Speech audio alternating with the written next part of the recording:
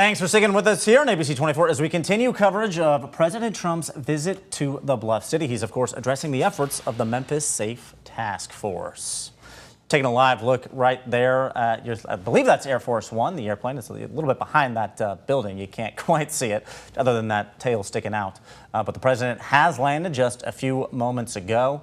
He's here. He's expected to participate in a roundtable discussion on the Memphis Safe Task Force. We are certainly going to be following this for you as long as we need to here. Yeah, our Ezekiel Telemaco is live outside of the Memphis International Airport right now. He has been for several hours, just waiting and anticipating the president's arrival in the Bluff City for the first time in a long, long time. It's been a while since we've had a sitting president in the city of Memphis. Yes, as I recall, the president came by in his first term to the Mid-South, South Haven area, I think back in 2018. So, you know, time flies. It's already been 8 years since then. He's here, obviously, to discuss the task force efforts and the job being done to tamp down crime here in the Bluff City. It's been, you know, an unfortunate weekend for that visit with these shootings that we did see here in the Mid-South. Don't know if he's going to address some of those or what else might be getting discussed here. We do know he's going to be talking to the media here shortly as well. Yeah, we're also waiting to see exactly who will be on that roundtable discussion. We're assuming people and personnel from the Memphis Safe Task Force, the National Guard, but also other people maybe who have been impacted by the task force efforts and maybe helping to clean up some of the crime that's been going on in the Memphis area. Ezekiel Telemaco is out there live. Again, this is outside of the Memphis International Airport, and it doesn't look like he's alone. People are there just waiting, anticipating, seeing the president come. Because for many people, this visit has been a very controversial one, but for many people, anytime a president is in your city, it's typically an honor. And so some of them are happy to see him. Others not so happy that he's here. Yeah, we've certainly seen both sides of the coin here. Viewer comments as well coming in. Now you're taking a live look inside the armory there, the Office of Preparedness, I should say, where he's expected to meet shortly. He's going to come, you know, as Air Force One has landed, they're going to get in a motorcade, hightail it up over there, be speaking to the crowd here. He's going to address supporters as well. He's got members of the National Guard there. So this is a major event here in the Mid-South. Sitting president coming to the Bluff City. And there's a lot to talk about, obviously, since this task force was launched back last year. There's been a lot of strong reactions, certainly a lot of folks who feel like it's welcome, folks who have been championing it. Of course, State Senator Brent Taylor, who we spoke to, he's been someone that has been really fighting for the president to come and make Memphis matter, as his slogan is. He's certainly happy. We've spoken to some other folks here, quite happy to see the president come in. And some other folks maybe not so happy, but this is certainly something that we're going to be following here as long as we need to. Yeah. Congressman Steve Cohen held a press conference earlier this morning where he was giving his thoughts on the president's visit coming to Memphis, and he was pretty adamant that the president should be here. There are other things and other priorities that he believes the president should be focused on. And if he comes here, Steve Cohen believes that he should be focusing on education, jobs, things like that for the Memphis community, not so much spending so much money on the National Guard and the Memphis Safe Task Force. So yeah, a lot of different opinions. I know, Yvonne, that's one thing you were speaking about with our Otis Sanford, as well as Kenneth Whalum, Benny Cobb, kind of the other elements that are required for a sustained crime reduction here in the Mid-South. You know, these are long-term efforts, things that you can't always just wrest your way out of it. You need more resources, more support for these families, for these kids, to be able to avoid some of the trappings of those situations that none of us want to see here in the Mid-South, where you've got shootings, you know, on Beale Street, other highly trafficked areas. Certainly, this is part of what the task force was created to kind of break up. There's a lot of strong emotions here on both sides.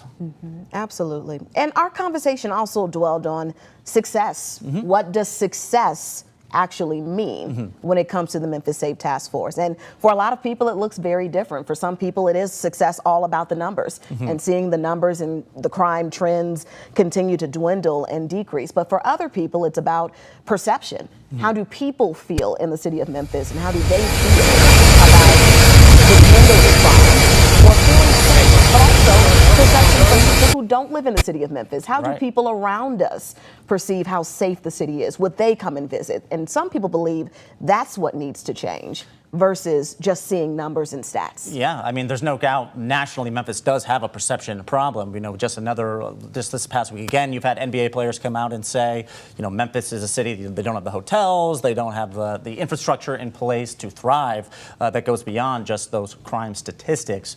And you're taking a live look now back at Air Force One here, President Trump, you know, that door open. Don't know if he's already exited or if he's about to momentarily, but this is a live look in. That plane has certainly landed.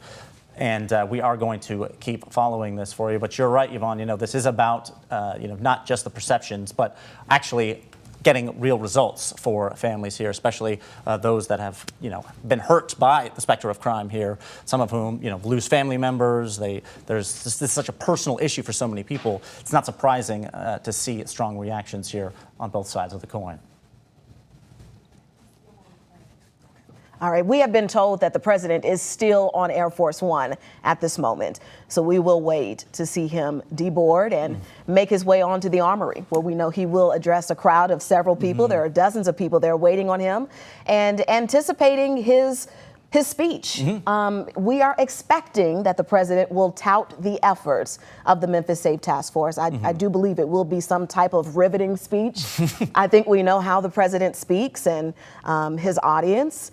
And I think we should expect nothing less than that from the president. We heard him speak earlier this morning, just getting on Air Force One, just about crime in general, about his plans. So who knows? We may hear some major announcements from this. At this time, we know that a safe task force, the National Guard itself, was deployed to D.C. many, many moons ago, and now Memphis was one of the second cities that it happened in. We don't know if the president plans to expand and try to have the National Guard move someplace else at this point. That could be something that comes out of today as well. Absolutely. I think there's no question he's going to be, at least attempt to be in a celebratory mood, touting the effects of the task force. I mean, there have certainly been a large number of arrests and crime has trended down. Critics would argue that the crime was trending down already prior to the arrival of the task force, but nevertheless, you can certainly bet he's going to highlight the effects that it's had since the task force was brought in. I think the big question right now is how long are those federal employees, federal troops, I guess you could say, going to remain here in the Bluff City? It's come up on 6 months now at this point. Doesn't seem like there's necessarily plans to disband anytime soon. I remember back when this was first announced, Tennessee Governor Bill Lee, we came on here and said they were potentially planned to be here as long as it takes, as I recall, was the phrasing used. Don't know by what criteria they're saying that, you know, mission accomplished or not. Obviously, if they're coming here now, it certainly would imply that they feel like, at least to me, that they're going to be sticking around quite a while, not necessarily, you know, declaring victory and packing up shop. Agreed. I believe the governor said at that point that you're referencing is that in some shape or form, the Memphis Safe Task Force will exist in the city of Memphis. If he has anything to do with it, he plans to keep them here in some spectrum or some form. He said forever. And that struck people in a different way. Some people were very excited to hear that at the time, and others were like, wait a minute, forever? What do you mean by that? And so to Kevin, to your point, we don't know how long they're actually going to be here. We don't know how big or small that size and scope of the task force will be here. And we also don't know how much this is costing us. No. We have yet to get real numbers, especially when it comes to the deployment of National Guard troops. How much money per day is it costing the state, the federal government, to have these troops here this long? Yeah, no, you're absolutely right. That's one of the questions we've been asking for some time. I've never been able to get specific answers on, unfortunately. But as you said, I mean, you can still go out there, go out to Beale Street, say, go out to FedEx Forum where the Grizzlies are playing. You'll see those National Guard troops still there in full uniform, out and about, trying to do what they can to, you know, help tamp down crime here in the Bluff City. But it's been over 6 months now, just about, and there definitely is not a sign that things are going to go away or dissipate anytime soon, particularly, again, when they're coming here to sort of tout their effects of what they've been able to accomplish here in the Bluff City. I think to your point earlier, that's also definitely on the table that they might expand this to other cities to say, feel like, hey, this has been a success, this is working, we know. Back when this was first announced, they were trying to go to Chicago, as I recall. This was part of they were going into Minneapolis as well, back when everything popped off up there. So this is a situation that this Trump administration feels is going in their favor, feels like it has worked mostly to the effect that they have wanted to. And sort of done over some of the objections of the people that are here in the Bluff City, while others have been championing it. So certainly this is something that in my opinion, I don't want to speculate too much, but kind of feels like this is going to stick around for some time. It definitely could. It's not giving any signs of pulling back at this moment. If anything, staying the same. I don't even see it at this point maybe growing in expansion, but maybe it could. We just haven't been giving those kinds of vibes just as people who live and work here in the city. We haven't seen that or kind of felt that things would be taken back, removed a little bit, or that more troops would be added to. But also remember, there is still a lawsuit in play right now about the Memphis Safe Task Force, specifically the National Guard, and whether or not their deployment to the city is legal or not. And so a lot could change. And there is the president walking out of Air Force One right now. There you go. There it is. President Donald Trump here in Memphis. You're seeing him descend the stairs down at Memphis International. Here in the Bluff City, again, he's going to be highlighting the effects of the Memphis Safe Task Force and what they've been able to do, both in terms of arrests and overall ability to tamp down on crime here in Memphis, which I think is something all of us can support. You know, everyone here as a Memphian wants crime to be lower and is willing to take, any kind of strategies that may be able to do that. The question of, as you said, constitutionality, that's still being debated, as weaving its way through the court system, those legal challenges. Of course, nothing you can do to turn back time and get anything folks out of here, but that could be a situation where the lawsuits go through and they say, well, now we have to wind this down as a result of that. But certainly the effects are still going to be in place here. And you see the president driving away, a little wave. He's here. He's headed to that Office of Preparedness there, kind of in northeast Shelby County. Lots of folks there cheering him on. There's, we got media folks there as well. So this is just getting started here in the Bluff City. President Trump arriving. He's going to be speaking to that large crowd we saw earlier. Significant presence there, and we don't quite know what he's going to be talking about. Don't know if he will be making some announcements. Obviously, there's a lot on the president's desk right now, both nationally and internationally. So there's really anything's on the table, but I agree to your point. He's likely to be touting what his government hasn't been able to do here in Memphis. Yeah, and this is the crowd that he will be addressing at the Armory this morning, just coming up in a few minutes. It won't take him very long to get from the airport to here. They will make special provisions, clear the interstates, all of that kind of stuff, so that make sure that he is safe and gets to this secure location. One thing that we mentioned too during our panel discussions on 24 Plus News Live was that this was a very strategic location. It's in the city, but not in the city, right? Where there is some extra layer of security at the Armory, which for President Donald Trump, for any president, I believe any sitting president would need that extra level of security. But also there's been several attempts on his life. So the stakes are high when it comes to safety and security in some ways that maybe you would not expect. Benny Cobb was able to really go into more detail about what to look for and what those extra boots on the ground will do today to make sure that not only the president is safe, but that everyone that's viewing, people who are protesting nearby, that everyone stays calm and stays safe, because there's a lot of emotion behind this visit. Absolutely. I mean, anytime you're talking about something as near and dear to people as issues of crime and safety, and, Memphis has had its struggles with those things, it's a big deal when the president comes. I mean, as we said, first time in 8 years, there's, a lot of folks here in Shelby County that love to see the president, want him to come here, have been happy to see the effect that the task force has been having here in Memphis. And they're certainly getting their day. This is, you got to imagine, going to be somewhat of a celebratory speech we hear. The president does certainly liable to sort of go off course and say what he has to say.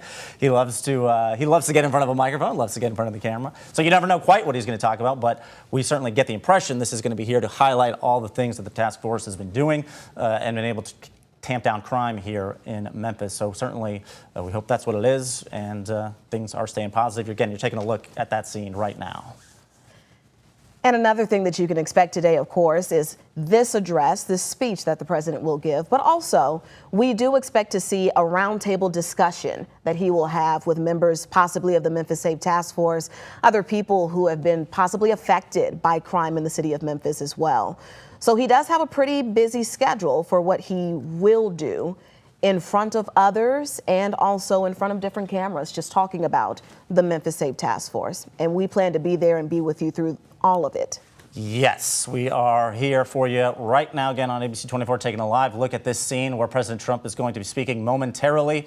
He's on his way there right now. We saw him leave the airports. There's a significant crowd here waiting for him. A number of those National Guard that are here in Memphis in the Bluff City, coming from all over to try and get crime down here. And they certainly made a significant number of arrests. They've been touting, thousands of gun arrests that they've made. I believe there's over 150 missing kids that they've located. That's certainly a positive thing. Don't know about any charges that may have come from that if people are, being reunited with kids. But there's a number of major things that are happening here in Memphis that the task force certainly has had a role in helping tamp down, and that is exactly why the president put together this task force. And there's a lot of folks here in Memphis that are happy to see it, but we've also seen plenty on the other side of the coin. A lot of folks who don't want the focus of the president to be here in Memphis. So, Congressman Steve Cohen making some comments. We've seen protests here as well that are ongoing. That's where our Shakina Davis is at. So we've got a number of different sides of this issue, as one would expect. But this is something that we've got here again. President Trump here in Memphis. He's landed. His motorcade is on the way. We saw it depart the airport earlier. So we are going to keep following this for you.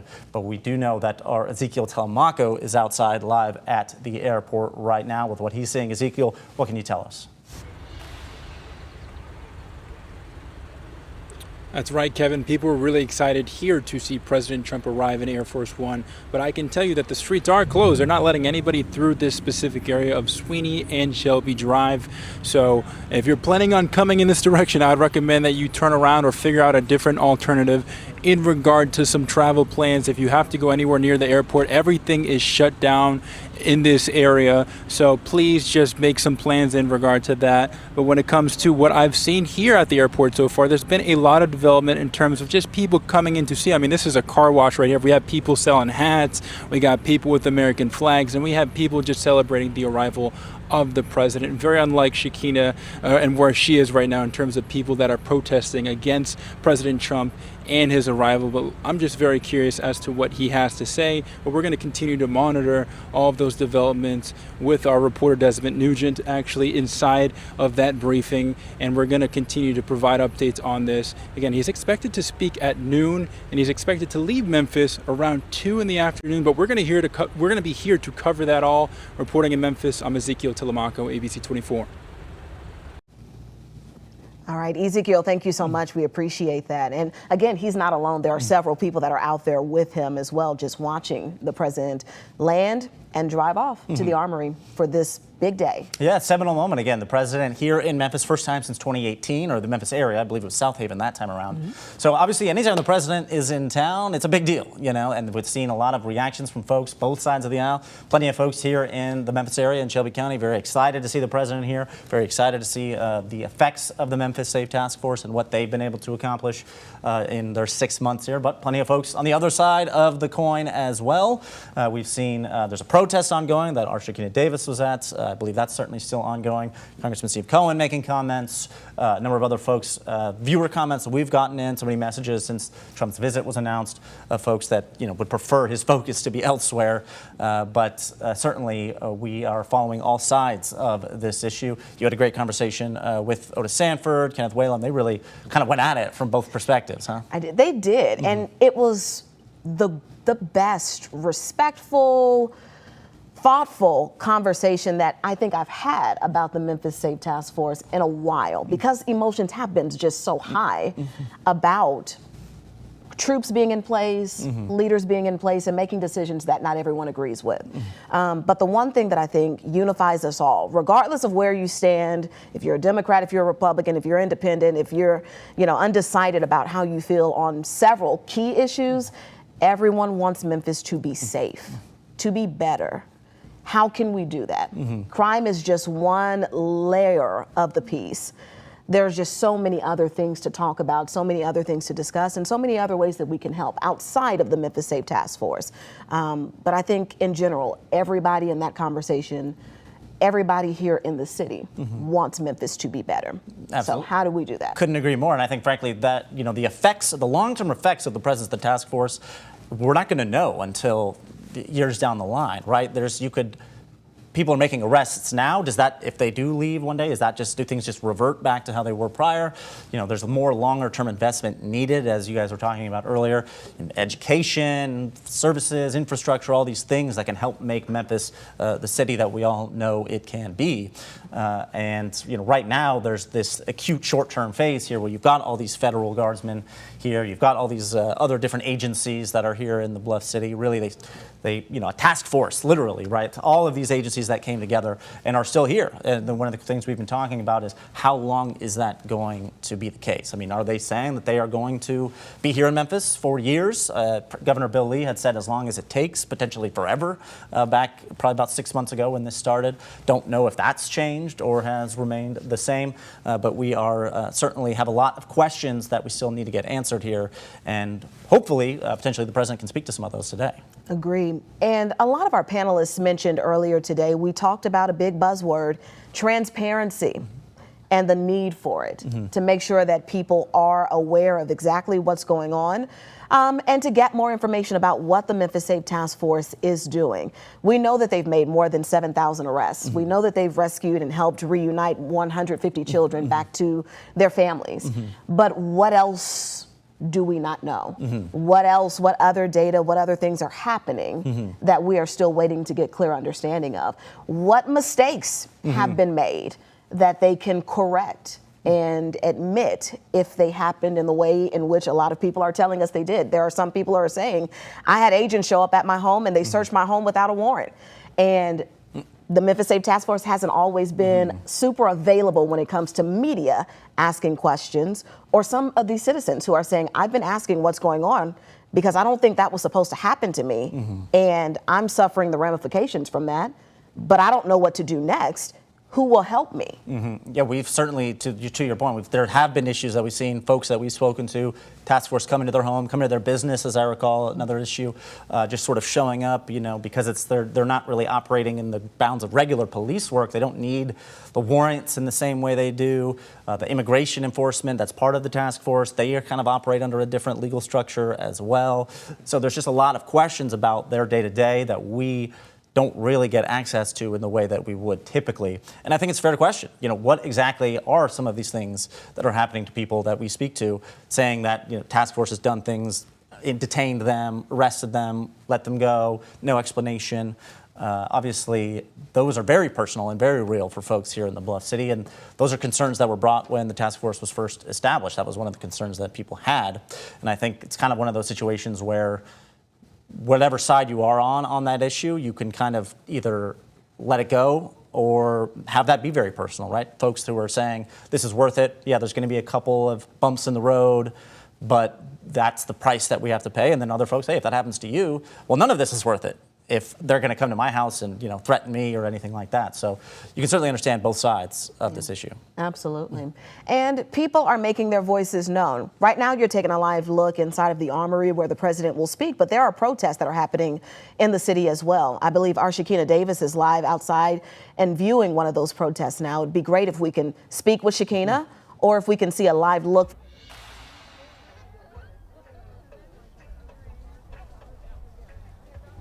Yes, Yvonne, I'm here at the No Trump rally right now where more people are starting to fill in. There was something you mentioned earlier regarding calmness during these protests. Right now, it is pretty calm. What we're seeing is people holding up signs still, live music or music playing, people chanting, just saying that they don't want the president here, that they are against ICE and the Memphis Safe Task Force being here, occupying Memphis. And so this is just something we've been seeing and hearing here, along with, I got the chance to speak with a pastor who will be speaking as well during the event, just talking about why they're having this and just saying, again, reiterating that they do not see the need for President Donald Trump to be here today. And so we will continue to speak with people here, see what they're saying, and fill the scene out as the protest continues throughout this day. Here in Memphis on Macon Road, Shekinah Davis, back to you.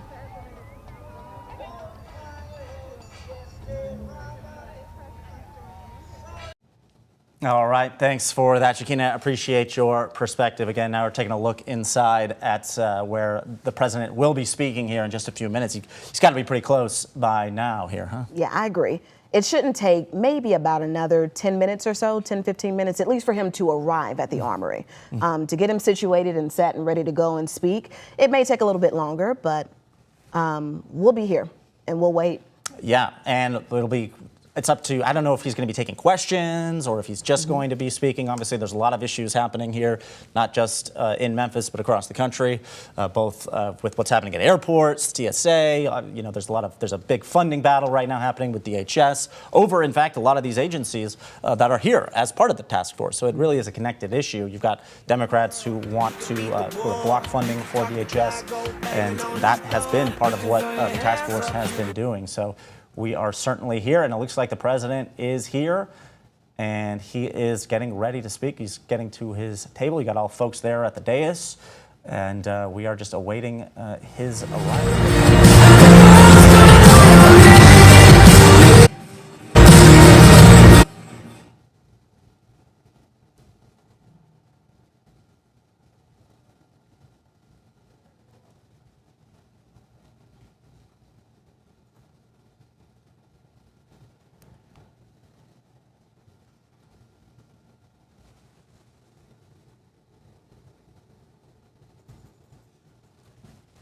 It's Pam Bondi there. I believe, is that Pete Hegseth? Pete Hegseth, Yeah. yes. So we've got a number of different key administration officials. And if I'm not mistaken, that's Governor Bill Lee of Tennessee. Certainly would make sense for him to be here. He was here earlier. Has been as one of the major champions of this presence of this task force here there he in is. Memphis. So he's got a huge crowd. Yeah. A nice crowd to sit with him with this speech. And they're greeting each other, they're mingling. Yeah, I would imagine we're just mere moments away from this really getting going. Significant administration presence here right now in the Bluff City. Number of folks. Is that the Ballinger? Ballinger, yes, yes. Who we spoke with earlier. She's someone that has had positive experiences with the task force, and she was excited about kind of everything that has happened in her life now to make her at the table with the President of the United States. She's Yes. someone that certainly has been happy with what she's seen from the task force. Yeah, she's a former freelance journalist here in the city who claimed to be fired for having positive opinions about the Memphis Safe Task Force coming to the area. And so she was invited by the Trump administration to come and sit with him on this panel. Yeah, and when we spoke to her on Friday, she herself wasn't really entirely sure what the president was going to be saying. They'd been keeping it tight-lipped. I wonder if she's got a little more info now, or is the administration just sort of waiting to see what the president will say? Yeah, that's a great question. That's a great question. There's a number of different things places he could take this speech here that he's about to give to this crowd. Obviously, the task force top of mind. Got a lot of folks there that are going to want to tout their presence and what they've been able to accomplish here in about 6 months, both in terms of arrests, crime numbers, and things of that nature. Now, critics of the task force will say that crime was already trending down. This is something that it's been seen in a lot of cities, but obviously there's no denying that the presence of the task force has also come along at the same time as a major drop in crime here in Memphis. And I think that is something that we should be happy about. Now, the question is, how long are they going to be here? What's going to be the long-term focus of this? And you see the president now. There he is. Walking up to the desk. Round of applause being given, saying hello to some of the folks that are up there speaking with him. And no doubt we are just moments away from hearing what he has to say, not just about the task force here in Memphis, but anything else that he may want to. It is official. President Donald J. Trump in the city of Memphis on this Monday. Let's go ahead and see if we can listen in.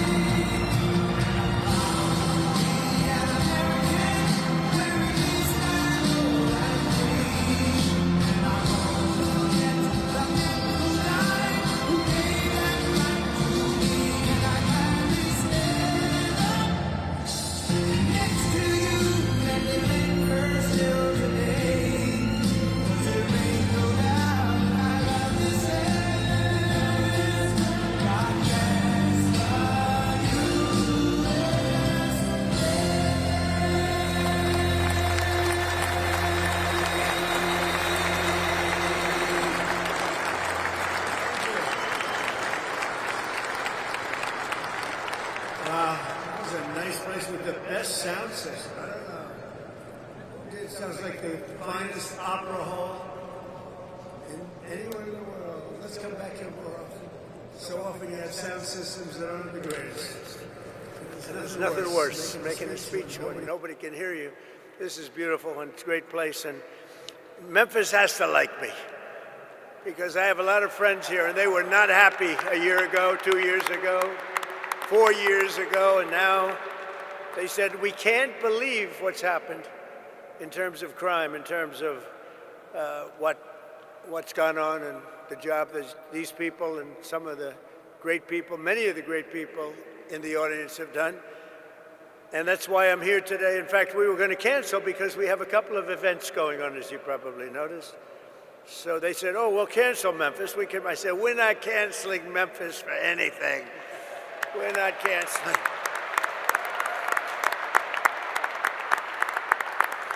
We're not going to cancel Memphis, but we do have some big things happening, and very positive, I have to say. So before getting to our important discussion this morning, let me provide a brief update on Operation Epic Fury, which is a very good name, as it turns out. That was a name. They showed me 20 names. Sir, what name would you like? I didn't like any of them. And then I get toward the end, I said, you got to be kidding. What? Operation Epic Fury. I love that name. And it's very appropriate for what's taken place, if you know, in Iran, because we knocked out their Navy, we knocked out their Air Force, we knocked out their anti-aircraft, we knocked out everything. And we did it with fury, actually.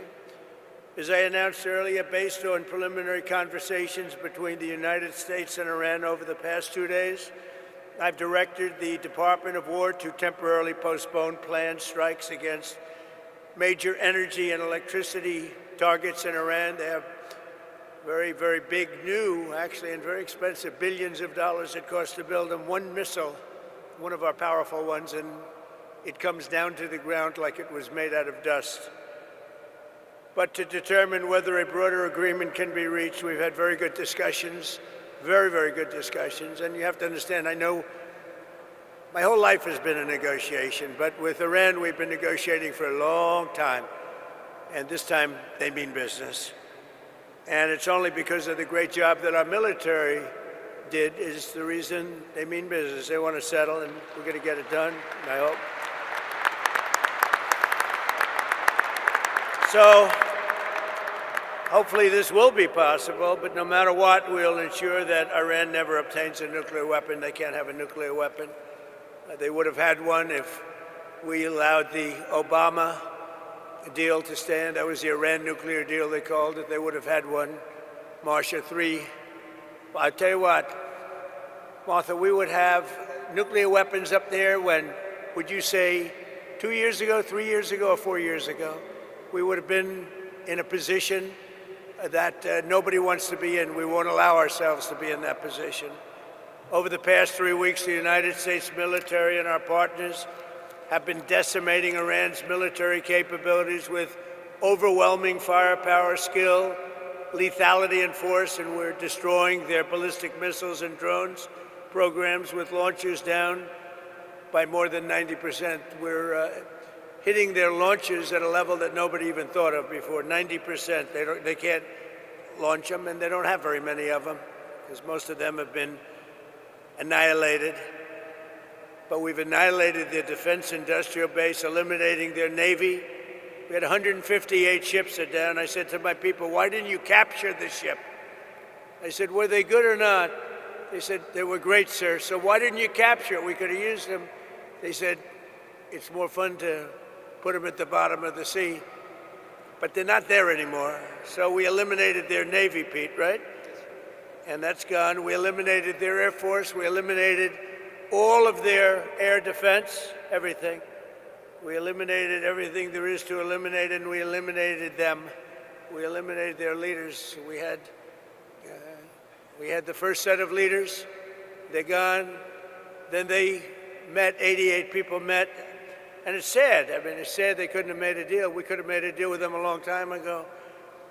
Then the second set, 88 people met to pick a new leader, and they're now extinguished.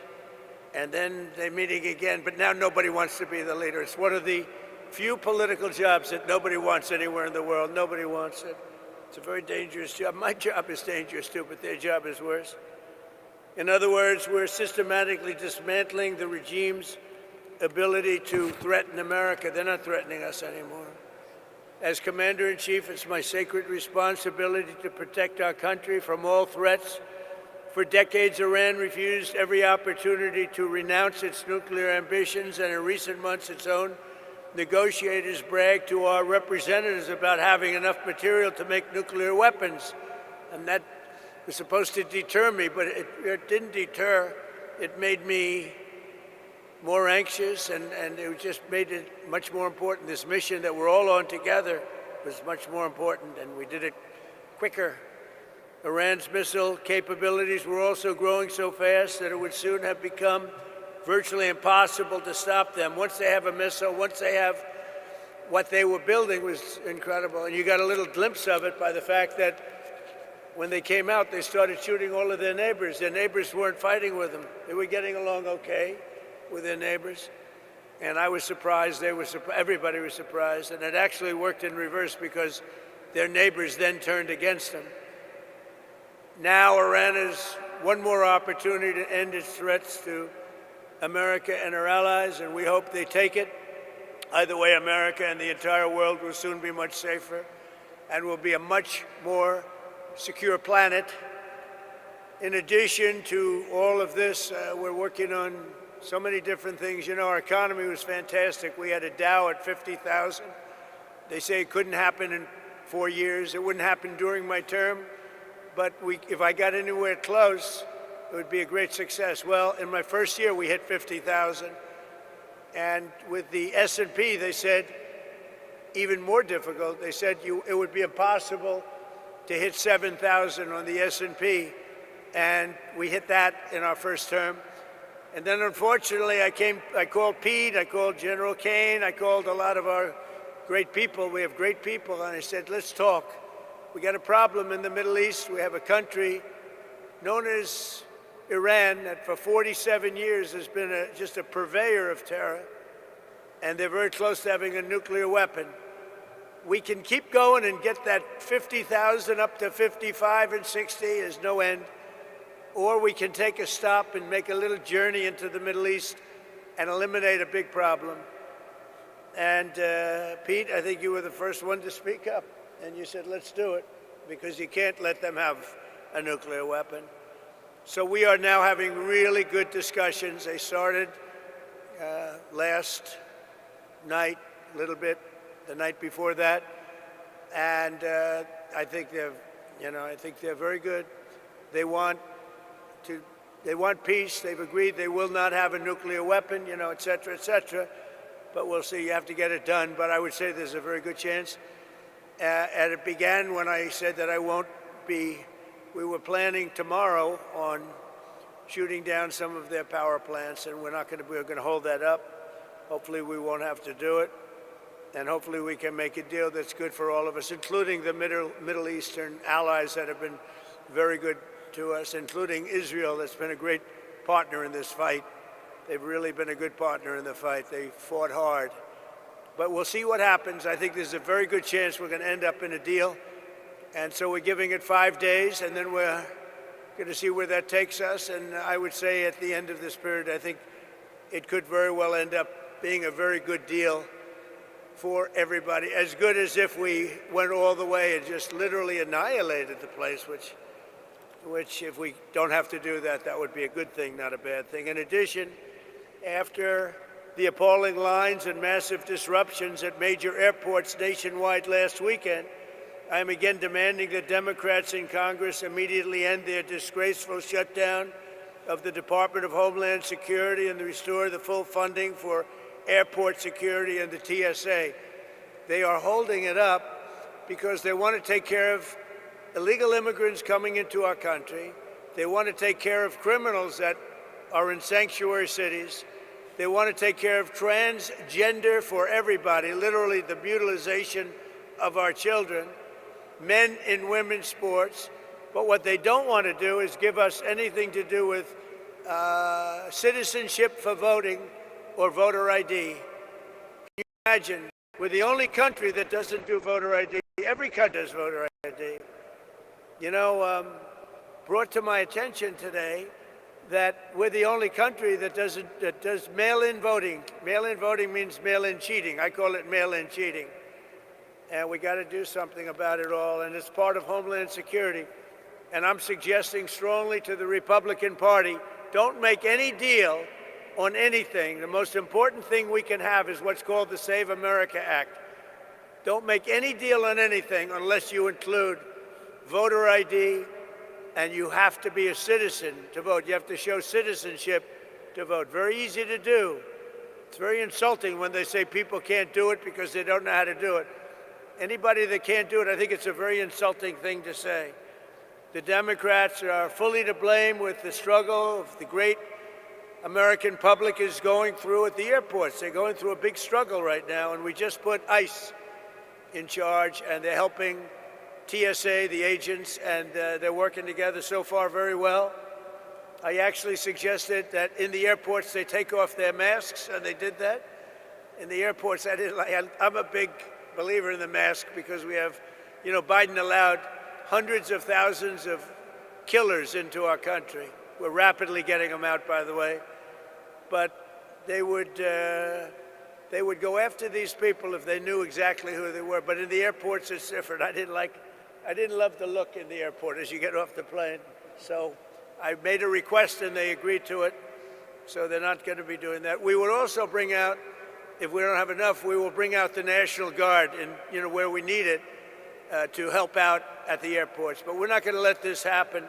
It's extortion by the Democrats. They're holding up money that's already been approved, and now they're willing to go $5 billion reduction in ICE in order to get the approval on a deal that they approved, the great big beautiful deal, which is the biggest tax cut in history, the biggest regulation cut in history. They want to basically renegotiate a deal that they already approved, and they're doing it largely for a criminal element. So also the Democrats are putting our country at great risk during this period of time, a period that they call a war. They call it a war. We call it a military operation. Their leaders during this time are, as you know, as you want to say, they're in a never land. Schumer is gone. I mean, he's a Palestinian. He should be fighting on the side of Palestine. He's actually become a Palestinian leader. I don't know. I've never seen a man change so much. He used to be pro-Israel. Now he's pro-Palestine. I've never seen anything like it. And, you know, he's worried he's going to lose his next election, which it only depends if anybody runs against him. If anybody runs against him, he'll lose. But he's gone very wacky and very dangerous for our country. But we want all of those things. We have to have them. We want voter ID. We want proof of citizenship as part of our funding. We want to merge them so that we can get the great, big, beautiful bill in action, and we can get the America and Save America. You know, they called it the SAVE Act, but nobody knew what the SAVE Act was. So I said, you have to call it, you have to, under any circumstances, you have to call it the Save America Act, because everybody knows what that is. So they want funding taken away from the ICE patriots who are responsible for getting rid of the criminals that Sleepy Joe Biden, the worst president in the history of our country, and his gang of thugs in the White House. You talk about weaponization. They weaponized everybody. You know, when Pam looks at somebody, oh, it's weaponization. They've indicted me. What they've done to me and everybody else, it's a disgrace. They're the weaponizers, and what they've done to people, can never let that happen again. We can never let them get away with it again. They are the greatest weaponizers. Fortunately, it didn't work because here I am with you. So it didn't work out too well. Didn't work out too well. But they want to have people come into our country. And so many of these people are murderers. They're drug dealers. They're the worst criminals anywhere in the world. They want them in our country. They don't want them to come out. They make it almost impossible, but we get them out anyway. They should have never been allowed to enter our sacred ground. These people should have never, they came from all over the world. They came from all over. They came from the Congo in Africa. They came from all over South America, Asia, everywhere.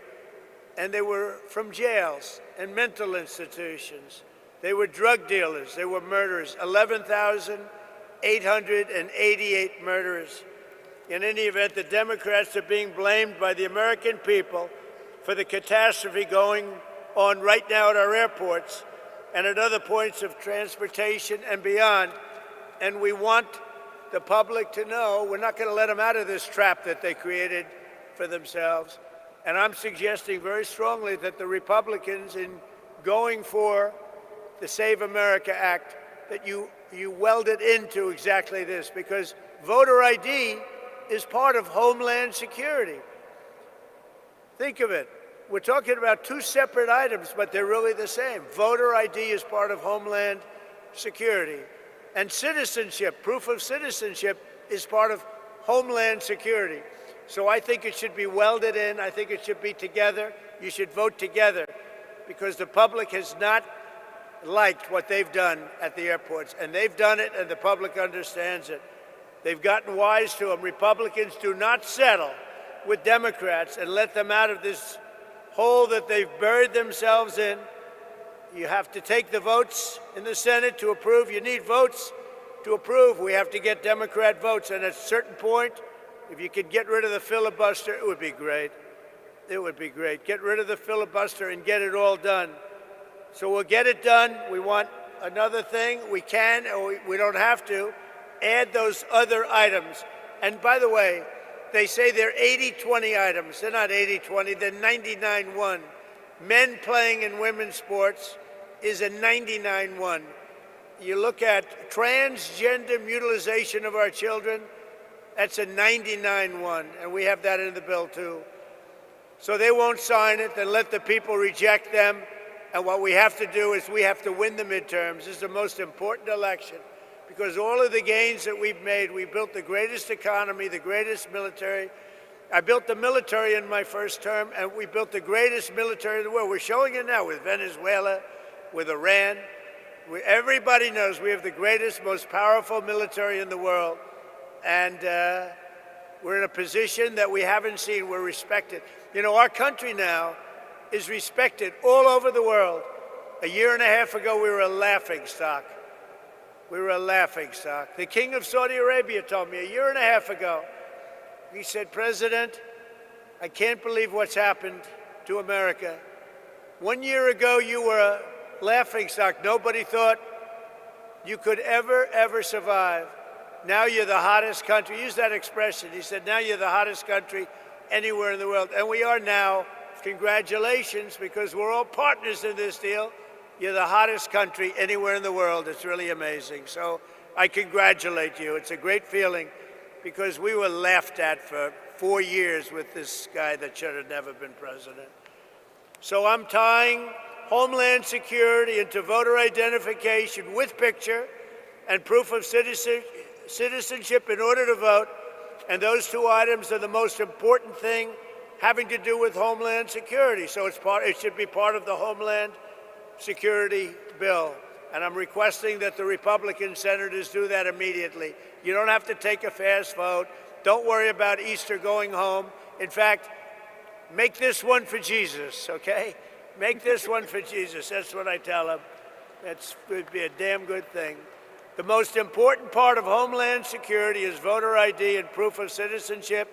Nobody can vote on Homeland Security without voter ID or proof of citizenship. And you can't have Homeland Security without voter ID or proof of citizenship. So we're tying them together. So now, if you don't mind, let's get to the reason why I'm in Memphis and why you're doing so well. Because Fred Smith, everybody know Fred Smith? He was a friend of mine, and he created, from a sort of failed report at like Harvard or whatever, he did a business report, a concept he had, that was his thesis, a concept he had to build a company, and it was FedEx. So he gave this thing where he takes packages, he delivers them, who the heck knows what he put down. Bottom line is they gave him a lousy mark. I don't know if they passed him or not, but they didn't give him a good mark. They say, this is the most ridiculous business plan we've ever seen. Fred, go back to the drawing board and try something else, because this won't work. Well, he decided to go for it, and he built FedEx, and it's an amazing story. And he was a very good friend of mine, but he would tell me that he didn't know what to do about Memphis. It was so dangerous that they would have a board meeting, and the board members, they would demand it, that they could not walk 1 block to their hotel. You know the hotel I'm talking about. It was so dangerous.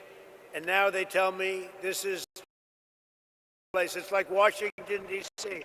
In Washington, D.C., we had the same thing, and now it's amazing.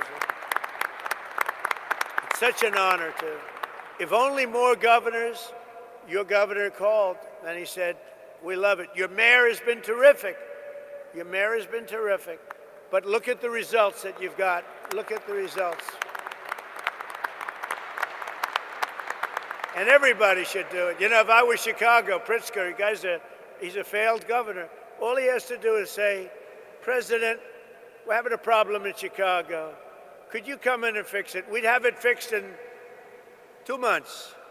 It would be good. It would be good in 2 months. It would be great in 4 months. You'd have almost no crime.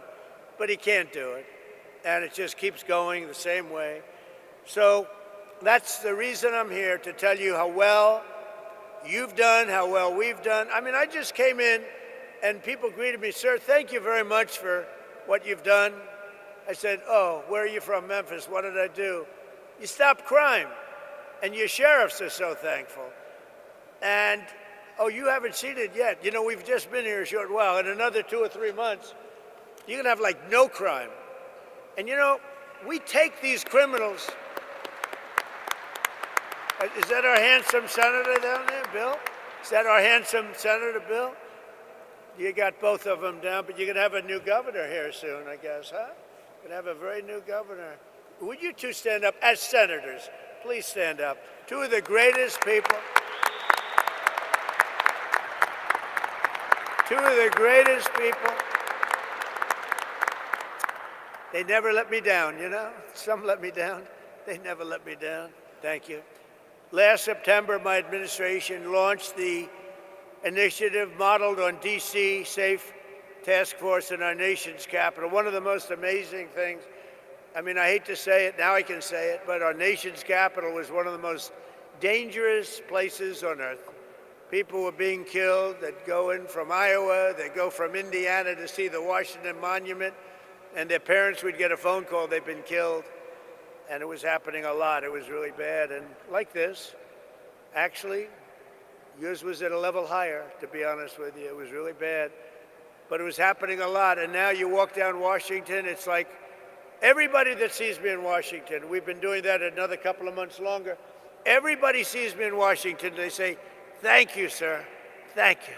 And I immediately know what. You know, they could thank me for a lot of things. I said, are they thanking me for the economy? I know immediately. We have people working in the White House, young women. They walk, I would say normally beautiful young women. Ever since I got elected, I don't like to say that, because usually when you say a beautiful woman, isn't she beautiful, that's the end of your political career. So I never say that. But young women coming up to me and they're saying, sir, thank you so much. I know immediately what they're talking about. I say, how big a difference is it? They say, we walk to work. We were afraid to walk into an Uber. We were afraid to walk into a car. The car would be, it didn't matter. The car was being robbed when we were in the car. And it was much more than being robbed. Being robbed was the least of it. And we took out over 3,000 people. And you know, there's an expression that 90% of the crime is caused by 2% of the population. And when you hear that, you realize why we can do such a good job. We moved 3,000 people out, permanently out of Washington. These were career criminals. Many of them came in through the Biden open border disaster. They came in. They weren't there. They came in. They said, we want to live in Washington where they'll take good care of us, give us plenty of welfare.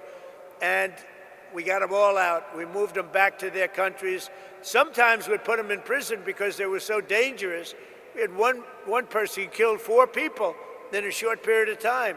Many of the people, 11,888, 50% of them in our country, they came from jails. Other countries opened their jails and let them into our country because Biden and his great border czar, the border czar who never once went to the border, never once called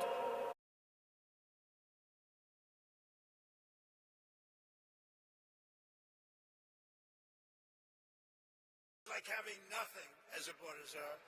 And they poured into our country and they made our country very, very unsafe. And the job that ICE and Border Patrol have done, they don't get the appreciation they deserve. They are great American patriots. They're incredible people.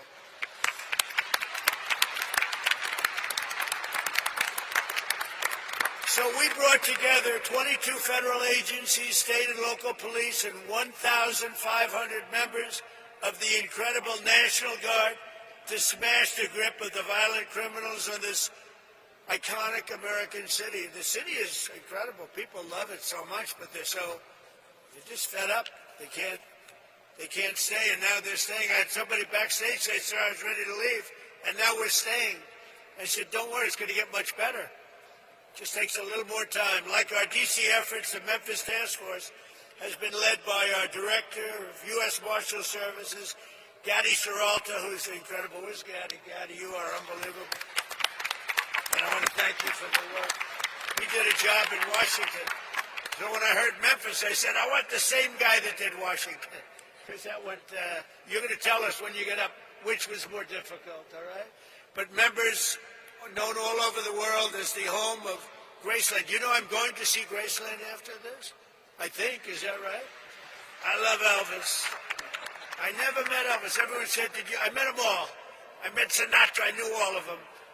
I never met Elvis. Sometimes I feel I should tell a little fib that I knew him well. I love Elvis, but I never met him. But I'm going to go see Graceland after this, I think. I'm sure it's not going to be a very long stay, but I want to see that.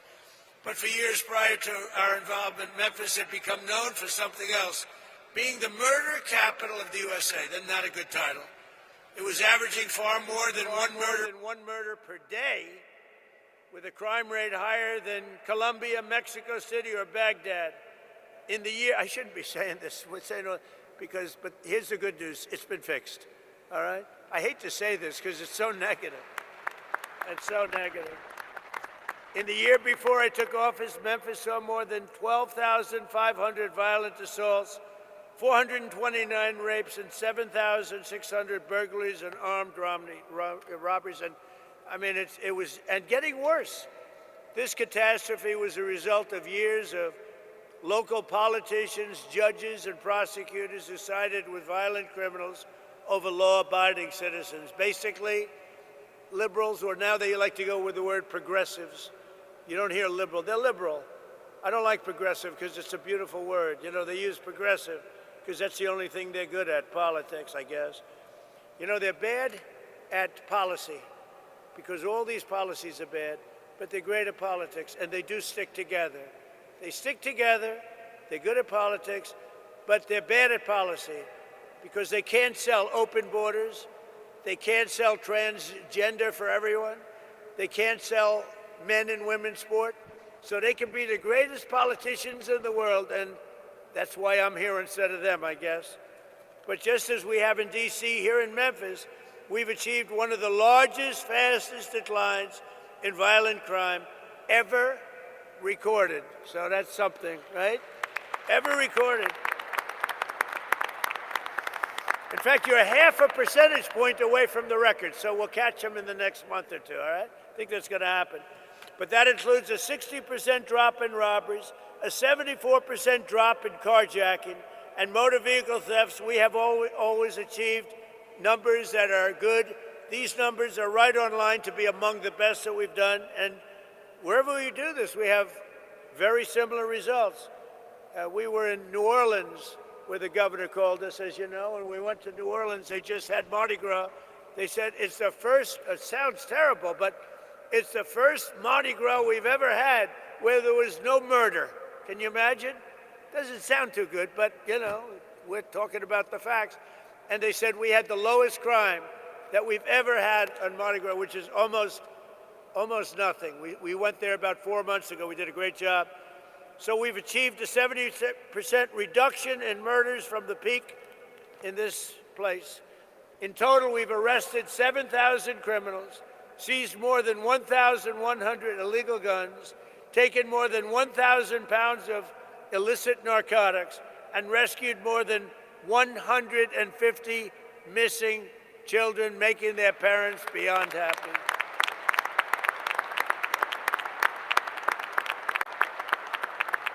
So I'd like you to please join me in thanking, I tell you, every single law enforcement hero here today. We have a small number compared to what's doing the job, who helped make Memphis safe again. Memphis, just so you know, with all of the things we said, you have now developed a reputation as a city that's coming back stronger than any city in the country because of what's happened with crime and because your political leaders had the courage to do what they did. So I'd like you to also say a special welcome and hello to the Tennessee National Guard, the Memphis Police Department, ICE, CBP, the ATF, DEA, Homeland Security Investigations, the U.S. Marshals, the Tennessee Highway Patrol, and all of law enforcement. Everybody got together and they said, we're going to make Memphis great again. And they really did. It's so good. But, you know, I talk about how good it is. We're at 75%. Some people say 80, 81%. That still leaves 20%. You're going to be down in another 2 months, 3 months, I think, Addie. We're going to be down to almost no crime. You're going to be an almost crime-free city. You're going to be so proud of it. People are going to stay. They're going to actually come back because you have everything going, but you have that one horrible cloud over your head. And essentially, people know it's happening, but essentially in another 2 months, you're not going to have anything. You're going to have a virtually crime-free city. So today, I'm pleased to announce that the Secretary of War used to be the Secretary of Defense. We made a minor change. We like the sound of it better. That the Secretary of War has just signed a directive to ensure that all National Guard members serving on this task force, as well as in D.C., New Orleans, and our border security missions, will receive the same benefits as active duty troops because you deserve it. That's not bad. That's not bad.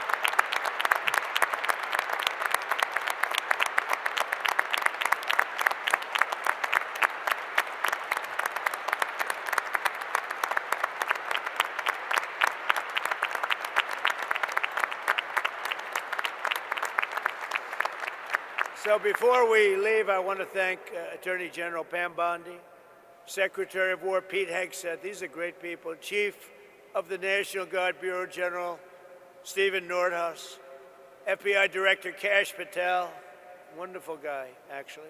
You got to get to know him. Once you get to know him, he's a wonderful guy. I've known him too long, right? He's a good guy. DEA Administrator Terry Cole, what a job he's done. Acting Director of ICE, where's Terry? Good job, Terry. What a job. In Washington, too.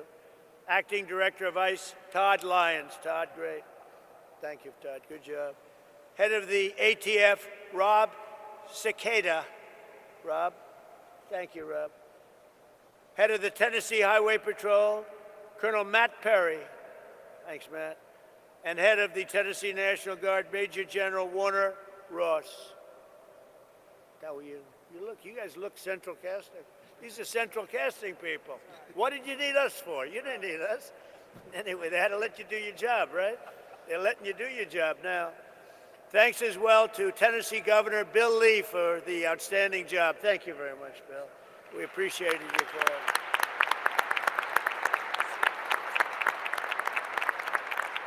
Bill called me up. He said, we need a little help in Memphis, sir, when you get over here, please. He said, I have no pride. We just want this thing straightened out, right? So thank you very much. I'm glad it worked out. Oh, you haven't seen, what do you see? In 90 days from now, you're going to see numbers that blow these off. You're down 70, 75%. You're going to see numbers that you're going to be very proud of. Senators Bill Haggerty and Marcia Blackburn. Great people. Great people. You have some real warriors, too, as your congressmen and women. David Kustoff, Andy Ogles, Diana Harshbarger, John Rose, Matt Van Epps, and Chuck Fleischman. Will you all stand up? Warriors all. Everyone. Great, great people. You don't get better. It's not the easiest job, is it, huh?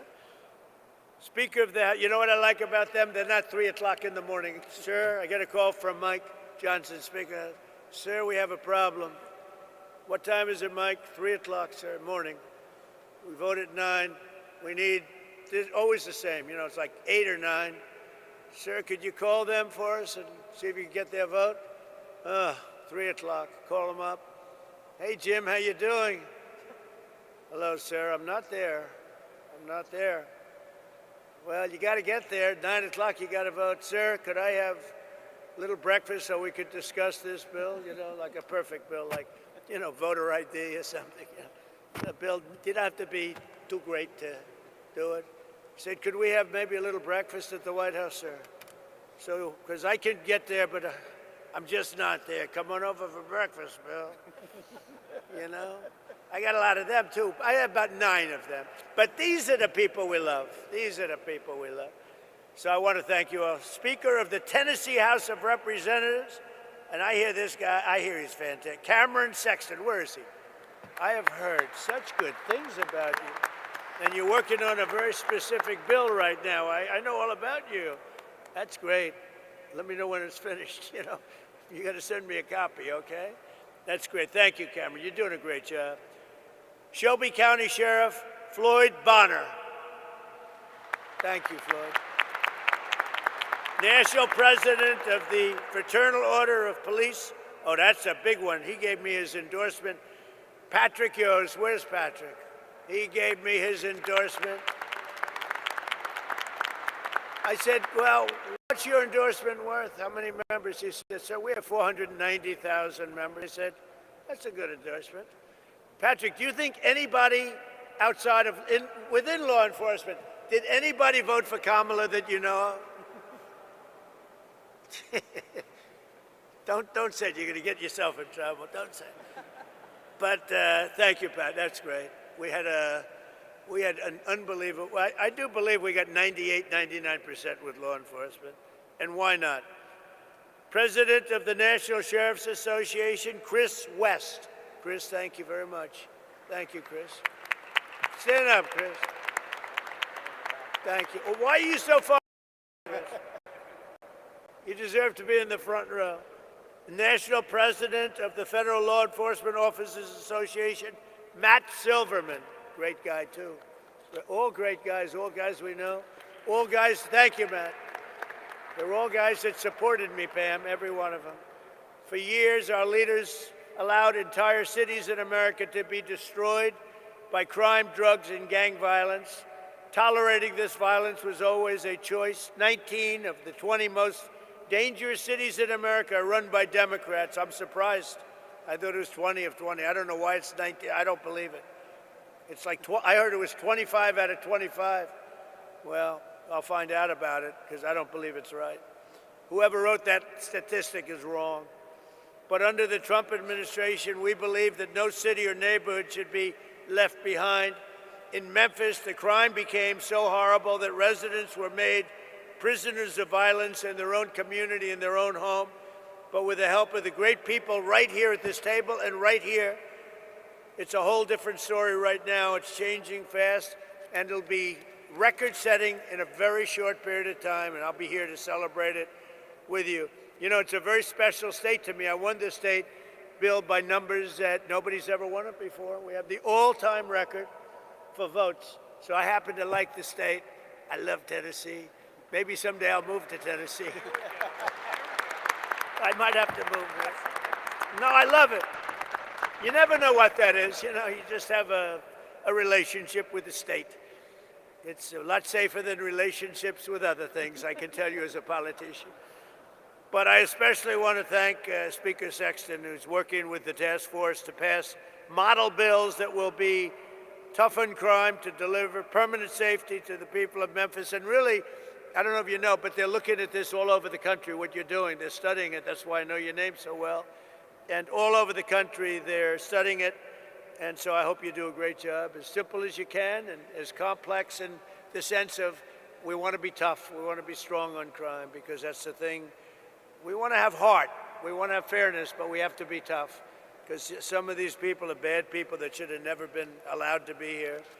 Since I took office, we have successfully arrested or removed from the country over 500,000 hard-line criminals.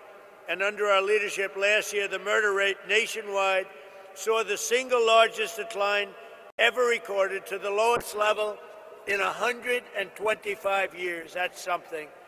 That's something. And this is despite the fact that they allowed 25 million people into our country. Many of those people should never have been allowed into our country. So now I'd like to ask Director Gaddy Seralta, who's really a special guy, and I've lived with him because of Washington, D.C. I saw what he did, but to say a few words. And congratulations for what you've done everywhere, but today we're only interested in one place, Memphis, Tennessee. Thank you very much. Gaddy? Thank you, Mr. President. Thank you very much. So good morning to you, and thank you, Mr. President. Today we celebrate the successes of this incredible mission and all our federal, state, local, and National Guard teammates who have contributed mightily to the Memphis Safe Task Force. Mr. President, it is an honor to be entrusted by you to lead this amazing task force as Director of the United States Marshal Service. Your decisiveness in responding to state and local leaders' requests for federal assistance is inspiring. It was just over 6 months ago when you signed the executive order restoring law and order in Memphis. At that point, the city of Memphis was overwhelmed with unprecedented levels of violent crime, to include some of the nation's highest per capita rates of murder, robbery, and aggravated assault. Memphis residents could not safely enjoy a walk downtown.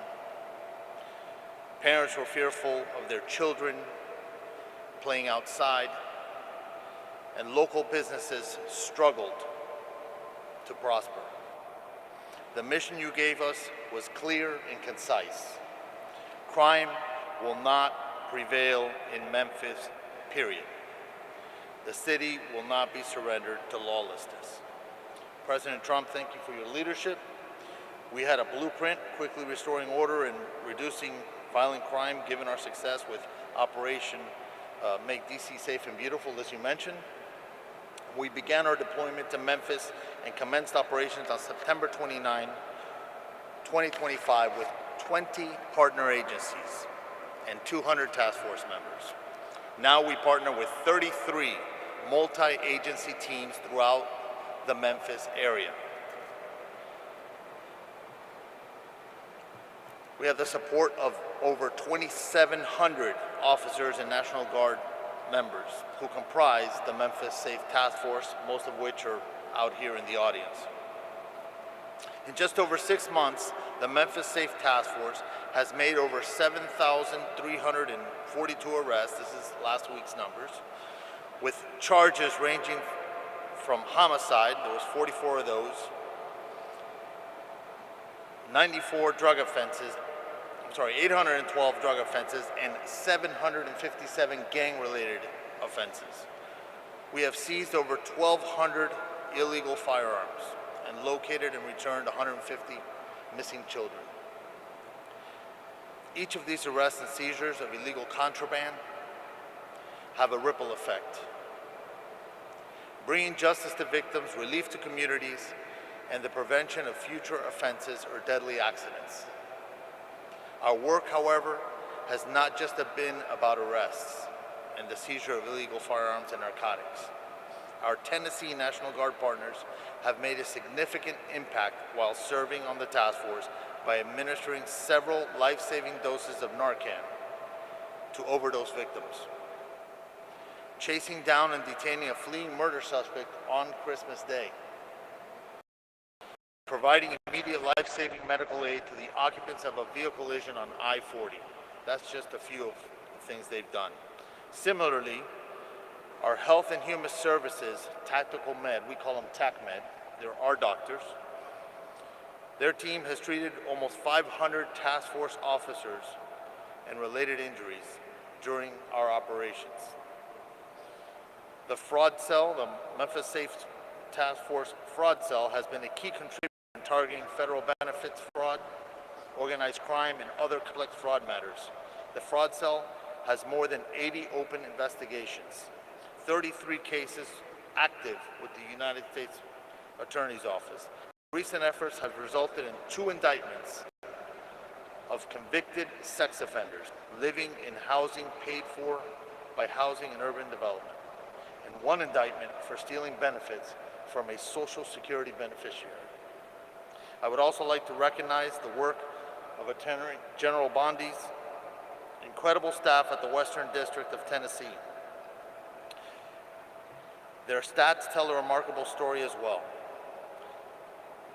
They have increased the number of defendants charged by 221%, and the number of cases indicted by 204% when compared to the same operational period last year. I see you smiling, Mike. Congratulations. Without question,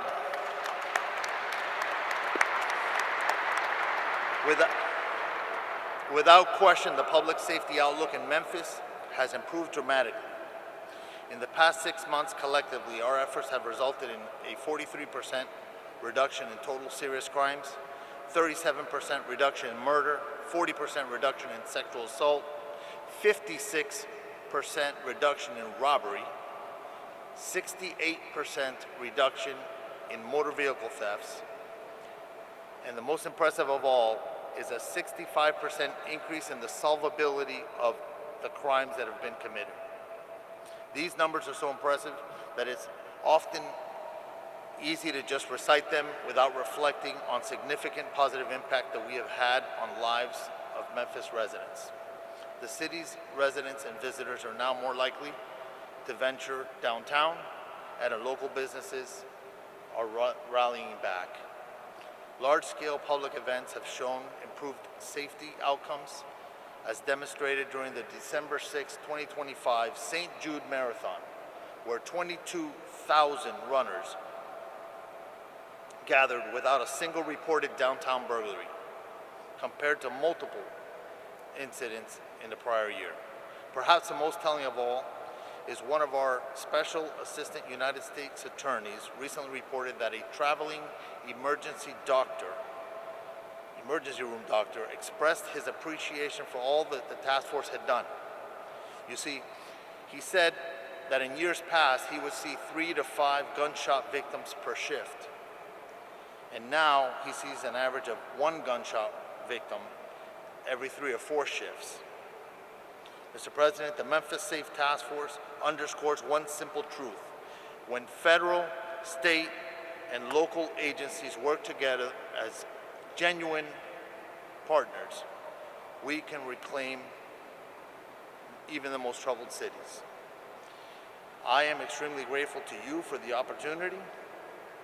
To all our partner agencies, it has been an honor to work alongside you, and I look forward to sustaining and building on these partnerships as we continue to make Memphis safe again. Thank you. Thank you, Getty, very much.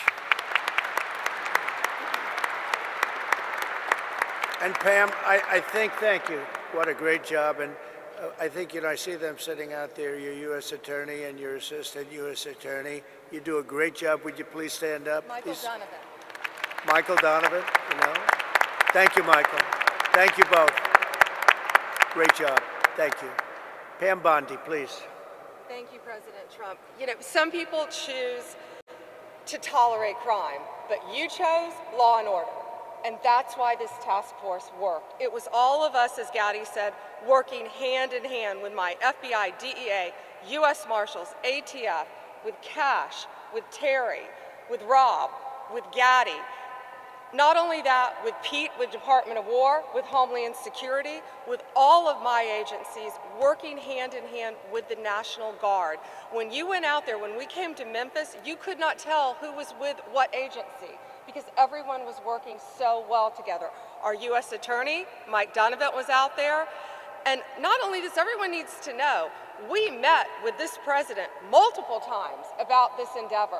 The president knew what was going on here. The president cared. People like Alice Johnson sitting in the front row, who is a Memphis resident, she told us what a horrible crime problem there was.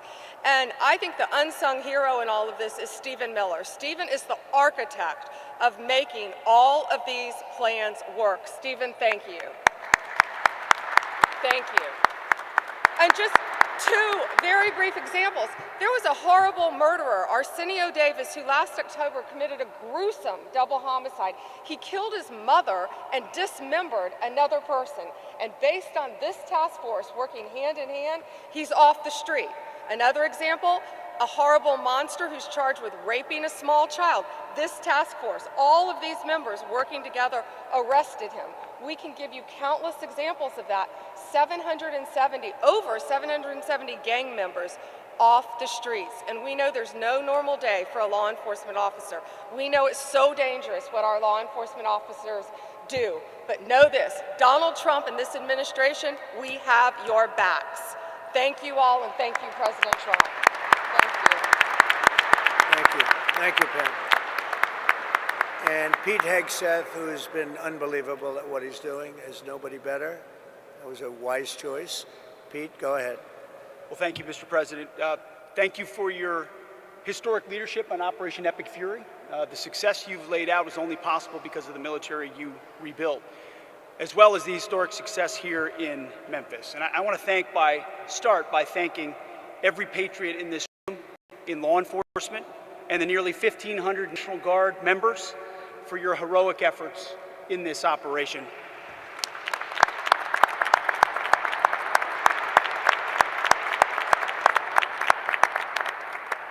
This is more than a task force. This is a statement not just in this city, but across the nation. When I look around this table, I'm looking at people that we work with every day: Governor, Cash, this team, the National Guard, Pam, Stephen, as was mentioned, Gaddy, the Speaker, at the federal level and the state level, working hand in glove. It doesn't happen any other way. You see, before President Trump, our nation was set on a perpetual course of decline. Our defense industrial base had been hollowed out.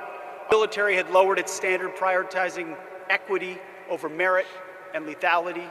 And right here in cities like Memphis, our people were focused on enduring just what seemed to be the status quo of rampant, vicious crime.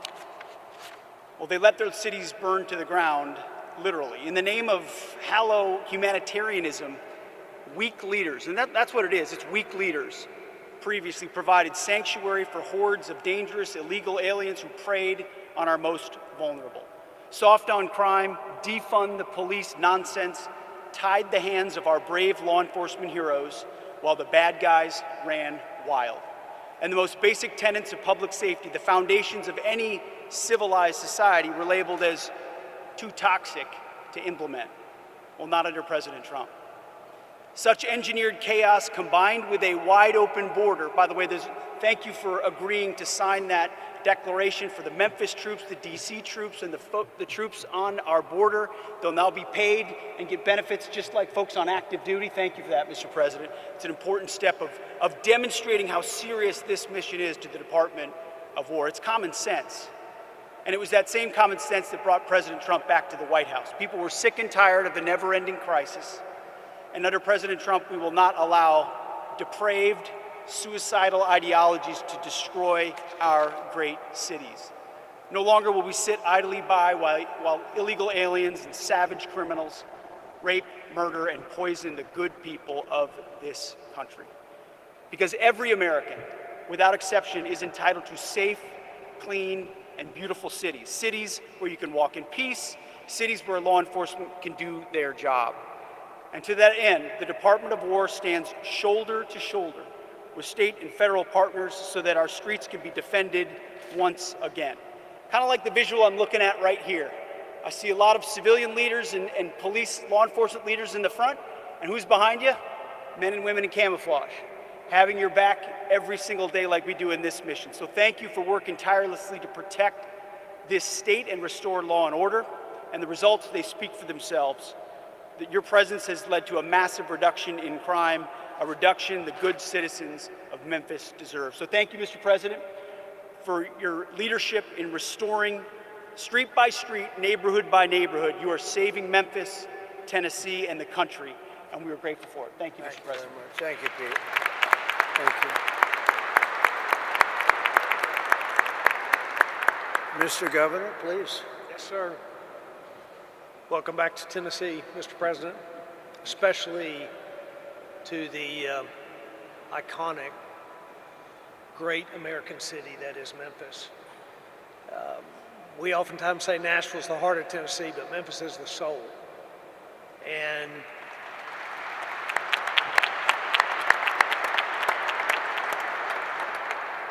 great businesses here, remarkable people, a true, rich cultural history, but a serious problem.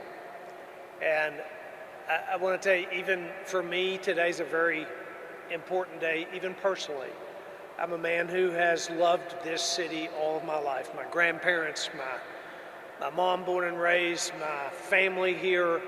As a young kid, spent time with my cousins roaming the community, the neighborhoods in this city. But sadly, for decades, that was not possible for children to do safely anymore. And to watch this great city be plagued by crime like it has for decades was a very tough thing for Tennesseans to do. But as was said earlier, what's happened in the last 6 months has changed that story entirely. And because of your leadership, Mr. President, putting together the Memphis Safe Task Force, putting these people, this leadership team in place, funding and making possible resources that have never before been made available to a city like has been made for Memphis. Because of that, because of the leadership here, and these, especially these men and women of law enforcement and the National Guard, who have, in fact, gone shoulder to shoulder with not only the multiple agencies involved, but with the people of Memphis. What has happened here has created generational change and will create generational change, and it could not have happened except for what's happening and what we're celebrating here today. So the people of Memphis are grateful. This governor is grateful. I thank you for the work that's happened. And we are looking to the future. We believe that great things lie ahead for this city. There's a lot of work yet to be done. The General Assembly, and we are working together with the General Assembly to create legislation that will make certain that this is a lasting effect for our city. I'm very hopeful for the men and women of Memphis that have prayed for a long time that the violence would stop, for the businesses that have held strong to create jobs and opportunity for Tennesseans. I have a lot of hope for the future. I do believe and have believed all my life that this is a great city, and now it is on a trajectory of greatness beyond where it's been in the past. Thank you for that. And I will say, I want to introduce Stephen Miller to speak next. There is one person who showed up here early, actually multiple people at this table, but he said his commitment to whatever we needed for this city and for this task force to be successful. He committed that when this began, and it has happened. And we're not done, but the statistics speak for themselves. What Gaddy just read out a while ago is hard to imagine when we first started this just 6 months ago that these were going to be the results. There's more to go, but we're grateful for the work. And Stephen, your commitment to us Tennesseans truly are grateful for it. And your commitment to President Trump's strategy, not just to make Memphis safe, not just to make Tennessee safe, but to make all of America safe again. So thank you, sir. Thank you. Stephen? Thank you. Well, first and most importantly, thank you to President Trump, whose vision and courage and determination has achieved something that if you had predicted it 15 months ago, people would have said it was impossible. If you had said 15 months ago that we would achieve the lowest national murder rate, not in 5 years or 10 years or 15 or 20 or 30 or 40, but in 125 years, nobody would have believed it possible. And President Trump did exactly that, and it is a miracle.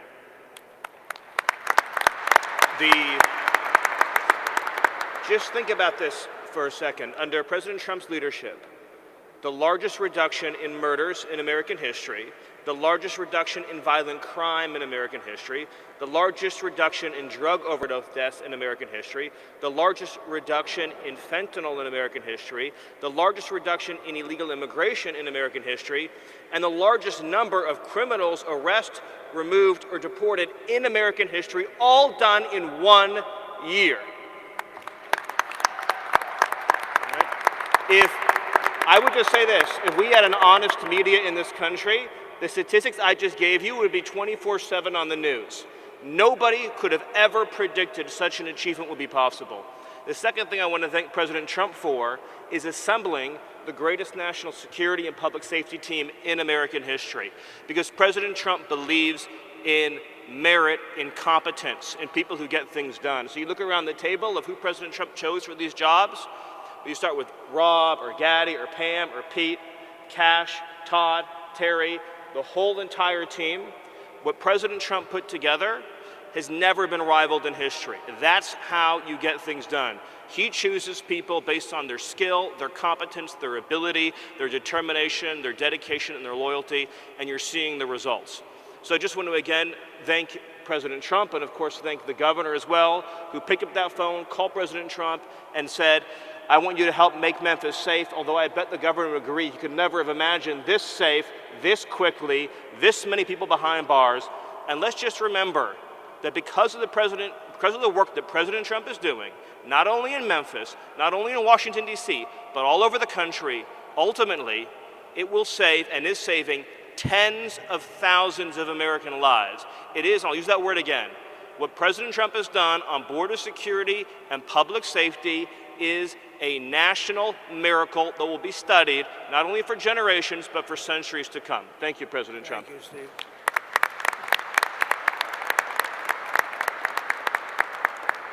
So, Cash, see if you can top that. I don't know. That's a tough one, Cash. That is tough. You know, Mr. President, as I look around this venue, I see, and I'm reminded again, why we have the greatest warriors on God's green earth, the men and women serving in uniform, the men and women serving and wearing the badge, and law enforcement, our police, our sheriffs around the state of Tennessee. I'm reminded that Americans exist to protect this country day in and day out, and they've done it like we've done it here. But what we didn't have was you.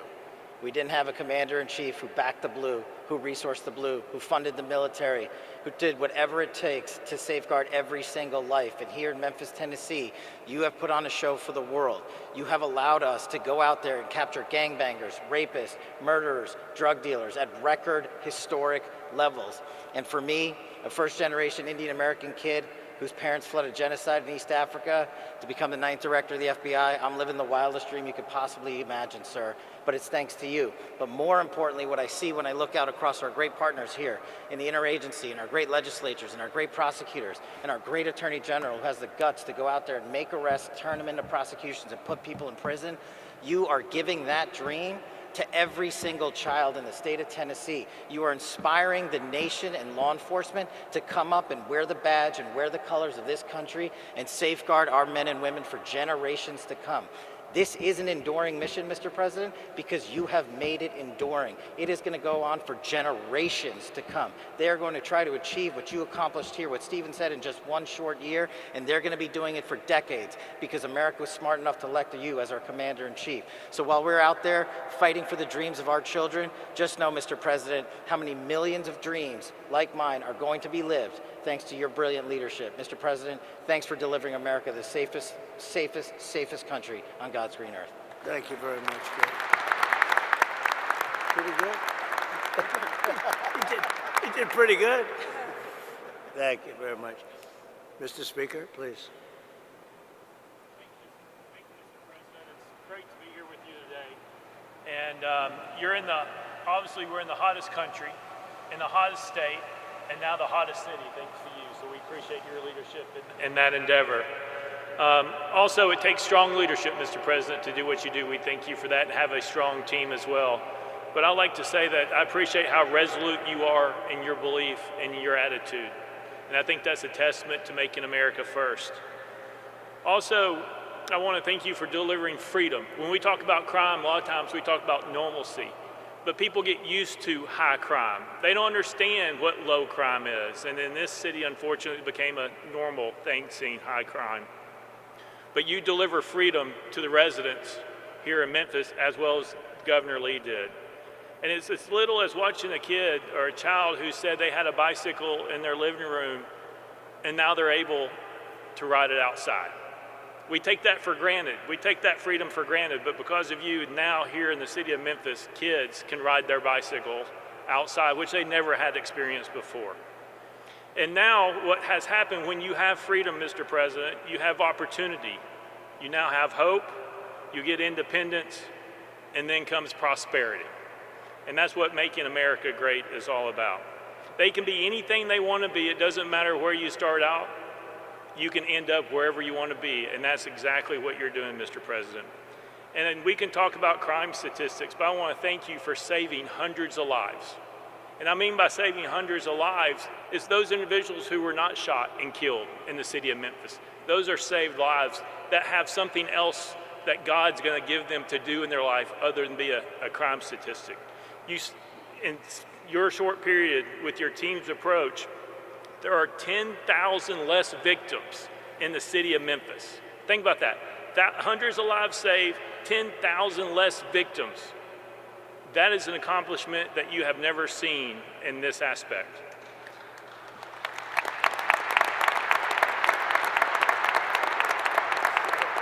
And I appreciate your strong team, all your individuals here, also brilliant mind and Stephen Miller, who I've been able to work with. And we are working, as you said, on legislation, not only illegal immigration that we're going to lead the country in, which is working its way through the General Assembly, but we're going to Soros-proof the state of Tennessee once and for all. And we're going to take on bail, we're going to take on woke and soft on crime DAs. We've already done truth in sentencing, we're working on three-strike legislation. But we have a strong General Assembly that will support the governor and me and Lieutenant Governor McNally, who's a great advocate in this endeavor. And the last thing I'll say, Mr. President, is I appreciate your resolve to not allow people's words to distract you from your destiny. Stephen Miller just laid out what that destiny looked like, which is untouched in our history. Thank you for being resolute and not allowing those who want to take you down or to cause you harm, to allow you to continue fighting forward to make the America what we know it can be, as well as the city of Memphis. Thank you very much, Mr. President. Thank you very much.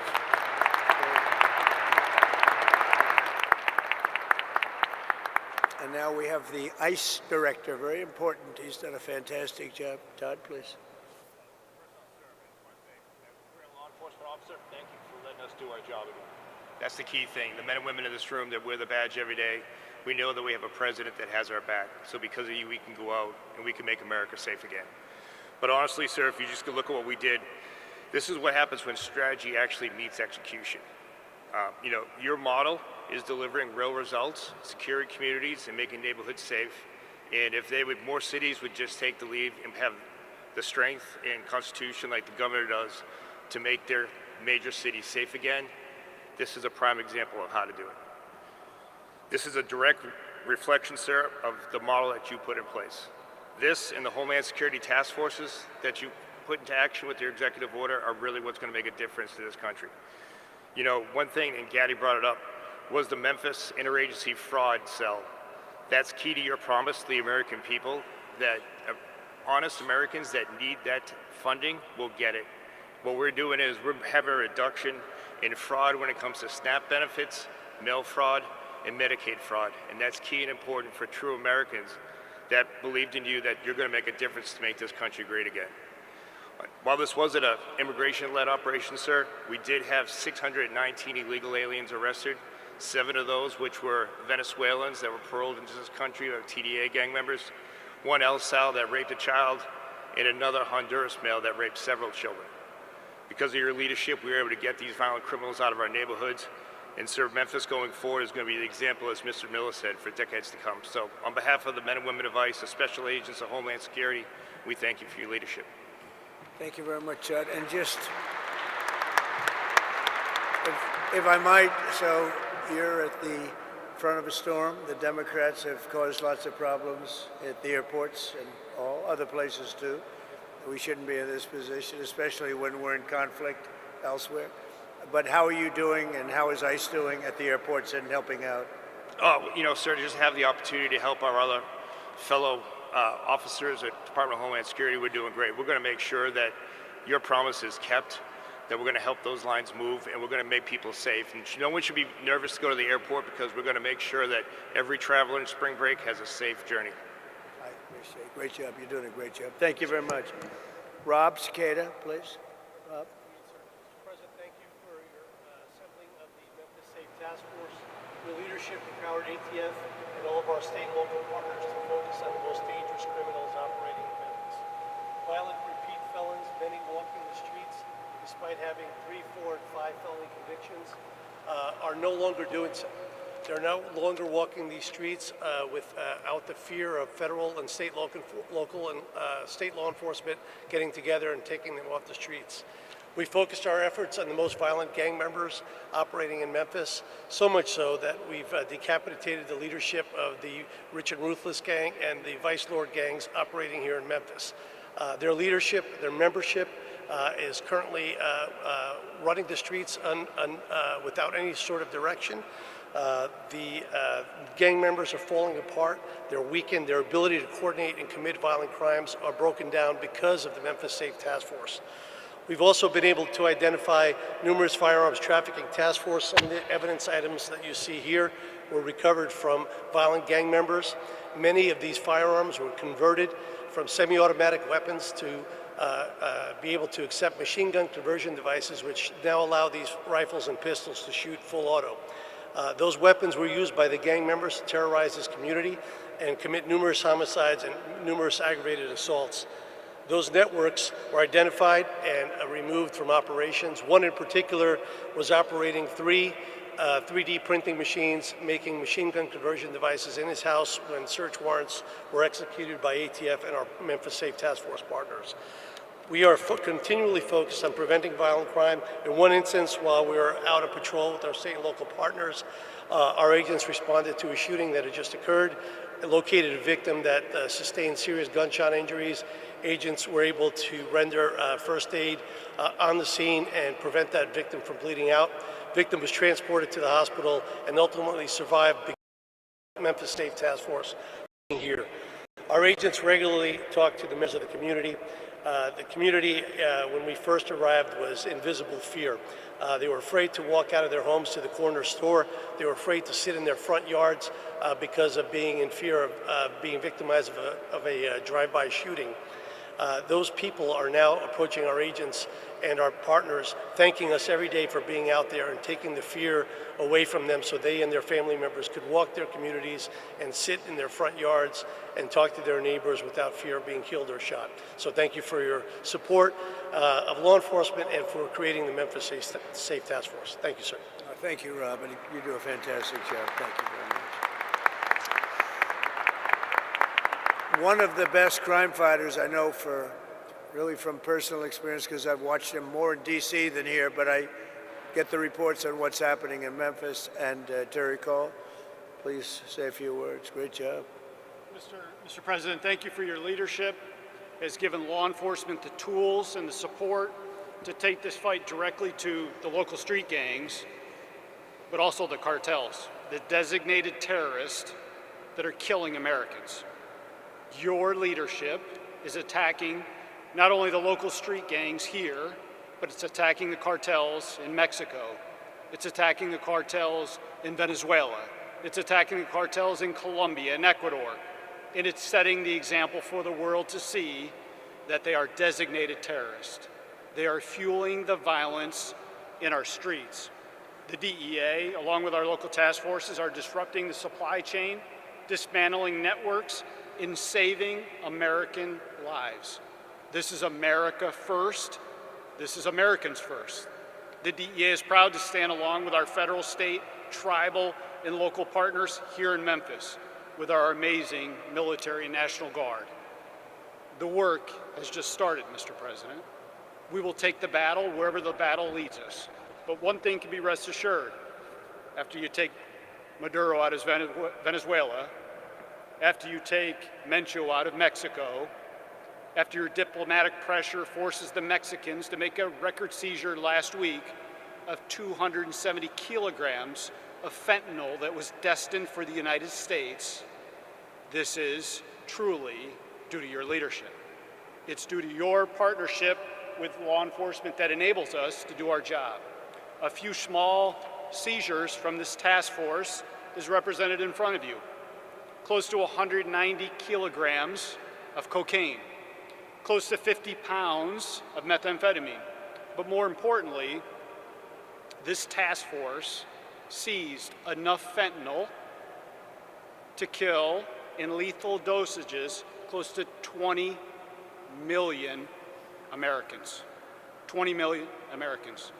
In a separate case just outside of Memphis, working with our state and local law enforcement partners, we seized another 25 million lethal doses of fentanyl that was heading to our cities, heading to our streets. I will tell you, Mr. President, in my 3 tours here to Memphis to put on the gun, to put on the vest, and to go out in the community, I was welcomed. I was welcomed not only by an amazing Highway Patrol colonel and his team, but I was welcomed by the community. I was invited to front porches. I was invited to an ice cream social. But that was in between the hard work of the men and women of the DEA and this task force that we're conducting daily. See, personally, I served 4 search warrants with the amazing men and women of DEA and the Memphis Police Department and Tennessee Highway Patrol because I believe in the mission of where you lead from the front. So thank you for giving us at the DEA the power to do our job again. Thank you for giving us these amazing relationships with these task forces and the Homeland Security Task Force and the Memphis Task Force and the Washington, D.C. Task Force. There's no command we won't go out and complete, Mr. President. We're here to execute your orders. Thank you for your leadership, and thank you for this opportunity to make America safe against. Yeah. So just in finishing up, we have 2 great people that happen to live here. One's a business owner and a good one, and one's a good one, also a resident. And we're going to ask you both to say a few words, please. Mr. President, thank you for saving Memphis, and thank you for asking me to share my story. My name is Tim Pugh. I'm a co-founder and president of Pugh's Earthworks and Pugh's Flowers. My brothers and I have 2 family-owned businesses in Memphis, and this year marks our 50th year in business since we started our American dream. My entire family, including our new grandbaby, is living and working in Memphis. We want our family to feel and be safe. We have many friends that have moved away and encouraged their children to move away because of the escalating crime. We love Memphis and call it our home and would never want to move away. The crime in Memphis has affected my businesses. We've had several delivery vans full of flowers stolen as we're at the front door of someone's house delivering. Turn around and the van was gone. We've had landscape equipment stolen from job sites, so now we have to lock each piece of equipment to the truck while we're working on a property. And because of multiple break-ins, including one night we had 5 vans with the catalytic converter stolen on all 5. Due to repeated theft, we had to install an electric fence and multiple cameras around our main store to prevent this theft. All of this adds significant financial burdens and man hours. In the spring of last year, members of one of my landscape crews were robbed at gunpoint. This type of action became too normal in this city that I was raised in, and honestly, I felt that we were on a path of no return. How could we continue to operate our business when theft was rampant and, God forbid, lives were lost? Thankfully for you, Mr. President, we don't have to live and operate that way anymore. We have a great police force in Memphis, but they just needed reinforcements to get the crime under control. So thank you for bringing in those much needed reinforcements. Our mayor is doing a good job. Each week he's sending out emails of the progress.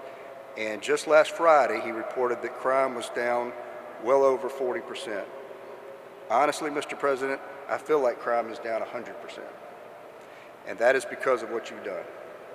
We want Memphis to grow and prosper, and to do that, you must have a low crime rate. People have to feel safe.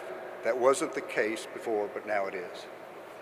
Thank you to the task force and our city leaders for working together to make this happen. And thank you, Mr. President. Memphis owes you a lot of gratitude. Thank you. Thank you very much, Tim. Thank you. Great. And your business is doing well. That's great. It's going to get better and better. You watch. Thank you very much. Delisha? Thank you so much, Mr. President. It is a complete honor to be here with you today. Thank you for saving Memphis. My name is Delicia Ballinger, and I'm a lifelong Memphian, and I'm a mother. And I wanted to speak with you today, not just as a citizen, but as a mom who's lived through what Memphis has become. I remember a different Memphis. I remember when the city felt alive, when families didn't have to think twice about safety, when kids could just go outside and just be kids. We had places to go, things to do, and a sense of pride about where we come from. But over the years, that Memphis has faded, and what it was replaced with was fear. Before the Memphis Safe Task Force, I just didn't hear about crime, I lived it. I watched friends and people that I loved lose their lives to the senseless violence. I've attended funerals that never should have happened. I've seen families torn apart, mothers grieving, and children growing up without parents, all because of violence that felt like it would never end. And those moments stay with you. They change how you see everything. But nothing's changed me more than becoming a mother. Because now, it wasn't just my life that I was worried about, it was my children. There were days where I wouldn't let them go outside, not because I didn't want them to, but because I was afraid what would happen if I did. And the fear of stray bullets, the sounds of gunshots at night, constantly wondering if they were truly safe. And that fear became real in a way that no mother should ever have to experience. At just 5 years old, I could have lost my son. There was a drive-by shooting, and a random bullet came through my home in that very same space where my son played. And to that day, this bullet hole is still in my wall, a permanent reminder of how close I came to losing everything. My family we are good people. We work hard every day to have everything that we have, only to have it taken away from us.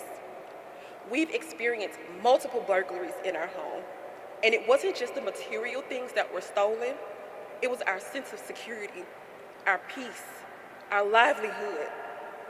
And that violence just wasn't inside of our home, it was all around us. Just literally 4 houses down from where I live, a grandmother and her child was shot. I remember what sounded like almost 30 gunshots ring out. Yellow tape covered the street. After that day, those neighbors never returned. Their home now, with a for sale sign, stands as a reminder of a fear so deep that they couldn't come back to the place where they almost lost their lives. And that feeling, that fear, is something that my family knows all too well. That is not how families are supposed to live. That is not how children are supposed to grow up. We've reached out for help For years, we looked to our local leaders hoping that something, anything would change, but nothing did. And that was until you, my president, stepped in. I need you to understand what that meant for families like mine, because in a matter of weeks, we felt a difference. Today, I can sit out on my porch and drink tea in peace. My children can go outside and play in our backyard again, and for the first time in 5 years, I don't hear any gunshots in my neighborhood. It's been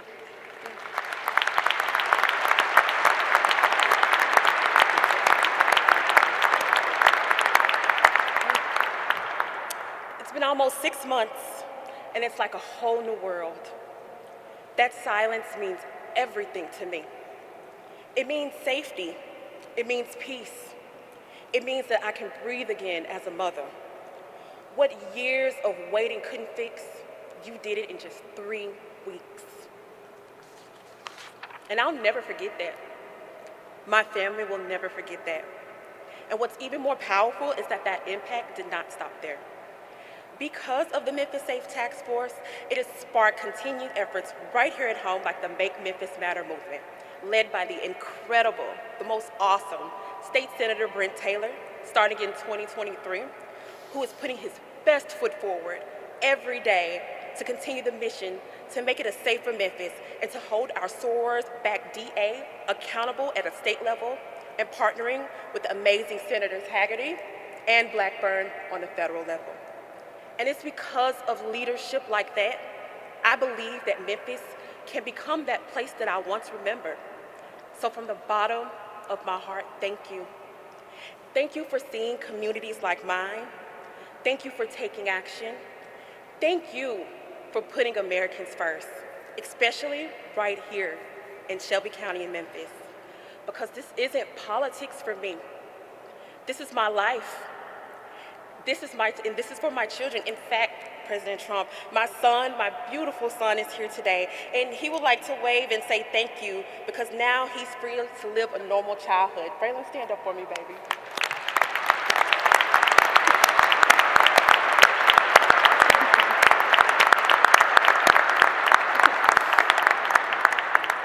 And because of that change, we finally have a sense of normal again.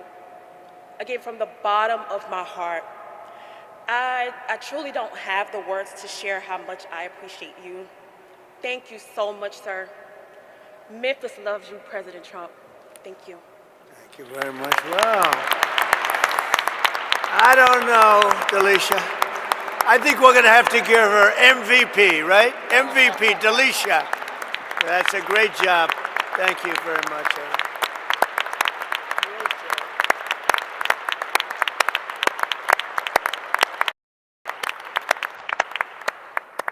I think she has to run for office. Would you like to become a Republican?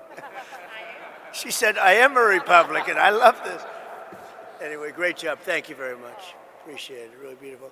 So you're going to see some fantastic results. You already have, but you're going to see some numbers that are going to bring you into a level that few cities attain. I want to thank the governor. I want to thank the state. The state is just a fantastic state. The first day I stepped in it, we were leading by 30 points, and it never went down. It just only went up. So it's something special. We have a bond. We have a special bond. You know, you can be a politician, but when you win something in landslide, you have a very, very great feeling. And I want to tell you, this is a very, very successful, beautiful state, and I love Tennessee. Thank you very much, and congratulations to Memphis, and fantastic job. Thank you. Thank you, everybody, very much. Thank you.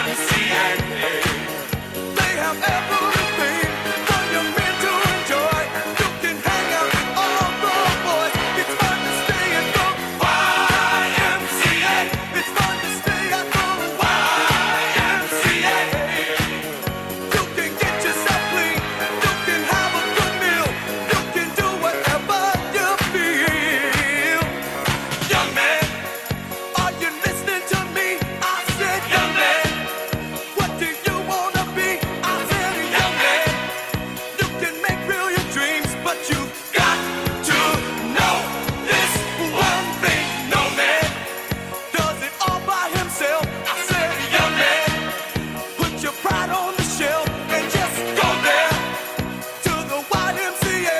I'm sure they can. All right, well, you just heard President Donald Trump off the stage here. This is at the Armory on the Memphis International Airport grounds, where he just addressed the Memphis Safe Task Force. Yeah, thank you so much for joining us on this extended coverage as the President Trump visits Memphis. I'm Ruben Diaz. And I'm Pepper Baker. Now, the president touched down just before 12 o'clock, made his way over to the Armory and the Roundtable there with a lot of his administrative leaders. All gave notes practically just saying, thank you, Donald Trump. Thank you to the Memphis Safe Task Force agents. Crime is at a record low, and just very much giving gratification to everybody. Yeah, it was definitely a meeting of all of the people who were involved, thanking the president for what he had been doing as far as the Memphis Safe Task Force. They did toss out some numbers as well. We'll dig into that here in just a little bit as well. We have a lot of guests lined up throughout the next several hours to get you all the very latest information throughout this press conference that you just watched, this roundtable. Now, according to the White House, this visit, of course, as we saw, was meant to highlight the Memphis Safe Task Force and how they've fought crime across the city. Well, we did just take you live here at the Tennessee Air National Guard. It's the 164th Airlift Wing. Yeah, let's get you caught up on how we got here when we talk about the Memphis Safe Task Force.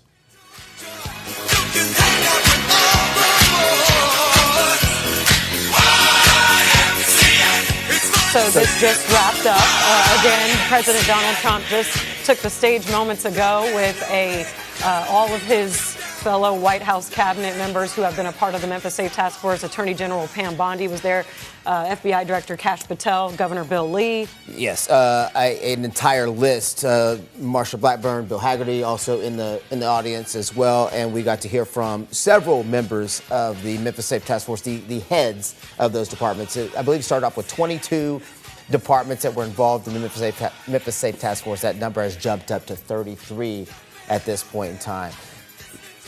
So we're going to go ahead and continue to stay here with you for just a second as you get an idea to see kind of what this stage looked like as the president just got done speaking. You can still hear the YMCA music playing in the background as far as people are starting to leave. Now, some of the notes that we were able to take throughout the course of this, Peppers, let's go through a little bit of this as we get ready to reset.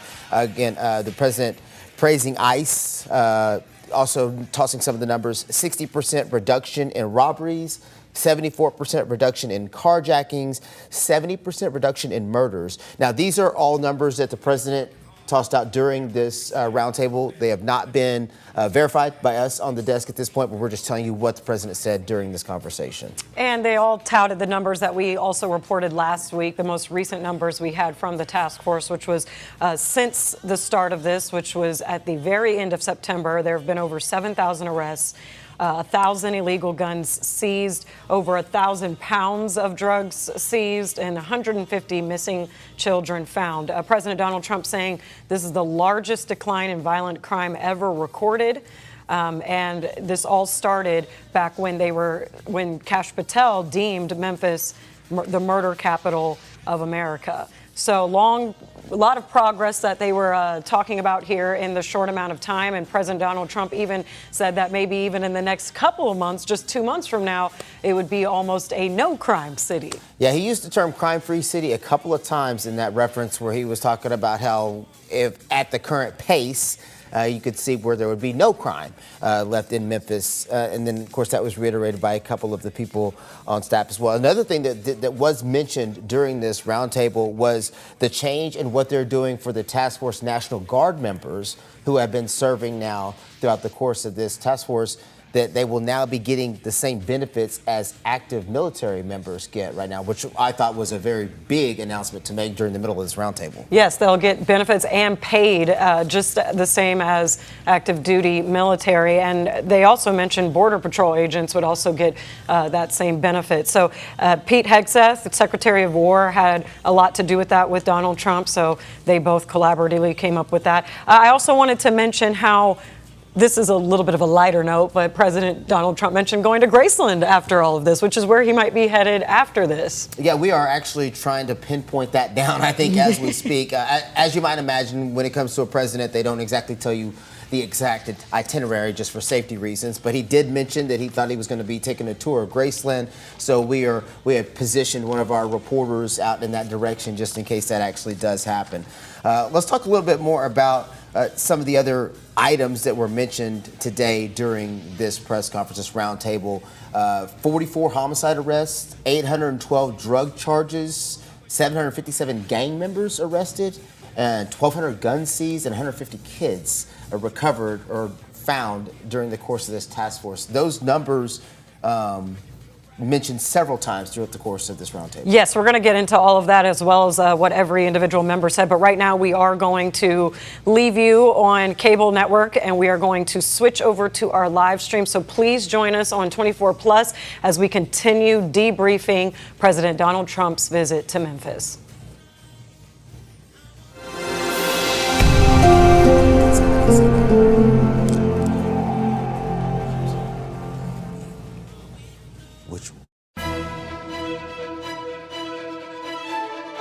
Right now.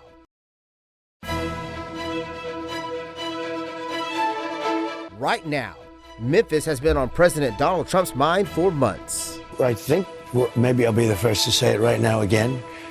We're going to Memphis. He claimed he wanted to clean up crime on the streets of the 901 by sending in federal enforcement. I'm signing a presidential memorandum to establish the Memphis Safe Task Force. Now he's coming to the Bluff City to celebrate his efforts. Crime is down. We've just sort of started a few weeks ago, but crime is down now 77%.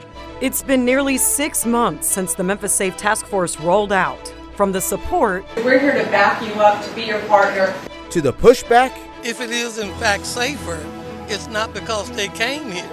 And the legal hurdles. We believe that deployment of the National Guard is unconstitutional. ABC 24 has brought you every breaking development. Our live team coverage of President Trump's official Memphis visit starts right now.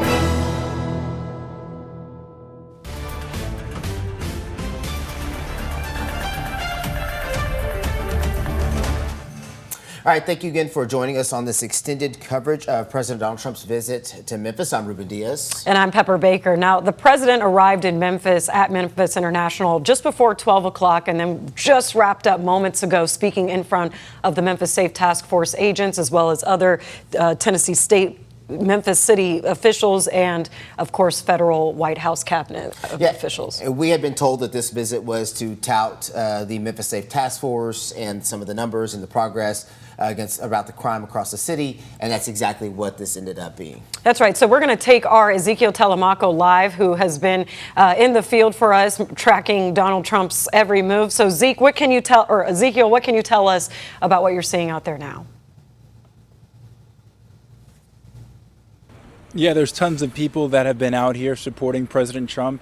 And I'm with somebody right here who was watching the briefing and came and saw Air Force One land. What can you tell me about today overall as an experience?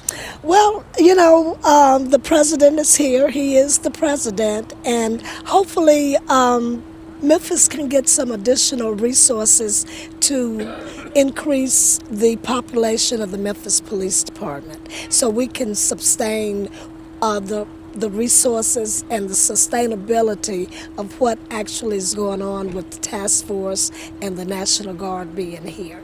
I think we need that stability with federal resources, and President Trump can make that happen.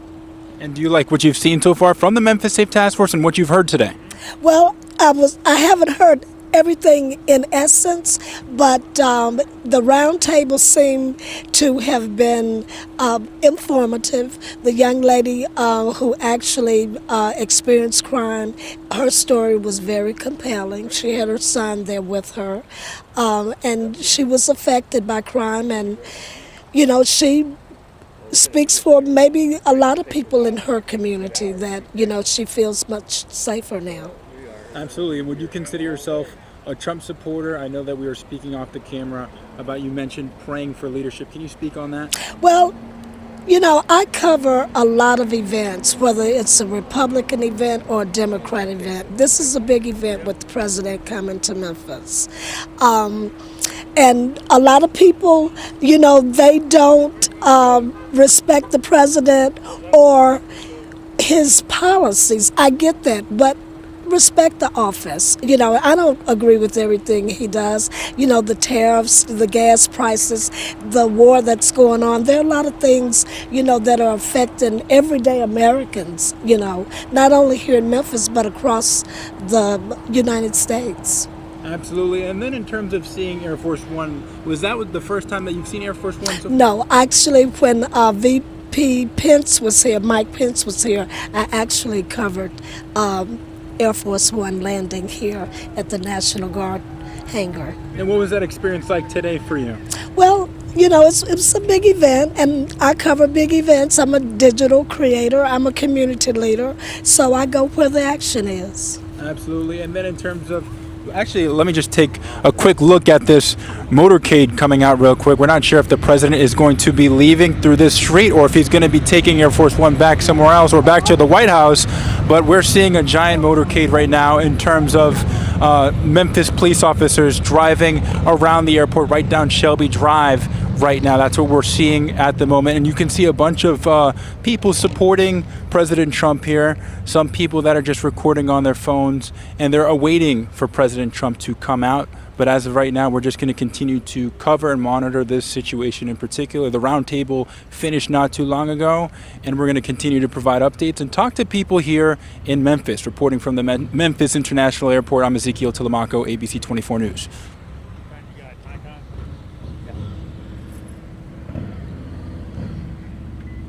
Thanks a lot.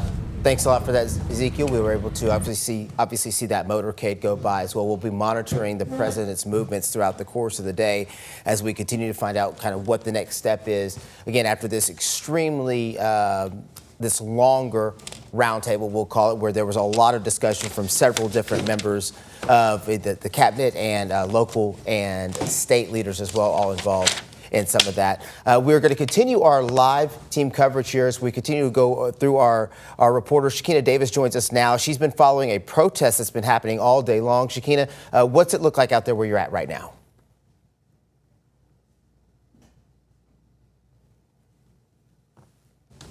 All right, so you're taking a live look right now. You're taking a look right now at the president's motorcade. You can see his vehicle leaving.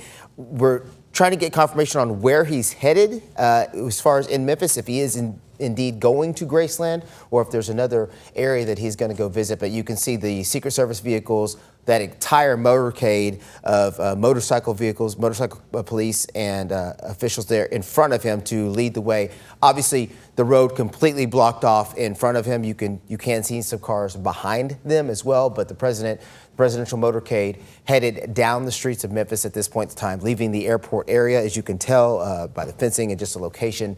They are leaving the airport area, headed to another location here in Memphis. We're going to continue to monitor the president's movements. Obviously, it's for security purposes. There's only so much monitoring we can do, but we'll continue to follow where he is headed and try to see if we can continue to follow up with him throughout the course of the day while he is in Memphis at this point in time. We do know there will be response from local leadership as well. Memphis Mayor Paul Young has scheduled a press conference or announcement for 3 o'clock. So in about an hour and a half, we will hear from Memphis Mayor Paul Young as he takes to the podium to give his thoughts after President Donald Trump has now given this roundtable discussion there at the hangar there in Memphis. So now we're going to continue our team coverage. I know our reporter Shakina Davis is still in the field and wants to be able to give us a report on what has been happening with the protests. She's been following the protests all morning long. Shakina, give us a little bit of an update on what the protest was about and kind of where it's at right now.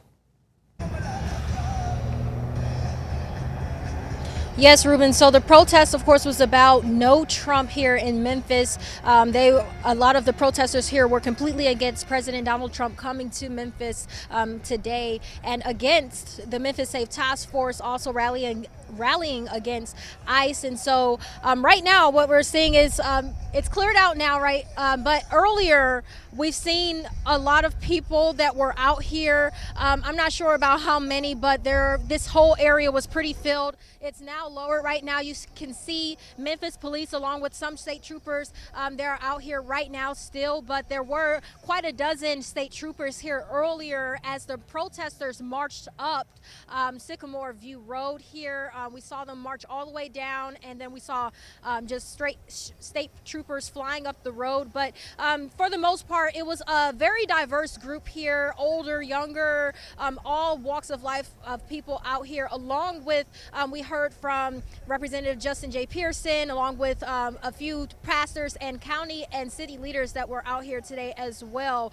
But again, a pretty peaceful protest. The march did look a little intense as the officers made their way to the area, I guess, to help patrol the traffic here on this busy road here on Sycamore View Road. And Macon, again, protesters held up signs that were just saying no Trump or no ICE, no occupation here in Memphis. And so, again, just strongly voicing their opinions on how they feel about the president being here, about the president in general, and about all that's been going on. Again, we've been covering these protests for quite some time now, since last year all the way until this new year again. And so just again, we were able to hear from some protesters who were just explaining to us why they decided to come out. Again, they just wanted their voices to be heard, just regarding President Donald Trump. And again, they just feel as if, he shouldn't be here. They just feel that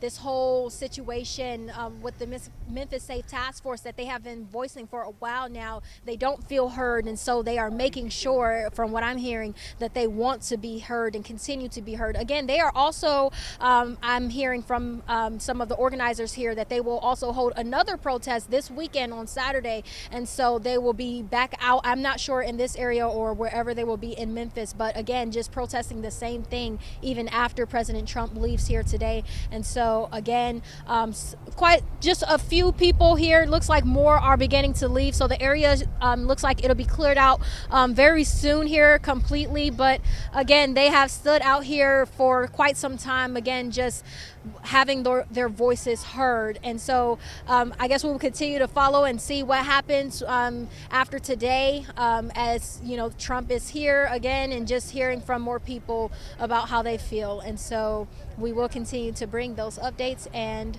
again, here in Memphis, Shakina Davis, back to you.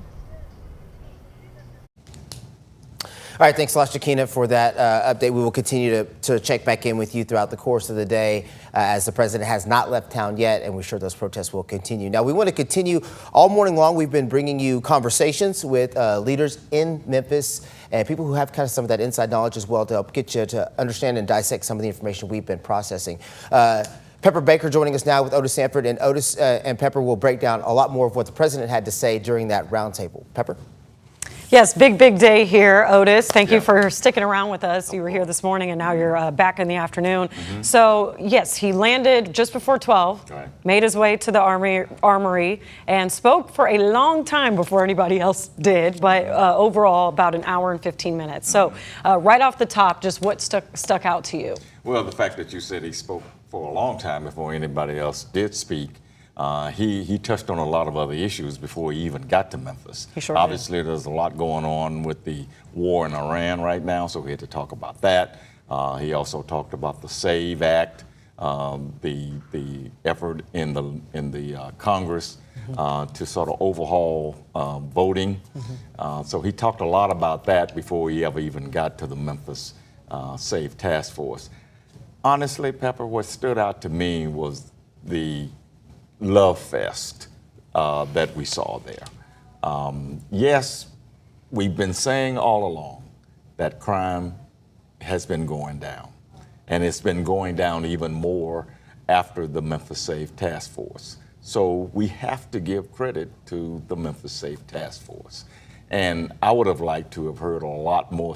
I mean, we had numbers and we had people talking about it, but they did more praising of Trump than they did talking about the impact of it and where do we go from here. I didn't hear a lot about that.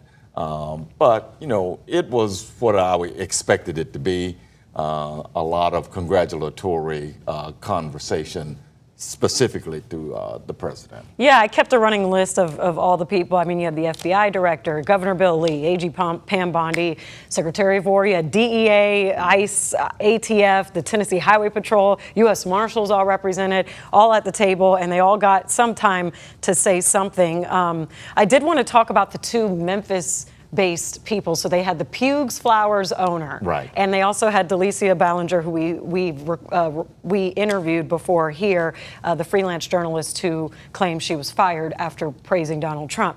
So Pugh had quite a bit of a testimony there, and a lot of people can relate to that if you're business owners here, having your business broken into, and he felt that the Memphis Safe Task Force has helped in that regard. Did you feel the personal notes between the two of them that they brought to the Roundtable were balanced and a fair representation of what's happened with the Safe Task Force? Well, I think so, to a lot of respect. I mean, I'm certainly not going to discount their personal experiences related to crime and how they feel about what the Memphis Safe Task Force has done to alleviate crime. And so, to that extent, I give credence and deference to the owner of Pugh Flowers and also to Miss Ballinger, honestly. She had a heartfelt some comments there. Actually, she ended the whole roundtable with her heartfelt comments, even had her son in the audience, and I think even got a little standing ovation at the end and a lot of praise from Trump. I think she was very, very heartfelt in what she was saying there. She got notoriety, obviously, because of some issues with the new tri-state defender, and so that has propelled her here, and that might be a little bit of disingenuousness there because she said she got fired, but she was a freelancer, and I think the tri-state defender was saying, well, you know, you're not an employee, so you can't say you got fired. But that aside, their personal stories, which were the only two real local people that were up there, you have to give some deference to that. Definitely. And the one person, we kept talking about this all week. Are we going to see Memphis Mayor Paul Young? Are we going to see Police Chief C.J. Davis? Right. They did call out Sheriff Floyd Bonner. They did. He was there, apparently. Right. Yeah. With the crowd like that, it was hard to make a visual of seeing him particularly, but they did point to him. So what do you have to say about that representation? Well, I just think that, you have to look at that from a political lens. And Floyd Bonner is leaving office in September. So there is no political downside or upside one way or the other. And I think that he felt that because he and his department have been involved in the Memphis Safe Task Force to whatever extent it is, he had no reluctance to be there. I'm not surprised that Paul Young was not there. That's a political decision. I was somewhat surprised that Chief Davis was not in the audience, but now I understand why there was no need for them to be there. They will have their say later on this afternoon. And so what we had there in the audience, it was made up mostly of Republicans. We had a lot of Republican state lawmakers sitting on the front row. We had the senators, Marsha Blackburn and Bill Haggerty was there.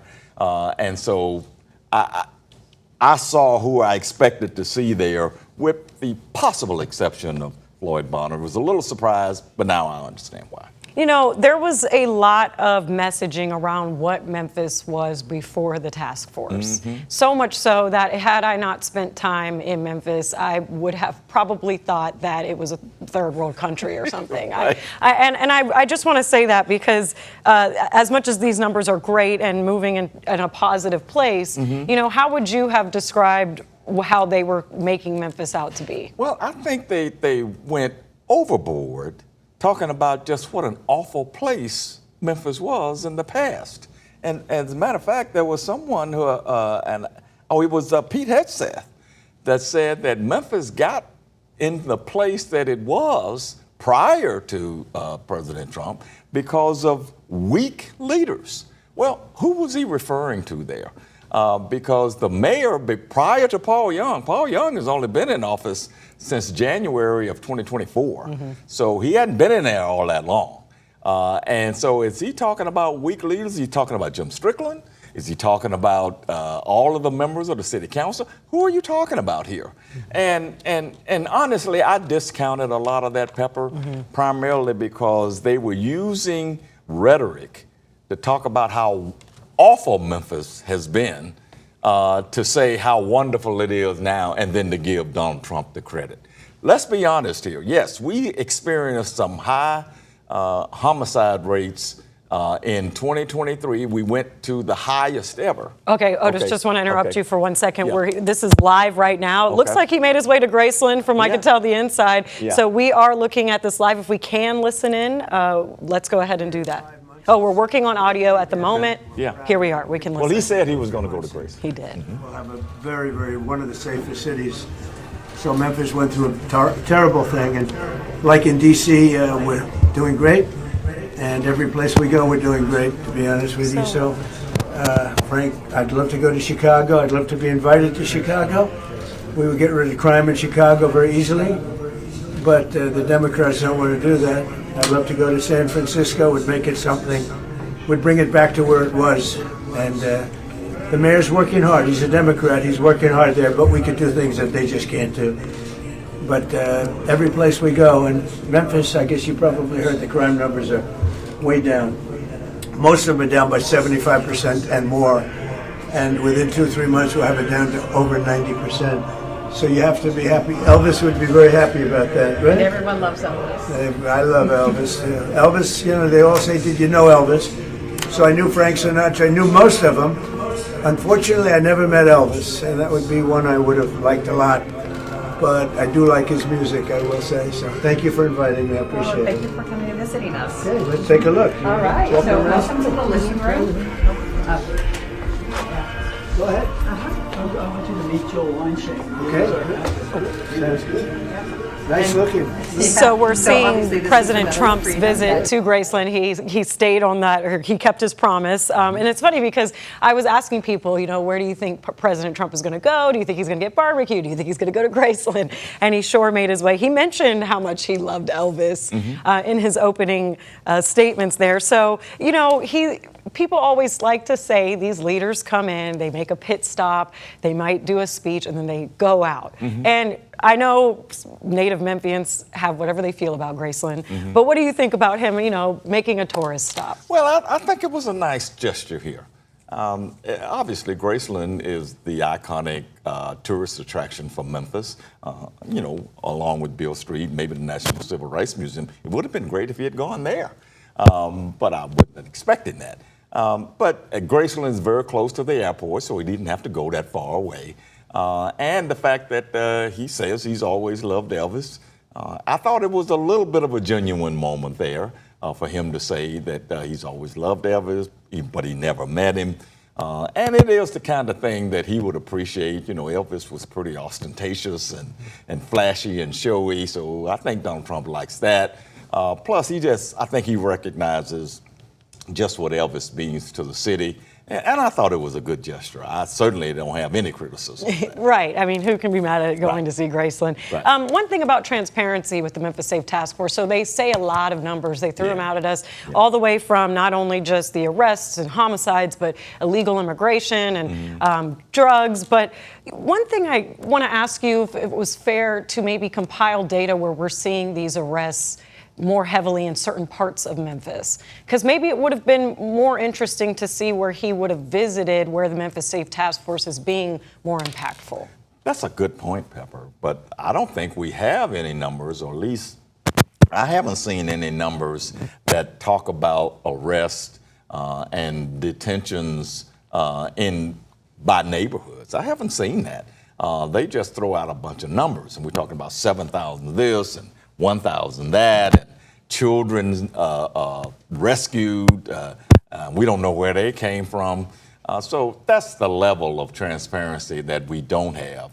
Plus, all of the people who say that they have been wronged, especially by the ICE agents and the Border Patrol, including the gentleman that was interviewed by ABC 24, Sir Dorse, who said that they came to his house. And they don't talk about that. ABC 24 has been trying to get comment from the SAFE Task Force about that one incident, and there's nothing. So all we are getting are numbers and numbers to make them look good, but we don't have any context and we don't have any that kind of comparison, especially what you just mentioned. You know, is this by neighborhood? And if it was by neighborhood, maybe somebody should go to that neighborhood and talk to people there to see what they think about what's been going on. Delicia Ballinger, the lady who was there, mentioned she's from Whitehaven, right, and that she hadn't heard gunshots at all, since the task force been there. Right. Maybe it would have been pretty interesting to see if the White House administration would have made a trip to Whitehaven. But Graceland is Whitehaven. So yeah, I guess that's fair. You're right. They'll say, well, but we the most secure part of Whitehaven, if you will. But you're not wrong.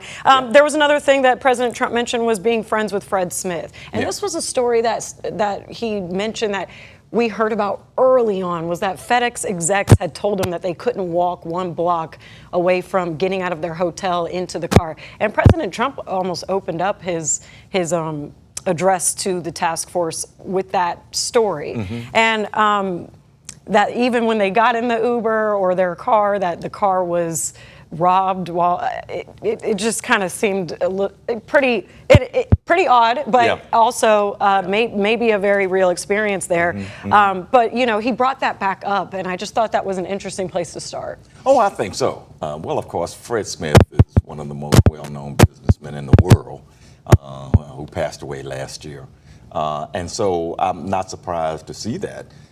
Although, let's remember that FedEx itself was not happy with the tariffs that President Trump has imposed. As a matter of fact, I think they even filed a lawsuit last year or maybe earlier this year because of the tariffs. So to say that the Fred Smith and FedEx are big supporters of Trump, that's not a blanket support.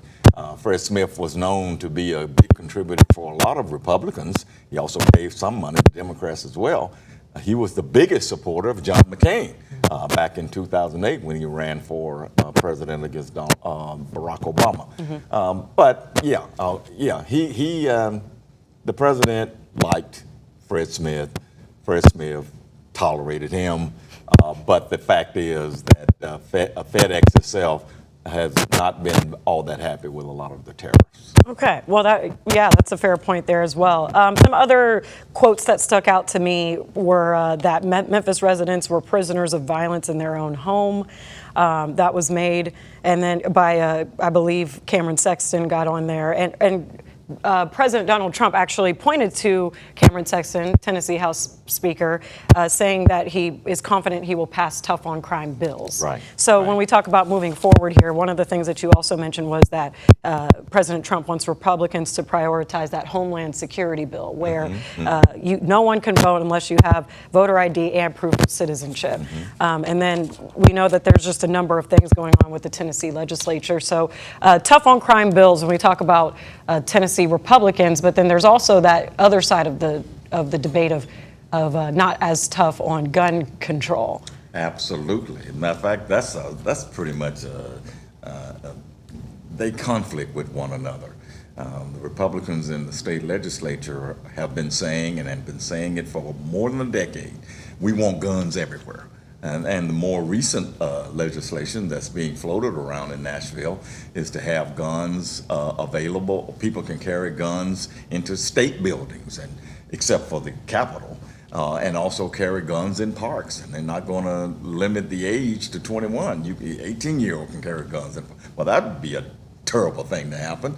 So you got that, but then you have Cameron Sexton being praised for being tough on crime.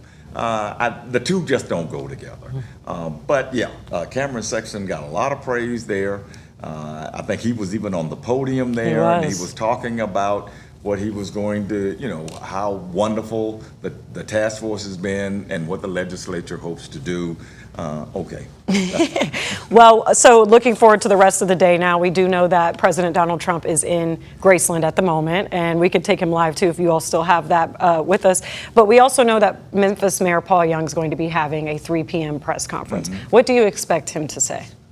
I expect him to obviously come out and say that what we really need and needed from the federal government are resources to help us continue to do the job that we have already started doing to bring down crime, to make people feel safer in their neighborhoods, to speak to the owner of Pew Flowers, or to speak to Ms. Ballinger and anybody who feels the way that she feels. I think he's going to be talking about that. I'm sure he might get a question about why he didn't show up today, and I'll be interested to see how he answers that. I think his response in a very political and diplomatic way would be to say, well, there was no need for me to be there.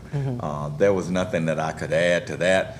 I'm focused on Memphis, and I am focused on the resources that I need, or we need, to keep the trend of a downward crime rate continuing to go down. I didn't need to be there to heap praise on the president, which is pretty much what everybody else did. I think he will try to say that probably in a more diplomatic way than I'm saying it, but I think he's going to get that question. Yeah, and he has taken more of a collaborative approach here. So we know that he has made it clear that he said, he never asked for the task force. He never necessarily wanted it in our streets, but because it's a little bit above him, given that the governor of Tennessee and the president seem to be working together on this, that he is going to make do with he's going to do what he can in the best interest of Memphians. So that collaborative approach has been praised by, I've talked to State Senator Brent Taylor. He had good things to say about the way that Mayor Young particularly has approached this, and not so much the way Mayor Harris, County Mayor Harris has.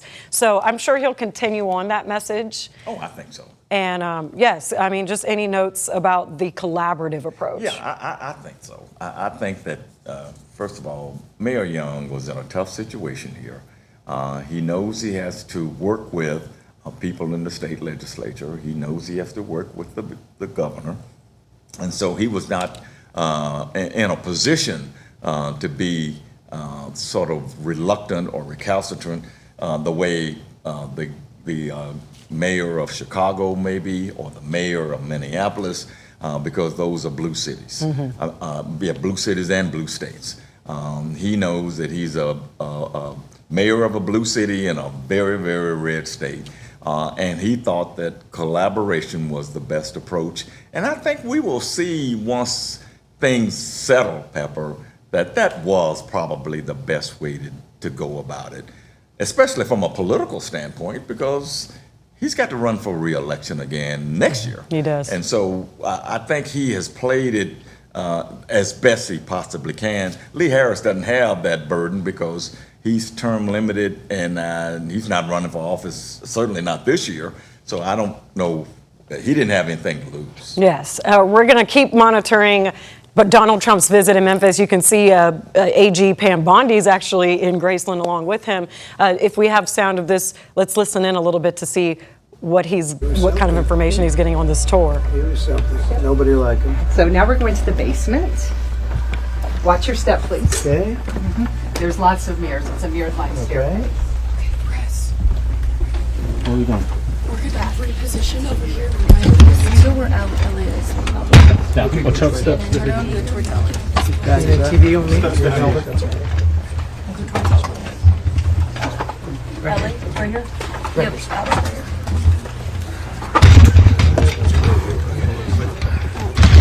You're going to stills to the front. You're going to go that way. I assume they're going to be over there. So as you can see, it's tight quarters in there because they're touring Graceland, and everybody's trying to get all the camera shots of Donald Trump making his way through there. Right. AG Pam Bondi clearly joining him as well. I actually am pretty impressed that he made some extra time to do something touristy in Memphis aside from just going and speaking in front of the task force. I agree. I thought that was a nice touch. Graceland is a good place to go. I've been to Graceland once or twice. Matter of fact, I covered Elvis's death, but that tells you how old I am. But no, that was a good gesture. I think that was a better and more controlled situation there than perhaps going to a barbecue place. He could have gone to one, but I think the logistics of that would have been a little bit too much to try to manage. Yes. He can manage Graceland a lot better and still say, well, I went to Whitehaven. You sure did. You were right about that. The most secure place in Whitehaven. So let me ask you, since you have been a journalist in Memphis for a long time, Governor, Long time. and admirably so, you've done some really great reporting here. And Governor Bill Lee also made a note when he was up there next to Trump talking about how his family is either from, his mom grew up here or is from here, and as a kid he remembered the Memphis that kids could go out and play, and it was a lot more vibrant. And I mean, he just basically said wording that the Memphis he grew up in was not the Memphis it is now, or before the task force came in. So your recollection of that, is that a fair point to make? I mean, was there a heyday and then it just kind of turned bad for a while? I think he made some very valid points there. There was a time, and again, I grew up on a farm, but it wasn't that far from here. I had a lot of relatives who live here in Memphis, and I used to love every trip that I would come to Memphis. And I had uncles who lived in South Memphis, and I had another uncle who lived in Orange Mound, and I loved to go over there. And I wasn't worried about crime at all. I'd go outside and play. I loved to go downtown with my mother to shop when there was really a lot of bustling stuff going on downtown.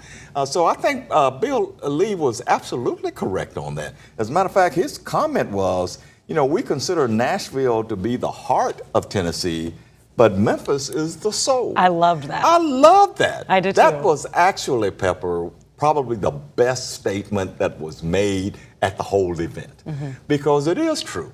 Memphis is the soul of Tennessee. And let's use soul in a lot of different ways. Soul in terms of music, soul in terms of feelings, and just soul in terms of just how people feel about who we are and what we are. Yes. Crime has taken a bite out of a lot of that. And so Bill Lee is correct on that. All I'm saying with the task force and what has happened over the last 6 months is, let's give credit where credit is due. But there were still some areas of this task force that were not appropriate. And that includes snatching people up who are not criminals or wanted for anything and separating them from their families. That was not the right thing to do. And if we could have kept that away and still had the task force be as effective as it has been, I don't think anybody would have been upset about it.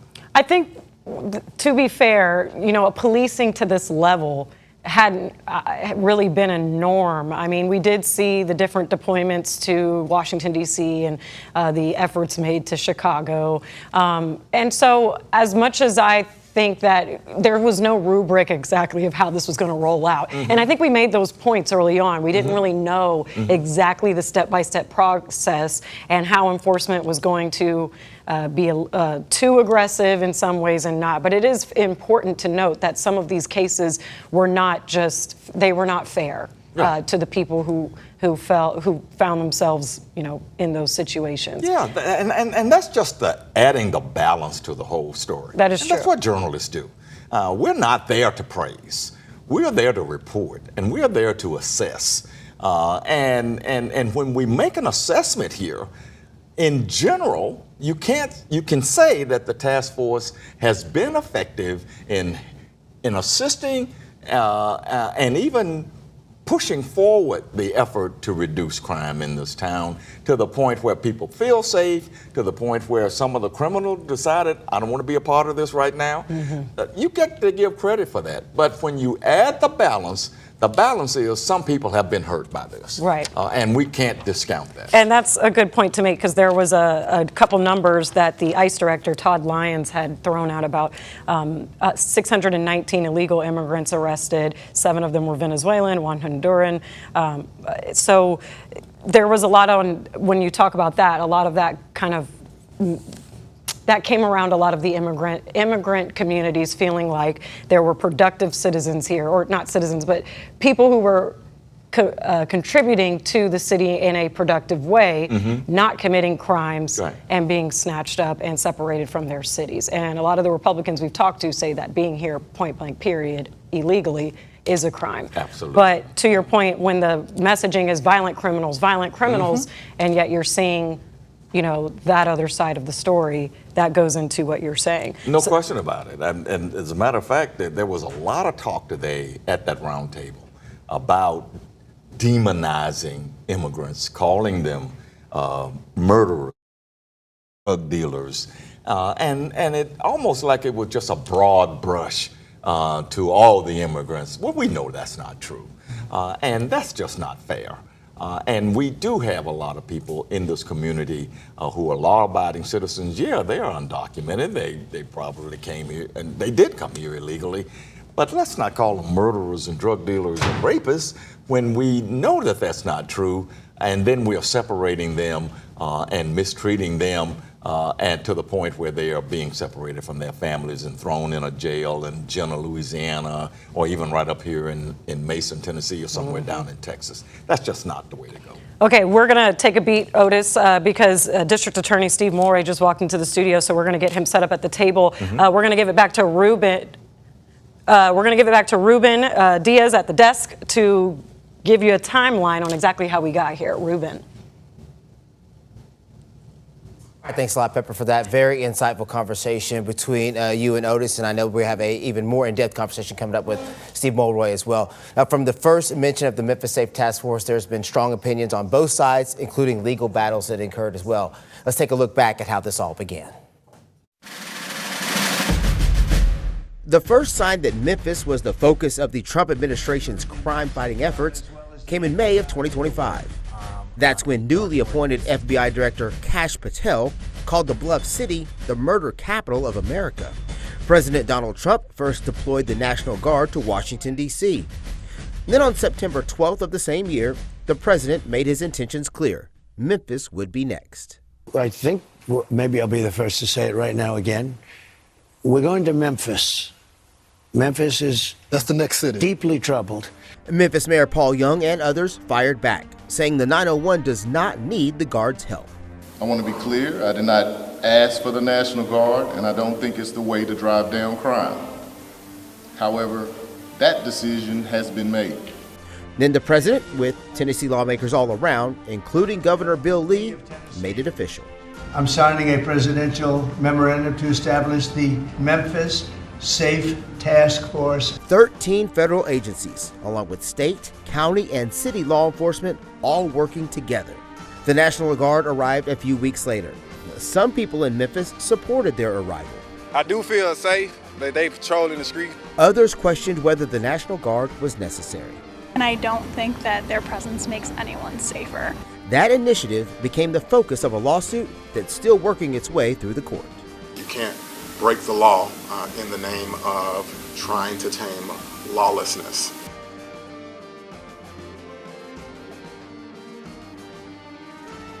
Today, Donald Trump comes to Memphis, Tennessee, and this is an unnecessary trip, in my opinion, for the president. That's what he should be working on, is reducing the price of gas, which is settling the war in Iran, reducing cost at grocery stores and utility costs and everyday cost of goods. This is just a show business stop for President Trump. All right, we would like to welcome Shelby County District Attorney Steve Mulroy to the table with Otis Sanford, our political analyst. Thank you so much for making time. I know it's probably a busy day. It is a busy day. It's a busy day. Not too busy for you guys. All right, so the president is in town. Did you have a chance to listen to how he addressed the Memphis Safe Task Force? I did not. Okay. I was actually doing my job, but I have heard some reports about what he has said, so I have the general gist. Okay, so I know that your office has probably had a lot of cases thrown your way, dealing with a lot since the task force came into town. So how are you all handling the load? Well, it has been an increased load. I mean, early on, for the first couple of months in the federal task force deployment, we were seeing a 50% increase in our daily general sessions docket, which is not trivial. But our staff has been handling it. You know, we've been doing, let's see, 90%. You know, they talked about over 7,000 arrests since it started. Over 90% of those cases have been prosecuted by our office and are continuing to be prosecuted by office without any extra help. And we're not complaining, but we're doing the job. And it has been a strain on the general sessions clerks. It's been a strain on the jail, but we are keeping up. There was a lot of discussion, obviously, about fighting crime at this roundtable. Yes. I didn't hear a lot of criticism directed at you until the end. And that criticism came from a citizen. Yes. Miss Delicia Ballinger. Yes. Who sort of went at you a little bit about what you are not doing to help solve the crime problem. What is your reaction to what she said? So I didn't hear her remarks. I heard about them. And I noticed that she used certain catchphrases like Soros-funded DA that indicated that she almost certainly was getting fed certain catchphrases from certain political people, right? So I think you care to say who these certain political people are? I think you could probably guess just as much as me. So I mean, I think she was planted there for a particular purpose. As far as I know, she has never interacted with our office. She's not a victim or a witness or anything like that. She doesn't have direct experience with our office. So all I can tell you is that we are doing the job. I will just tell you this. I said a moment ago that 90% of these federal task force cases are being handled by our office. That is definitely true. I think people need to understand that violent crime was rising steadily for a decade under my Republican predecessor. And in my first year in office, it finally started to come down. Not just violent crime, but all categories of crime. Now we're talking about 9 consecutive quarters of double-digit percentage decrease in crime across all categories up until this day, and that includes 2 full years before the federal task force even got here. And I think that part of the crime decline is clearly to the credit of local law enforcement and my hardworking staff. And that's part of the story. My understanding is you didn't hear much at that airport press conference. And I think that's worth saying. So when we talk about the federal task force, it is a heavy just assistance on the enforcement side. But was there ever conversation to have some assistance on the legal side? No. Well, what I call the back end. Yes. Right? So on the front end, law enforcement boosts the arrests, okay? That's fine, but you need help on the back end. You need prosecutors, you need the clerk's office, which is overwhelmed, you need jail space, you need a judicial capacity, courts, and we hadn't had any consultation about any of that, none of that help, and I'd like to see help on the back end as well as the front end. Now, I just heard that just today, there was a bill filed by Senator Paul Rose in Nashville. To bring back a judge. 2 judges devoted to violent crime, plus extra prosecutors and criminal investigators to staff those courts. I think that is long overdue, and I congratulate Senator Paul Rose for that, and I certainly hope that they pay some attention to that. I think Senator Taylor might be part of that sponsorship of that bill. He has a different bill that returns just 1 criminal court judge. Oh, okay. And Senator Rose's bill, in my view, is preferable because it gives us 2 judges, and it also gives us the prosecutor and criminal investigator staff we need to staff those judges. You know, I'll just point out, Pepper and Otis, the Comptroller General did a study in 2025 focused just a few months ago, just on our criminal justice system. And it pointed out that our caseload was greater than the next 3 most populous counties combined: Davidson, Hamilton, and Knox. Combined. Wow. Now, those 3 counties combined have 12 criminal court judges to our 9. It used to be 10, but they took it away. While complaining about a backlog, they took away 1/10 of our judicial capacity. And those 3 populous counties combined have 150 prosecutors to our 120. So I certainly hope that Paul Rose's bill is what they decide to put. You correctly mentioned that crime has been going down, Yes. was going down long before the task force got Yes. here. And, Yes. and of course, a lot of people have said that. I've said that as well. Yes. But there is a certain state senator who when Pepper was asked him about that on Friday, said that, well, yes, it was going down before, but I'm taking some credit for it. He's taking all the credit for it. Well, he was talking specifically about some bills that he introduced and got passed. He was also talking about making sure that the city council did not go through with the pretextual stops. So who is to be credited for the crime going down? The crime going down is to be credited to a hardworking local law enforcement. And I think also secondarily to my hardworking staff. They should get the primary credit.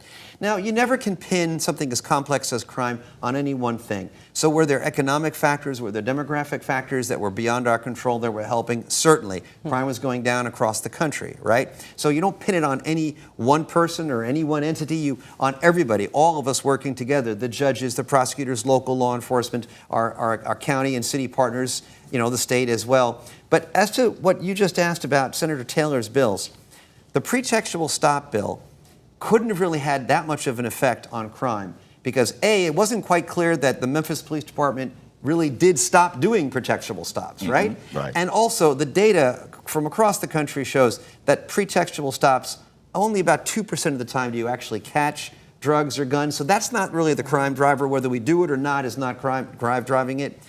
The other legislation that he crows about didn't take effect until the middle of 2024, right? Which is several quarters after the crime decline started. So for him to take all the credit or most of the credit for the pre-task force crime decline is just belied by the facts. And he has another one that he mentioned when we sat down with him on Friday that he's working with the support of Senator Marsha Blackburn. And that was the fact that you would have to then report any task force arrests that you're trying to charge either less or, and please clarify it for me. What he says is that every single time any one of those over 6,000, 7,000 cases and counting cases from the federal task force is ever settled.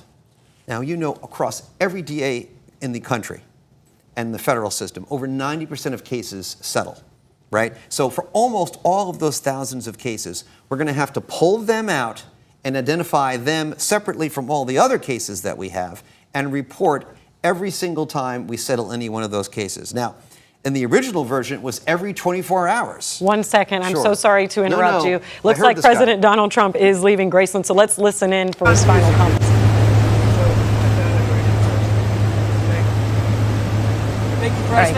Couldn't quite hear the last part, but he said thank you. I think he said something like D.A. Mulroy is great. Did I hear him say that? Well, he finished his trip to Graceland, and we'll be tracking to see if he's headed back to the airport. I believe we expected him to make his way out by 3 o'clock, but we may not have expected him to make a stop at Graceland. But back to what you were saying. So just to finish up real quick, because we don't want to spend too much time on it, but every single time within 24 hours we ever settle any one of those cases, we have to pull that out.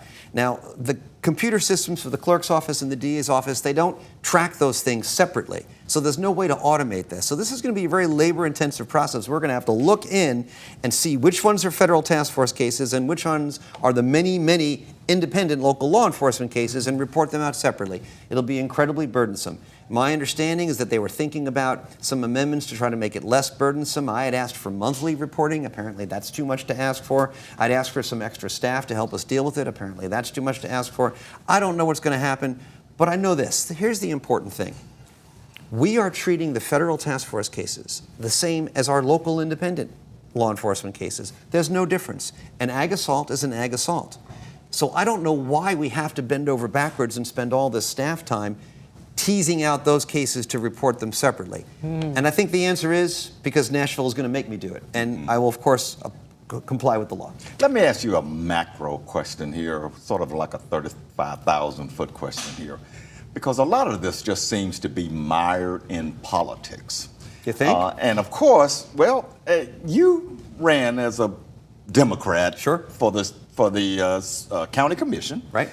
You ran as a Democrat for the Attorney General. Sure. But now that you are in this role, it just seems to me that you are still being dragged into a lot of politics and you're having to defend things from a political standpoint. How do you speak to the public about the need to sort of keep politics out of what you're doing? An excellent point, Otis, and it is absolutely essential that we try to depoliticize some of this stuff, because crime and justice, really, there's no Democratic or Republican thing to it. We all want public safety. And I think the fact that I'm the first Democrat to be elected to Shelby County DA in modern history has gotten some people a little unhinged. And they have been coming after me relentlessly for partisan attacks. Even before I got sworn in, there were Republican politicians who were talking about removing me from office. So it's clearly political. I heard Senator Taylor on your show on Friday, right? And he was saying something about, the December statistics show that some great percentage of cases were violent cases, that we didn't get any jail time. It's just not true. Okay, a big chunk of those cases were nonviolent cases. Another big chunk of them were cases where the person did get jail time. They just got it in jail before the conviction, on a time served deal. So we're talking about very misleading stuff. And then, of course, other big chunks of them were either situations where there was no significant criminal history or the judge ordered something that we didn't agree with. So, it's very, very misleading. But a brief follow-up to that, though, is whether it's fair or not, Senator Taylor and others have succeeded in creating a perception that you are soft on crime. And I don't know how effective you have been trying to fight back against that perception. Well, easier said than done, Otis. You tried doing it. Otis, yeah, you're going for it. If you have a relentless campaign by those in power and who have access to huge megaphones to relentlessly say that, of course there's going to be some erosion in perception. But I will tell you this. You take a look at the comments on his own social media posts or, in the newspapers and stuff. I think people are coming around to this is political. I think they understand that.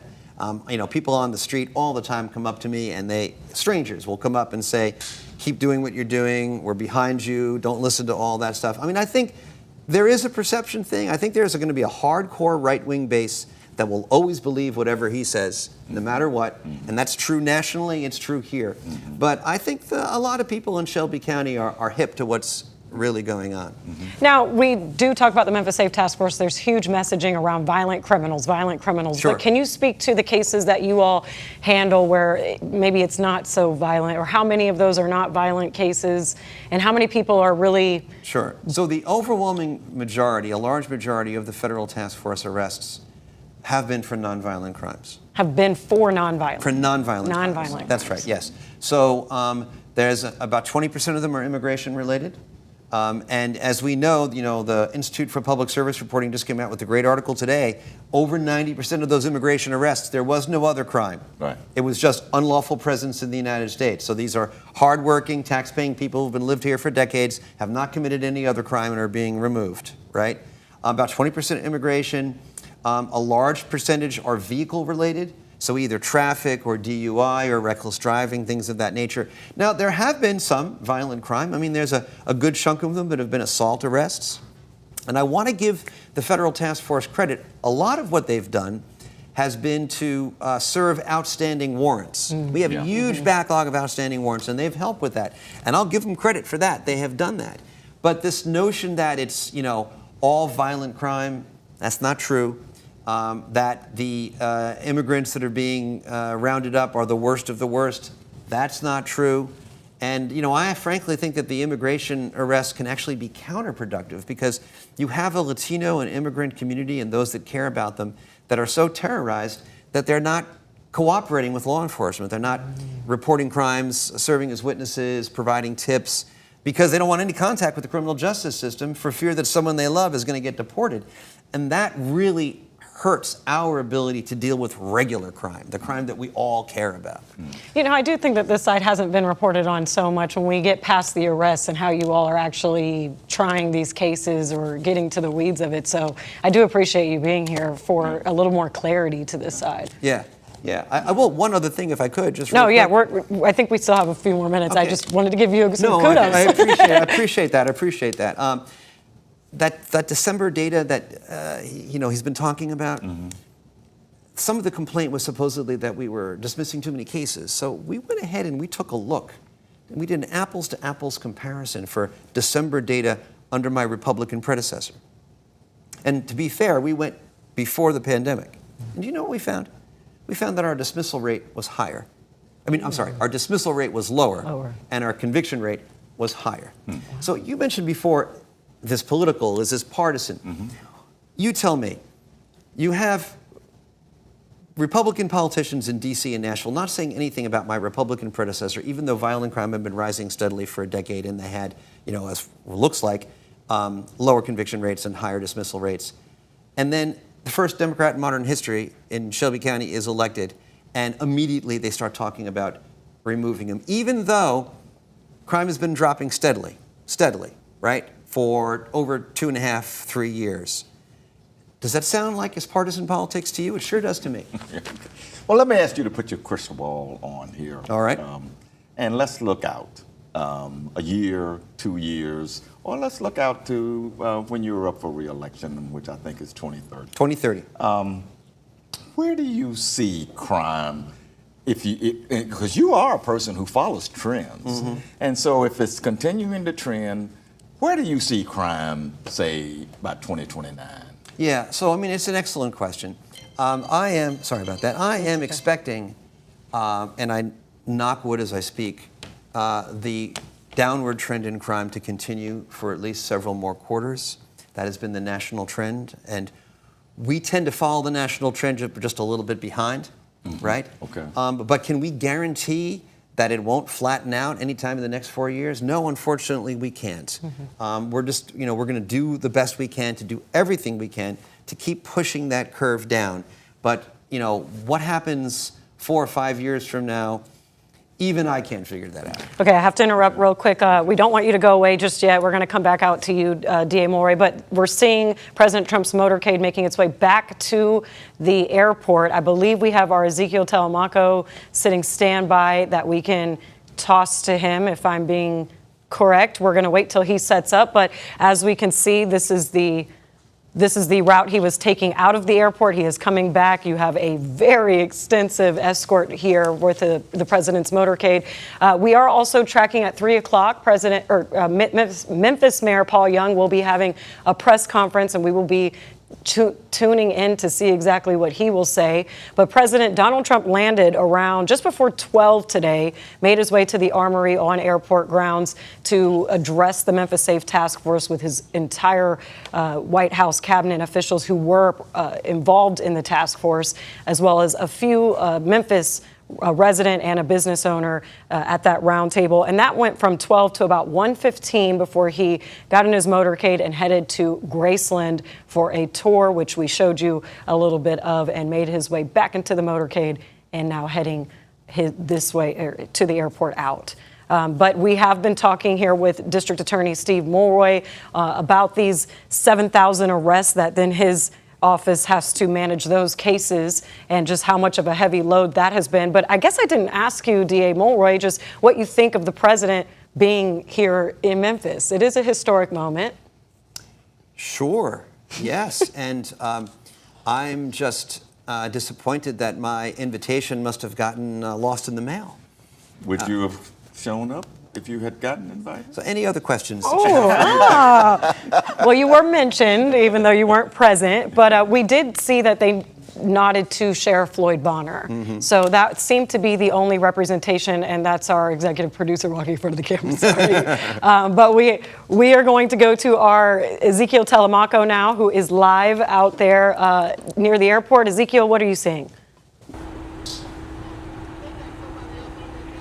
Well, we just saw President Trump just drive past us. He was waving at all of the supporters that are here, not too many that are still here left, but he was waving at some of the people that obviously were here to see Air Force One come here and then take off, which it looks like he is leaving Memphis now. We were told that he was going to come around 12 and then he was going to leave around 2 p.m. So it's kind of on point with the timeline that we were expecting here. And I got to speak to some residents, a lot mostly over here, that were happy about his arrival. Some that weren't even, bona fide Republicans when it came to supporting President Trump, but they were just happy that the President of the United States was coming to Memphis. Again, he just came from Graceland, so he had a briefing here, as you can see over there, and then after the briefing, which lasted about 2 hours, which had numerous guests, including FBI Director Kash Patel, Attorney General Pam Bondi, and other members of the Memphis Safe Task Force. Then he went to Graceland, Elvis's house, where he had a little tour of Elvis's establishment. He actually mentioned in his press conference that he wished that he could have met Elvis while he was here, but he just left in terms of Graceland, and he drove right past us with the motorcade in the Cadillac Beast, which is his presidential vehicle, waving at some of the Memphians that were here to support him. Now we're just waiting for Air Force One to take off, but we're going to continue to provide updates here at ABC 24+. Pepper, I know that you're having a great show right now with Steve Mulroy and Otis, so we're going to continue to watch that over here, and I'm going to obviously continue to watch out for the president leaving Memphis. Reporting in Memphis, I'm Ezekiel Telemaco, ABC 24+.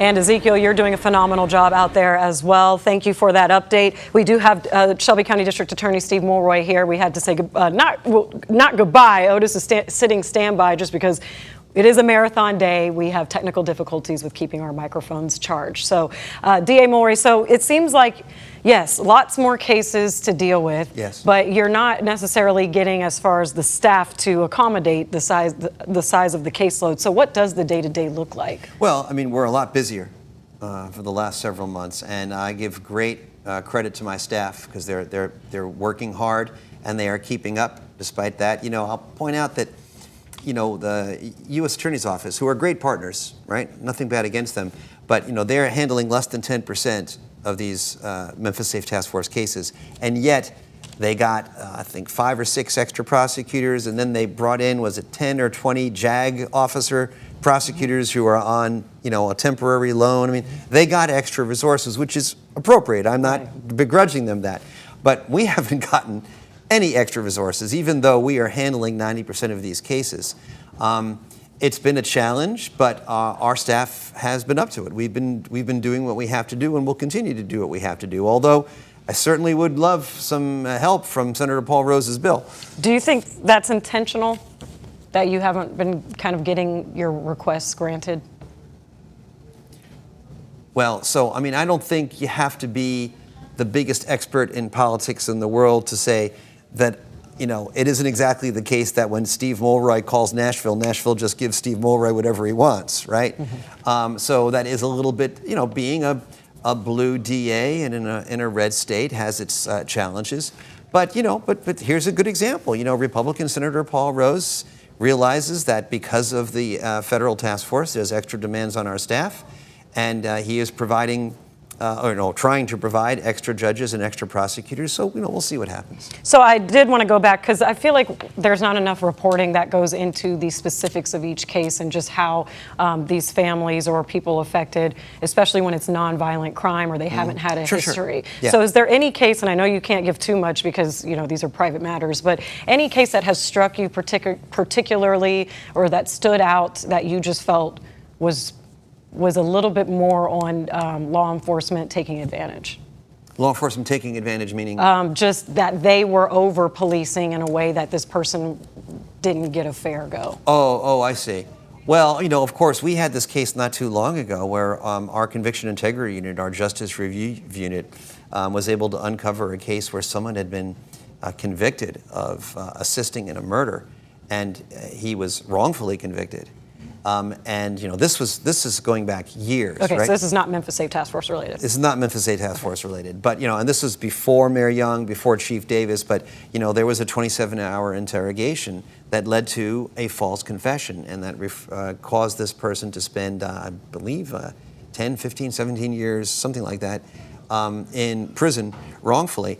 And thanks to the work of our office, we were able to not only figure out that he was wrongfully convicted, but we were able to identify the correct person that actually was the accomplice. And then we indicted that person. Now, tragically, I guess, that person has since passed on, so that case is moot. But that's an example of where I think law enforcement may have gone too far. Now, you're talking specifically about Memphis Safe Task Force? I was talking more so sorry since about that. No, it's okay, but that's really good context that these things happen. But with the Memphis Safe Task Force, you're saying that the majority of them are nonviolent crimes. That's right. So what's your methodology when you go into just how far you prosecute or? So we will treat these cases the same, regardless of whether they're a Memphis Safe Task Force initiated case or they're one of the many, many cases we have independently from local law enforcement. Okay. And if it's a nonviolent crime and the person doesn't have a significant criminal history, then we will try to look for alternatives to incarceration where appropriate. You know, very often if it's a probation, if it's a case where probation is under the law will presume probation under certain circumstances. One of the things that we've been focusing on a lot is what we call meaningful supervision. We won't just say, 6 years probation, full stop, next case. We will say, what does this particular defendant need in terms of rehabilitative interventions to make it less likely that they will become repeat offenders? In some cases, it's drug treatment. In some cases, it's mental health counseling, GED, job training, job placement, a requirement that they maintain gainful employment, things of that nature. And so we'll look carefully at that if it's nonviolent and there's no significant criminal history. Now, if there's a significant criminal history or if it is violent, well, then that changes the equation, and then, the presumption is maybe more towards incarceration. Although sometimes, if the defense keeps asking for delay after delay after delay, which we're trying to push back against, you may have a situation in which a person has already been in jail for a couple of years. And that may do it. That may be sufficient, given the seriousness of the offense and their criminal history. And then we'll do what's called the time-served plea agreement, which happens all the time in DA offices across the country. And that's something that we're willing to do as well. And I got to ask, is that the specifics of your methodology? Is that where the politics come in, that maybe your decision-making in certain ways isn't what more conservative leaders would agree with? So it's two things. First of all, in my rhetoric, I am talking more about emphasizing rehabilitation where it's appropriate. And I'm talking more about alternatives to incarceration where the offense is nonviolent and there is no significant criminal record. But it's also partially, I think what Otis was talking about is a perception problem, right? Because to hear some politicians tell it, we are, departing radically from what other DAs would do or what our predecessor did. And I don't think it's that big a difference. I think that there's been some misinformation out there. I'll just give you one example. Pepper, just this year, just since January alone, we have convicted almost 2,000 defendants in our criminal system and given out thousands of years of prison sentences. That's more than any other DA office in the state. Since January. Just since January. Wow. Just since January. It's more than any other DA office in the state, and it's more than our federal partners in Memphis, all of whom I like, but, it's there. So, to say that we're, whatever Otis said, to say that we're not doing our job, that we're not holding people accountable, is just belied by the facts.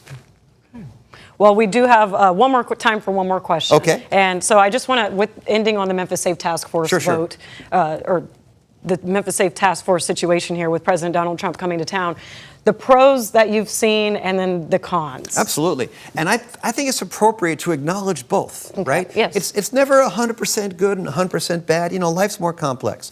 So to start out with the good stuff, we've had 1,000 federal agents, trained federal law enforcement agents come. And they have really helped with our backlog of outstanding warrants. And that needed to be done. And we should be grateful for them to do that. And that's great. We also have had a lot of traffic stops for public safety related offenses, moving violations that are actually making people less safe, on the interstate and in the streets. And that's great. I think those are more helpful than blanketing a low-income neighborhood with a lot of non-public safety-related tickets like vehicle violations and expired tags and, things hanging from rearview mirrors and one broken taillight. Because, we don't want to criminalize poverty, right? I think the National Guard, they're fine. They're good people. They certainly have high visibility. But are they worth $19 million a month? I don't think we've gotten $19 million a month of law enforcement and public safety value out of the National Guard, which is why I would rather the National Guard not be here and those resources be used for many other things that would be more effective. And then finally, the worst of the bad is ICE. And I mentioned it earlier. What's happening is they are pulling hardworking, decent, law-abiding people who have been living here, productive citizens, for decades. They are ripping them apart from their families and making the community terrorized and afraid to cooperate with the criminal justice system for fear that they or a loved one is going to get deported. That is actually counterproductive. It's worse than useless. And as we already mentioned, almost all of these people, they're not criminals. They haven't committed any other crime. They're just not here lawfully. And to the extent that there's any perception, Pepper, that local law enforcement is cooperating, that just makes it worse because people don't want to cooperate with local law enforcement because they see them as being connected to ICE, and that's very dangerous. So, I would love for a rump group of trained federal law enforcement officers to stay on a more permanent basis to help us with our backlog, but I would not like to see the National Guard or ICE remain for much longer. Okay, well, thank you so much for your perspective. I think you gave a lot of different intel that we haven't quite covered so much. So appreciate your time, District Attorney Steve Moore. Thank you. Can I make one other comment real quick, 5 seconds? Yes. It's extremely important. Go ahead.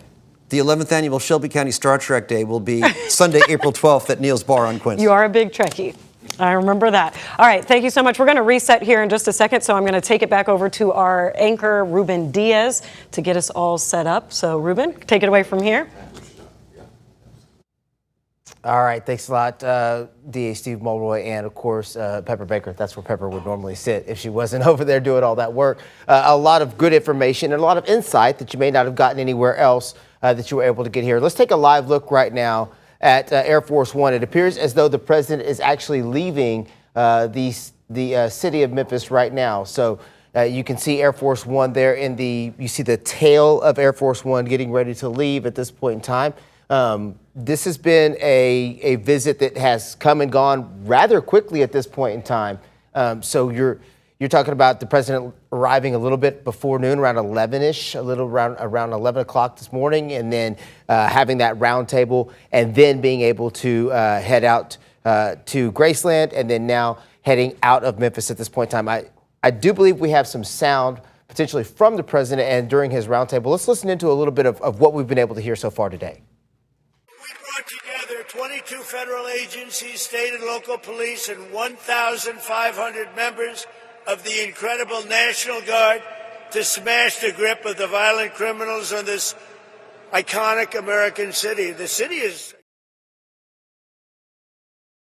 All right, there you heard the president talk about the city, this iconic city. One of the phrases used during today's roundtable was that Memphis is the soul of Tennessee. I thought that was a very appropriate reference at that point in time. There, you're, again, taking a live look right now. This is at Memphis International as Air Force One is preparing to leave the city of Memphis after President Donald Trump has made his appearance and held his roundtable during the course of that conversation, discussing the success of the Memphis Safe Task Force, at least in their eyes, some of the numbers that have been tossed out when it comes to arrests and detainees, and just some of the other information that had been spread throughout the course of this. Again, some of the important notes during the course of the president's visit today, as again, you're taking a live look at Air Force One as they are preparing to leave. Of course, today's roundtable was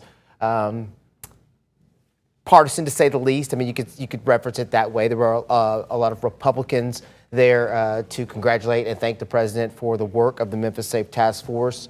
Did see kind of a lack of both sides of the aisle, so to speak, at that event today, but we did see Senator Marsha Blackburn, Bill Hagerty. Senator Bill Hagerty was there as well. Cameron Sexton was in the audience as well, and several of these people had the opportunity to speak during this roundtable where they were able to give their thanks to President Trump for his work on bringing the Memphis Safe Task Force here to Memphis. There were also some other conversations. We did hear from two local people. One was a business owner, one was a young woman whose mother who had had her own personal experiences. And the business owner, Tim Pugh with Pugh's Flowers, was discussing how they had incurred a lot of cost and theft before the Memphis Safe Task Force, and that now he could kind of see the light at the end of the tunnel. Pepper joining me back now here at the desk. You have been a very busy woman this morning. I think we all have. So hats off to you. And Pepper, I know you spoke with Ms. Ballinger personally before, and then you were able to hear some of her conversation today as well. So she has a very interesting perspective because she had told me just up until so for background, in case you aren't familiar with Delicia Ballinger,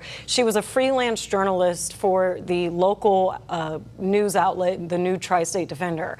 And she made a TikTok during her time as a freelancer that was thanking President Donald Trump and talking about how safe it was in her neighborhood in Whitehaven. And she hadn't heard gunshots in a long time and her kids could play outside. That TikTok video went viral, so much so that it seemingly gave the impression for those who have politicized this whole federal enforcement that it seemed to lean one way over the other, and that was what she claimed was the reason why they let her go. And so she had a really interesting perspective because she told me up until that moment she was absolutely liberal, like she was a Democrat and very blue. And then the TikTok happened and the way that she garnered support from Republicans, and just the Memphis Safe Task Force and what she believed in, she then considers herself now a conservative.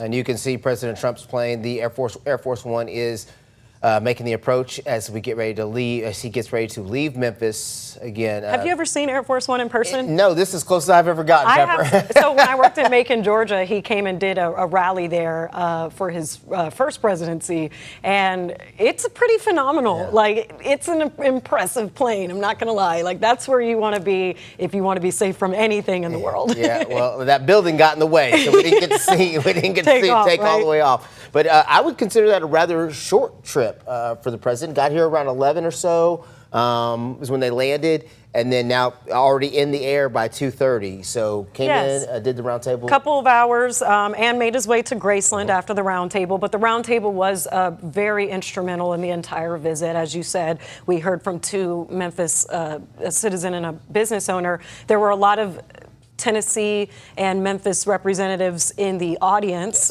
Senators Marsha Blackburn and Bill Hagerty.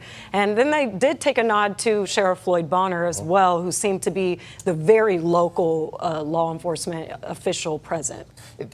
A wide range of task force leaders there at today's roundtable, and each one of them getting the chance to speak.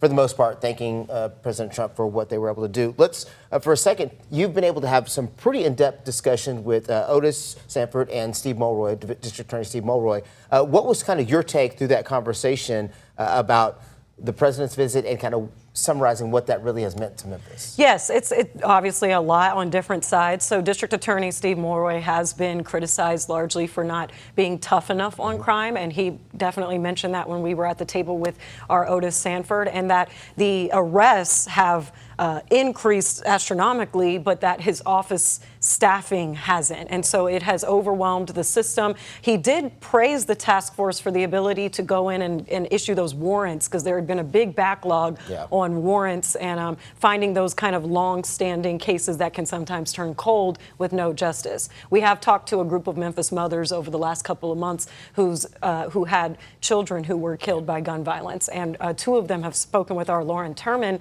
about how their cases were finally able to move forward because of those warrants that were now issued and just the work of the Memphis Safe Task Force. But largely, he did give a lot of insight on what happens after the arrest. We don't always seemingly know the ins and outs of what happens in the legal and the criminal justice system after you get arrested. And DA Mulroy was able to say that the majority of these arrests are non-violent, which is pretty impressive to say, and different than what you might be hearing otherwise. Yes, a lot of criminals off the streets, violent criminals, more so violent criminals. And so DA Mulroy, whose office has to process these cases and try them, very much saying that it's non-violent. And But he did give both sides. I mean, he did say that overall the crime is down regardless, and that hopefully that trend, he really believes the trend will continue. I did think he did a good job, that DA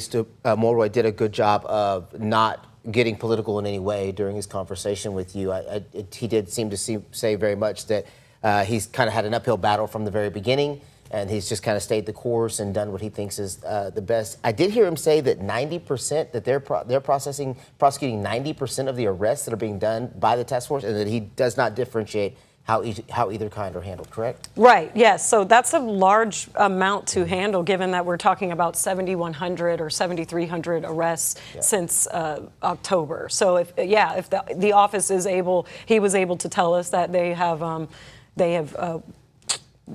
turned over 90% of those, then that is a huge load, and not only a load, but they're working through a huge load with the staff that they have. It also creates other issues that maybe people don't think about unless it directly impacts you, and that's the fact that when you have 7,000 arrests in a jail system that was already overcrowded, now it takes another layer. You have to now it's not the district attorney. Now you've got to talk to the sheriff's office and the jail system.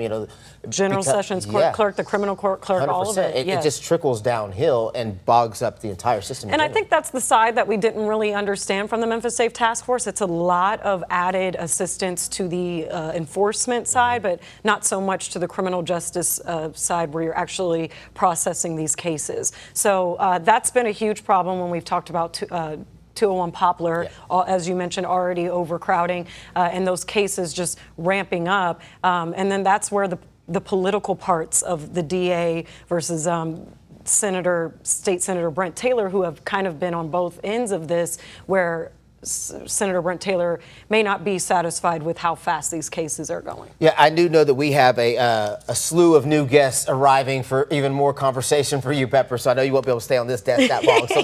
But before we move on to the next topic, which you're going to have another roundtable of conversation, let's wrap up a little bit more about what was said at the roundtable with President Trump. Yes, 100%.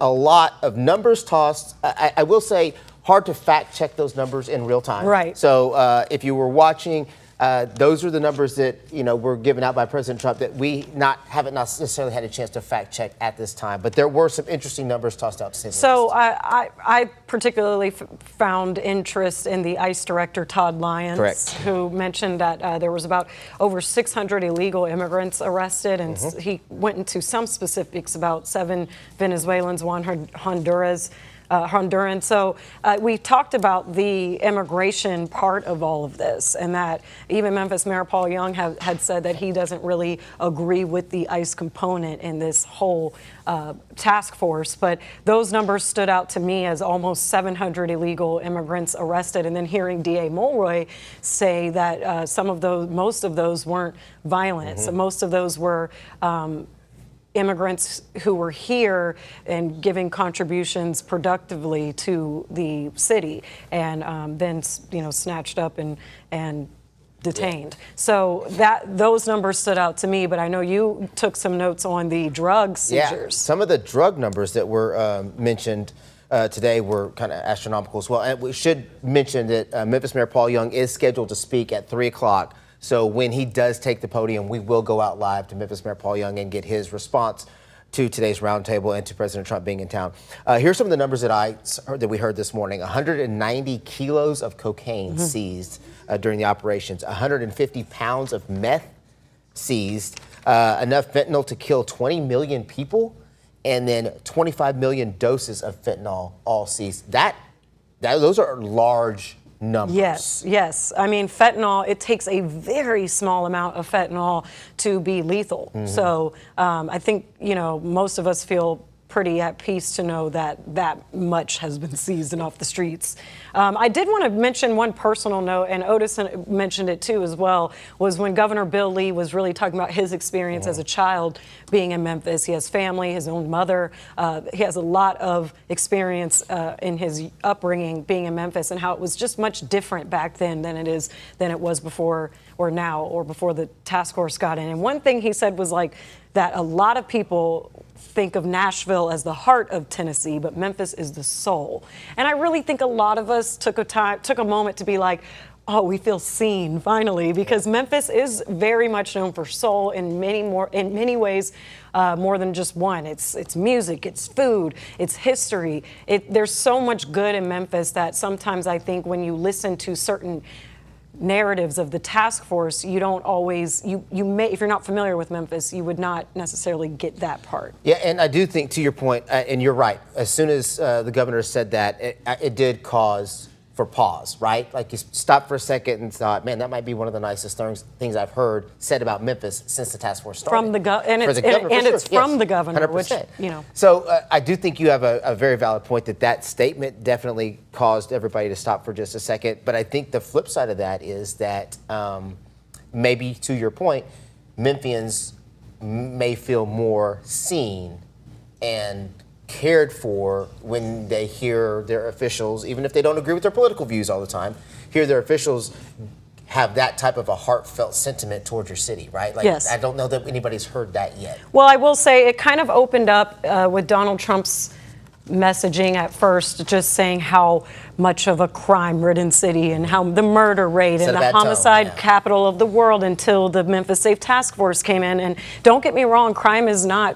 It is very high, and it needed work. But there is so much more to this city as well. So I did appreciate Governor Bill Lee taking that moment to say that, because it seems to be just this type of rhetoric that gets thrown around that without the task force, Memphis was doomed. So, but the crime definitely needed help. It needed assistance. And they did tout those numbers that we had been reporting since last week, which was over 7,100 arrests, over 1,000 guns seized, and over 150 children found, missing children found. Yeah, and some of the other numbers from what you're talking about, that the growth of the task force as well started out with, I think they mentioned 200 people in the beginning. Right. It's at like 2,700 members of that task force in some shape, form, or fashion now. So the task force has continued to grow. One thing I didn't hear anything about was a timeline. How much longer will the task force be here? Is it mission accomplished? You know, is it, hey, we're going to keep going until it is crime-free? That's one thing that, while it almost seemed like a victory lap, right, during the roundtable, but with no timeline or no end in sight, so to speak. The only thing I remember was President Donald Trump said maybe in even 2 more months, you'll almost be a crime-free city. Yeah, but is that task force free? Right. You know, that's a good point. So maybe we can at least expect for 2 more months they'll be here at the very least. But and then, you know, we talk about Attorney General Pam Bondi and Secretary of War Pete Hegseth making their way to Memphis for the second time within 6 months. They were here in October, shortly after the initial Memphis Safe Task Force National Guard deployment. The Memphis Safe Task Force started. So it is quite something to say. Whatever side you're on, that White House officials are making it a point to visit Memphis. I will say, because you're making a extremely valid point. It's one thing to implement the task force and never visit. It's another thing to implement the task force and show up to say, hey, this is what we've done. Now, whether you agree with the politics or not, there is an optics version of that you have to at least recognize, right? You have to at least say the president got in Air Force One and landed at Memphis International to come tell people that he was excited about what was happening in Memphis. Whether you agree or not all the way, that at least happened. Mm-hmm. Can we take a second and discuss the fact that we have a couple minutes, that the president then traveled to Graceland? Graceland, yeah. And I think that's actually pretty impressive. I'm happy to see that it wasn't just President Donald Trump coming in, doing the roundtable, and flying right back out. He mentioned he loved Elvis. Yep. So, you know, early on last week, I had a little social media post that I asked people, like, do you think you'll get barbecue? Do you think you'll go to Graceland? Maybe it was your social media that did it. And I had a feeling you would go to Graceland for whatever reason. But we have a clip from Graceland when President Trump was given a tour. Known all over the world as the home of Graceland. You know, I'm going to see Graceland after this, I think. Is that right? I love Elvis. I never met Elvis. Everyone said, did you? I met them all. I met Sinatra. I knew all of them. I never met Elvis. Sometimes I feel I should tell the little fibs that I knew him well. I love Elvis, but I never met him. But I'm going to go see Graceland after this, I think. I'm sure it's not going to be a very long stay, but I want to see that. But for years prior to our involvement, Memphis had become known for something else, being the murder capital of the USA. That's not a good title. It was averaging far more than one murder per day, with a crime rate higher than Colombia, Mexico City, or Baghdad. In the year, I shouldn't be saying this, but here's the good news. It's been fixed, all right? I hate to say this because it's so negative. It's so negative. Clearly that wasn't at Graceland. No, you are correct, unless they change the backdrop. Yeah. So it was him talking about making a stop to Graceland and how much he liked Elvis, even though he didn't get to meet him. Yeah, and two things. One, he said I could have fibbed and said I knew him well. He said I didn't say I'm not going to do that. But the second thing that I think, to your point that we were talking about earlier, is we went from the Graceland conversation to the murder capital of America. Really, really quick turn of like that negative tone of here's why I had to do this, right. Which is again part of that bad taste that gets left in people's mouths. Yes, just the messaging all around, just kind of understanding that if you're not familiar with Memphis and all you maybe knew about Memphis was now this Memphis Safe Task Force, some of the messaging may sound like you know, it was in a horrible shape, and you know Elvis was from here. He built his mansion in Whitehaven at one point. There's just so much to Memphis that you know. Again, Governor Bill Lee touched on the fact that Nashville is thought of as the heart, but Memphis is the soul, and I just really appreciated that because it took a step back to make us realize that it is a great city. Now, they also, President Trump himself said this iconic city, yes. American city. So you know, Memphis is historic. It is, and I don't think anybody can argue with the fact that there were issues, struggles. Right. Crime rates. Yes, crime rate. I know when we were moving here, I have a family. That's one of the first things we looked at, right, is where do you live, where's the crime, and all those things. So I don't think anybody can delude the fact that there were issues. I think that some of the conversation was because it was so extreme.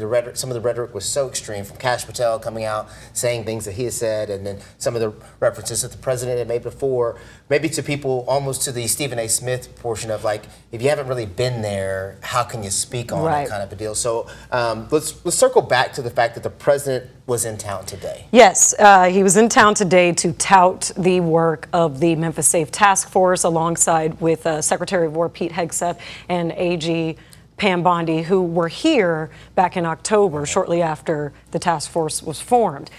When President Trump got out there, though, before he even mentioned Memphis, yes. he did give an update on Operation Epic Fury, yes. which has to deal with the war in Iran. And he was proud and confident in saying that America has a hold on the war and is in fact winning, saying that Iran's Navy and Air Force has pretty much been obliterated.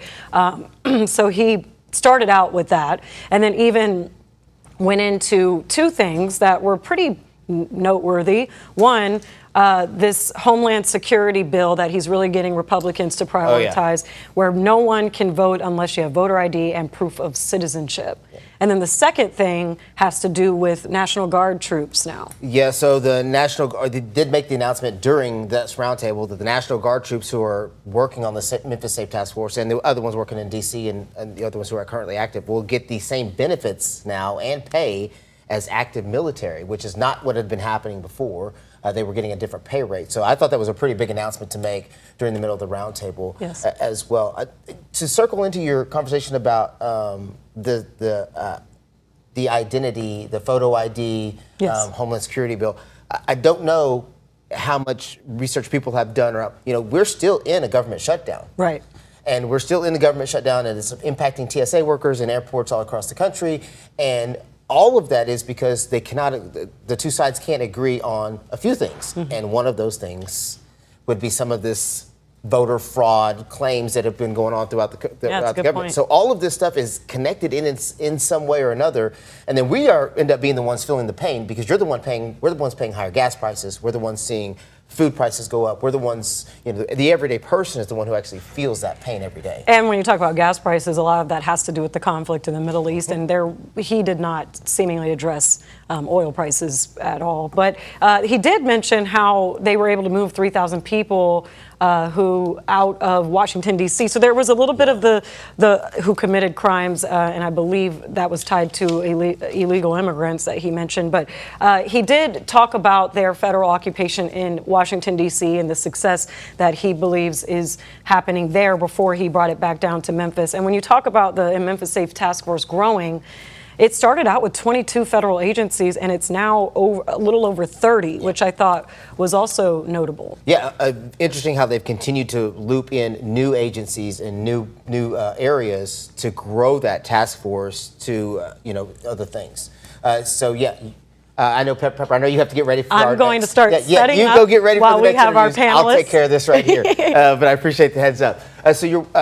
As Pepper was mentioning, the task force has grown. Let's give you some of the numbers that were given to us during the course of this roundtable today. 44 homicide arrests, 812 drug charges, 757 gang charges, 1,200 guns seized, and 150 kids recovered, found safe. One of the other things that was notable during the course of this conversation, whenever you could hear some of these leaders speaking, was about the discussion from the ATF deputy director, who mentioned that they had cut off the heads of a couple of gangs here in Memphis. One of those gangs being called Rich and Ruthless, and the other one being called the Vice Lords. There, you're taking a look at some of the numbers on your screen of some of the arrests and seizures that have been done since the Memphis Safe Task Force started. Again, the ATF deputy director mentioning that two major gangs in Memphis had the heads cut off of them, Rich and Ruthless and Vice Lords. Obviously, that it would be a big milestone for any law enforcement, but especially for the Memphis Safe Task Force that is currently in place.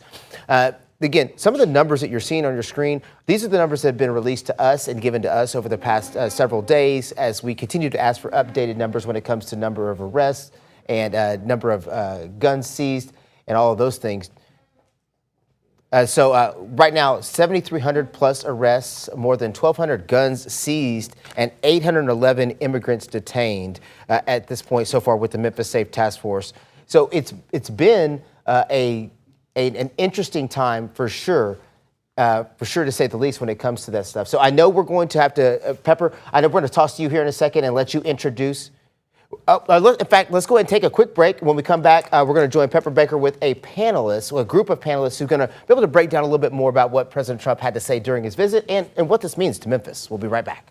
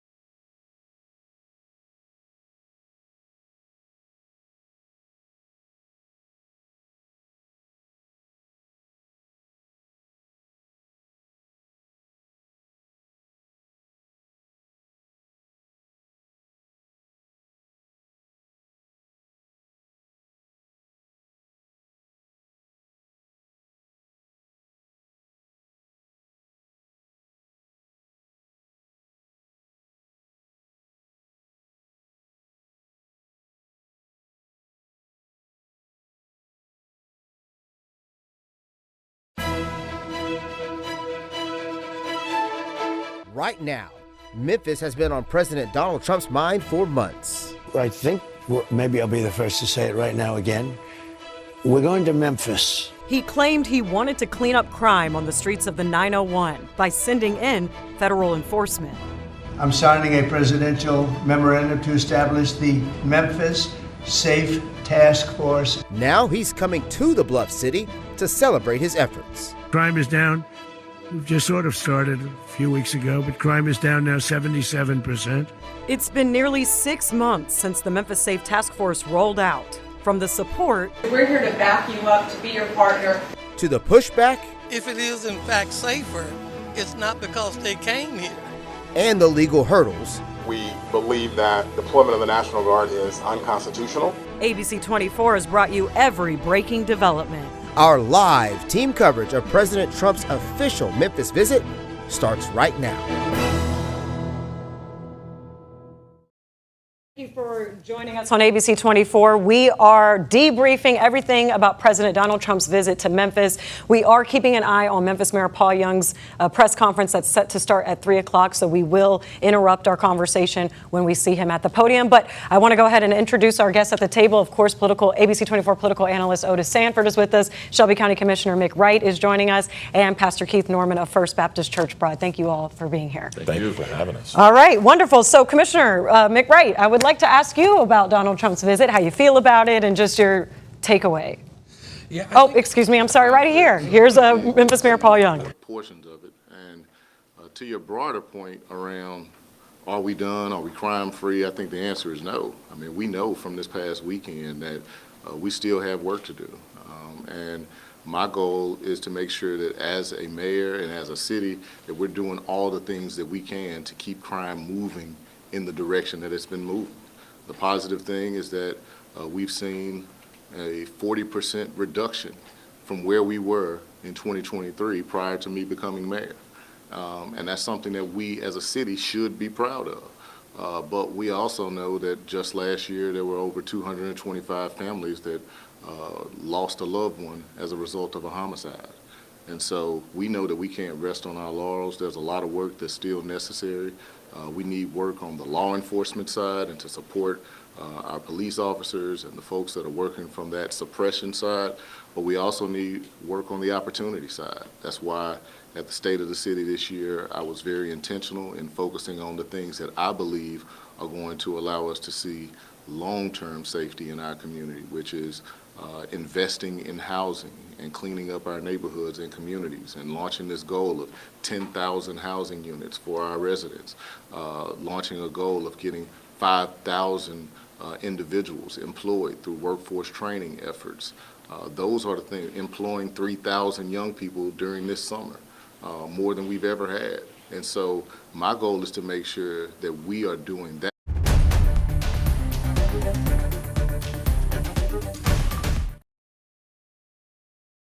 ABC 24, President Trump also talked about how, the Memphis Safe Task Force talked about how, while to your point, 225 families did lose a loved one, 150 kids were reunited back with their families. Just talk to me about that. Yeah, I mean, that's a positive thing. I mean, that's work that's been underway, and you all know that this has been a big thing for our city. There's been a lot of conversations over the past 6 months around how the task force is going to show up in our community. And my goal is to make sure that as the mayor of Memphis, that I'm at the table helping to drive how the federal agencies showed up in our community. And I think that because of how we have aligned our efforts that we were doing prior to their presence with their presence here, I think it's led to greater results. Things like our fugitive task force that we already had active, we were able to fold them in, getting more warrants executed, our organized crime units. All of those were things that MPD was already doing. I think it's important to note that prior to the task force, we were already seeing a 25% reduction in crime from where we were in 2023. And so certainly it amplified the work, but we know that the work continues. Mayor, what was your conflict there? That's personal. Yeah. Mayor, we're about halfway through the task force's kind of like original designated time in Memphis. have there been any conversations about how we sustain this, and if so, what are some of those ideas? Yeah, I'm having lots of conversations around how we sustain it. We don't have a date as to when the task force or the surge of the task force ends, but we know at some point they will leave. And so the question becomes, what are the things that we are going to be doing as a community to make sure that we sustain those gains? I think that more investment in community policing and programs where we're working with nonprofit agencies that are able to help intervene in the lives of individuals that have shown that they're already headed down the wrong road is a way for us to make sure that we're sustaining. The investment in our workforce. I think this is a really, really important part of sustaining the gains that we've seen. We have to put opportunity in the hands of our young people to prevent them from moving into a life of crime. And then cleaning up our neighborhoods and our communities. If people walk around their neighborhood and it looks like no one cares, then it's not surprising to see the negative behavior come right behind it. And so the investment in 10,000 housing units is intended to be able to help people to have a safe place to be able to live and sleep at night, but also take what are currently blighted properties, vacant properties in our neighborhoods and fill them in with more people. Mayor Yeah. you talk about having a seat at the table. What does it say that today when there is the most public table you possibly could have, you're not there? What does that say? And then second, Memphis doesn't have the best track record of getting federal assistance for some of these other domestic programs that you've mentioned. Government isn't fully open right now. How can you be confident that funding outside of this task force is going to come for all these other issues that you raised? Yeah, so, you know, this was their event today. I mean, my goal is to make sure that as the work is happening, that I'm at that table, and I am at that table. The second part of your question, say it again. Memphis doesn't have the best track record of getting the resources. Funding, especially for these domestic programs. It's one thing to have the FBI and the HSI and all these other Right. folks here, but to get these programs, the government's not even fully open. Yeah, I would say we have been successful in the past in getting federal funding. If you look at projects like South City, where we have a Choice Neighborhoods, $30 million that was invested in our community on the housing side. So there are projects that you can point to that have federal investment. And so my goal is to ensure that I am continuing to advocate for the things that I believe are going to be able to transform this community. Mayor Young, you said you were able to see bits and pieces of the discussions today. Yeah. What is your reaction to some of what you were able to hear? You know, I try to keep my emphasis on what I can do locally to make sure that we are keeping the main thing. And the main thing for me is making sure that we have less people being victims of crime and that we are moving our young people towards a place of opportunity. And so the more emphasis I can keep on that, the better our community will be. Mayor Young, in talking about keeping the main thing, I know you've repeatedly said immigration enforcement is not the main thing to you. Immigration was a pretty frequent topic, with immigrants often conflated with criminals today, and we do know that 600 to 800 immigrants have been detained in Memphis just in the task force. How do you reconcile your support of some aspects of the task force with what's going on with regard to immigration? Well, I mean, I just be very clear that that's not a part of this task force that I like. That's not a part of those efforts that I am supportive of. I think that the immigrants in our community have been a vital part of the growth of our city for the past 10 to 15 years, and we want them to feel welcome in our community. And I can be supportive of some parts, which is the partnerships with FBI, DEA, ATF, the traditional law enforcement partners, and disagree with other parts. That's just me being a practical leader that understands that in my seat, my goal is to make sure that I can control what I can control. And there's no mayor in America that can control the immigration aspects of this. Mayor Young, after the shootings this weekend, you called for more accountability. And that's something we've heard from past administrations pretty frequently, talking about accountability for families, kind of knowing where your kids are at. Is your administration planning to enforce any sort of accountability in the future, and if so, what would that look like? When you say enforce accountability, what does that mean? I'm thinking probably along the lines of like the curfew, and how do you go about enforcing that properly? Well, as you know, there is a curfew on the books. There are some challenges with implementation because we have to ensure that we have the appropriate place to take the individuals if and when they do encounter law enforcement. But it is something that we're exploring because we think that it's unacceptable to have 14-year-olds running around downtown 11:30 at night in the entertainment district and on Beale Street where there's bars and adult activities taking place. And so we will definitely explore that and we'll keep all the options on the table. Mentioning the gun town this weekend, the city's already put significant investment into downtown. There's more of a presence downtown, yet still these incidents occur. How much can security really prevent people, if they have guns, from doing what they will in this society? Yeah, I mean, societally, you said it when you asked the question. I mean, you can't prevent things from happening, but you can create an environment where it's less likely to happen. And when it does take place, making sure that you're able to bring people to justice quickly. And in the incidents that took place this weekend, the people that were responsible were quickly apprehended, and that's as a result of the technology and all of the things that we put in place to make sure that we have eyes on the streets. And we just have to stay vigilant and continue to do everything that we can to make sure that when things take place, we make the adjustments to try to prevent the same type of thing from happening the next time.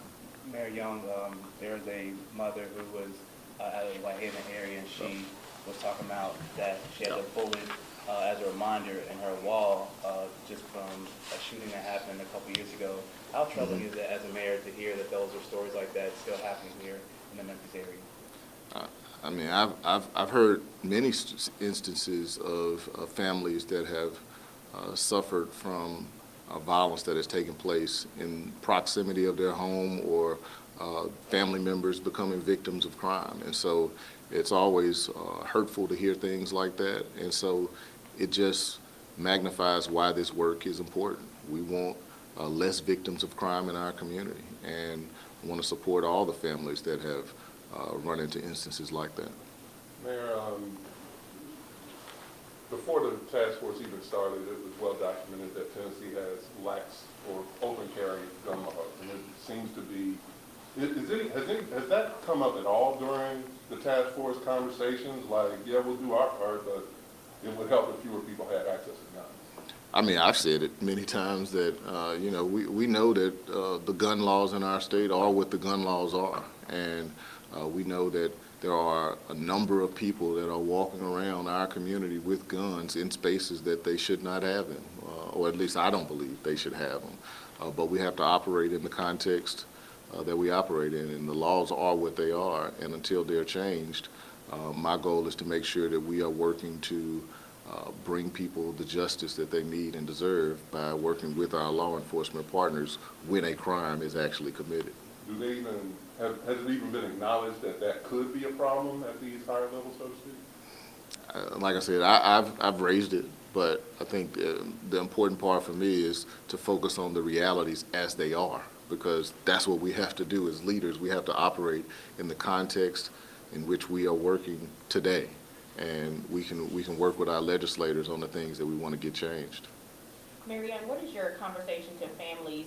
They've seen a lot of messaging today from our president, but what is your message as a local leader here who work hand in hand with our local law enforcement? What is your messaging to families today surrounding safety overall? My overarching message is that Memphis is moving in the right direction, that crime has been reduced in our community, but we're still not where we need to be, and that this city, our police department, our partners, we're all working to put programs, initiatives, efforts in place to make sure that we're continuing to drive down crime. I think it's important for our residents to also know that when I am advocating, whether it's in Nashville or DC, for resources, I'm looking to bring the resources that I believe are going to drive down crime long term. So while that includes law enforcement, it also includes the elements that I talked about previously around investment in housing, workforce, and other opportunities to grow our city and to grow opportunities for our young people. Mayor, today the president described Memphis as a place where crime is vanishing, where it is maybe even going to go away in another 2 months. I think he said something along those lines. What value to the city do comments like that provide? No, I don't know about the value, but I think that we know that crime is something that as a city we have dealt with for many, many years, and it's moving in the right direction, but it's definitely not over. And so we want to make sure that we're doing all the things that we can to make sure that we are continuing to move that trend in the downward trajectory. Realistically though, sir, is it ever going to be enough? Is it ever going to be zero? When is the bar for when the task force, Memphis can stand on its own without the task force? I think Memphis can stand on its own, period. As I said before I started, we were at a 25% reduction before the task force started. And so our goal is to make sure that we're continuing to move the numbers in the right direction. The task force will leave it could leave tomorrow, and we're going to continue to do the work. And so I try to make sure that we stay focused on what are the strategies that are going to help us continue this trend. All right, we have one more from Motorcade. I apologize if this question's been asked already, but have you been provided a timetable at all as to when the task force might leave, or how long those are going to stay? We have not been provided we have not been provided a timeline with regards to when the task force might leave, no. Just kind of piggybacking off of what Sam said when asked earlier, another thing the president said today was that Memphis has a reputation. And it wasn't really clear if he meant has, or will have a new one. Do you think that the task force being here has helped Memphis's reputation, or do you think that the crime numbers dropping is going to speak for itself? I think the crime numbers dropping will speak for itself. Certainly we all know that we've heard narratives around Memphis in the past and crime and the name of our city and that word being mentioned together. And so we want to see that connection disappear. We want Memphis to be known for the culture, the vibe, the amazing cuisine, all of the great attributes of this city that we all as Memphians know exist here. We want to make sure that that's what the world knows us for and disconnected from that negative narrative. Do you have any thoughts on the president taking time out of his very busy schedule to go to Graceland? Well, we know we have what is the second most visited house in the country, right here in Memphis at Graceland, and so he joined millions of others that have come to visit that home. So it's a great thing for our city. All right, thank you guys. All right, thank y'all. Have a good day. Have a good one. All right, you just heard from Memphis Mayor Paul Young addressing President Donald Trump's visit to Memphis, as well as the Memphis Safe Task Force's efforts since they started back in September of 2025. We are going to close out here. If you're watching from ABC 24 on cable, please join us on 24 Plus. That's our streaming app. We're going to continue this conversation with our panelists, but for now, we're going to leave you on ABC 24. Thank you for watching. Please join on 24 Plus.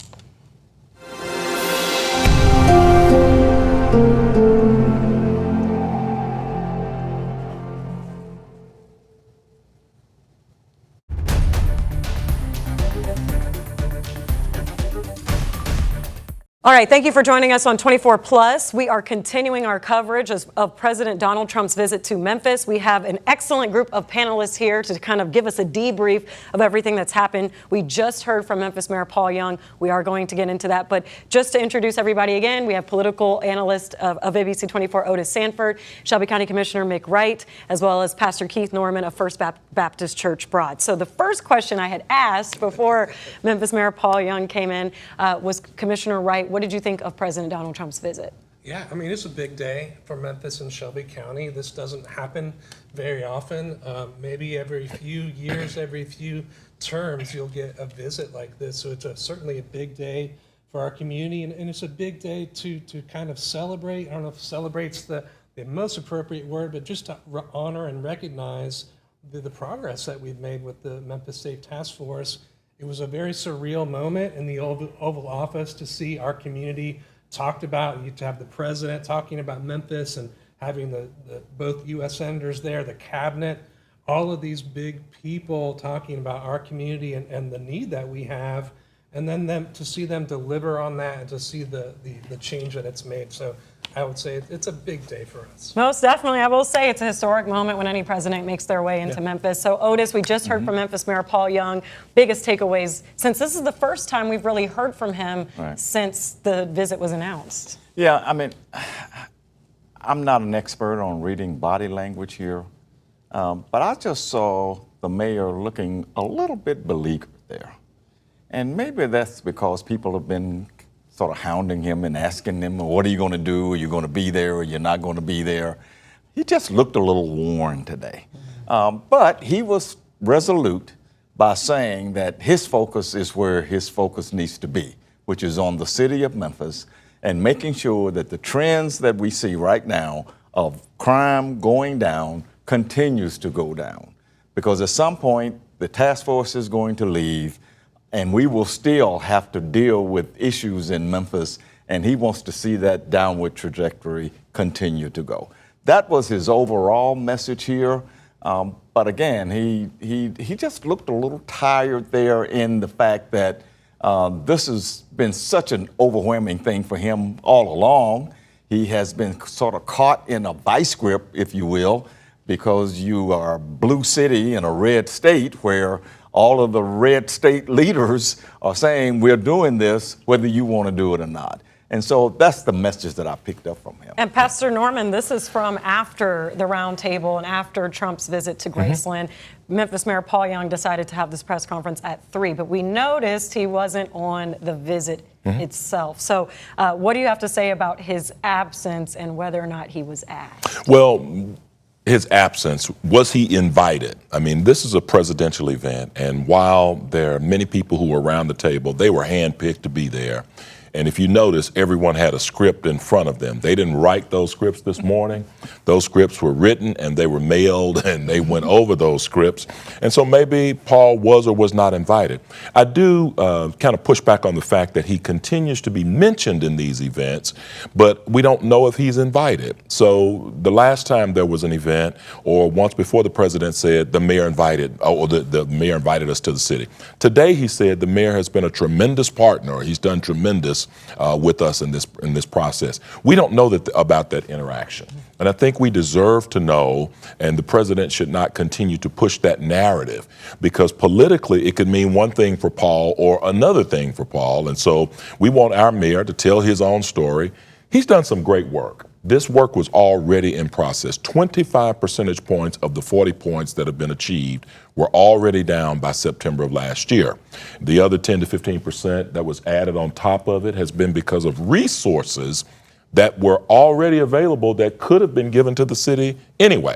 Collaborative effort, working together to fight a problem. We should have already had the Tennessee Highway Patrol. We should have already had the FBI and all of the other coordinated forces, ATF, in this area, because these are available to all American cities, and they shouldn't be on task force special agendas. I do want to dive a little deeper into some of the task force work, but before that, Commissioner Wright, so you know what it's like to kind of work on both sides of the aisle and just having to work with different people at the table given the commission. So what do you, read between the lines for us a little bit, what do you make of President Donald Trump and Governor Bill Lee's relationship with Memphis Mayor Paul Young?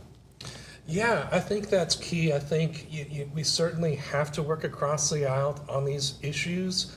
Otis talked about a blue city and a red state, and sometimes we're a red state and in a blue country, and those things go back and forth. It is so important that we collaborate. Right now, I feel like we have a breakdown, or we've had over the last few years a breakdown between, let's say, the sheriff and the county mayor, or communications between judges and other elected officials. Certainly county clerk and commissioners have been strained relationships, but those are very important. All of those pieces need to work together. I am encouraged to see the president. I think that maybe my takeaway from today is that the president committed to ongoing support and saying, this big goal of kind of even no crime, which we'd all love to see. But I think in order to continue to see those gains, like Pastor Norman mentioned, we're going to have to work together. And that's why I think it's important to have that local, where is the local presence and how is that going to work so we can continue those gains? Yeah, go ahead. But let me address something that I think needs to be said here. While it is a real big deal that any president comes to a city, I think we would have been better served today if the president had come and talked to even more people, such as the gentleman from Pew Flowers, such as Miss Ballinger, and a variety of people in the community, including those who say that, well, the parts of the task force have not been all that kind to me. It would have been more effective to have him go on a listening tour on this than to have him sit there and let people praise him. Yeah. Because that's all that happened. Yeah, they went around the table. I'm not being politically critical here. Yes, you are. Maybe I am to some degree, but I'm not a politician, I'm a journalist. and I'm just saying that to be more effective here, it would have been good to have citizens like Miss Ballinger and the gentleman from the Pew Flowers talking about the impact and how it has helped us. We are glad that instead of having Pam Bondi and Pete Hegseth and Kash Patel talk about how wonderful you are. One word, disrespectful. You asked, how do you perceive the relationship between the governor and the president towards our city, our mayor? Disrespectful. To put things in motion without having conversation with the highest elected official in that space, and to sit down and say, come to the White House, let's talk, or let's get together.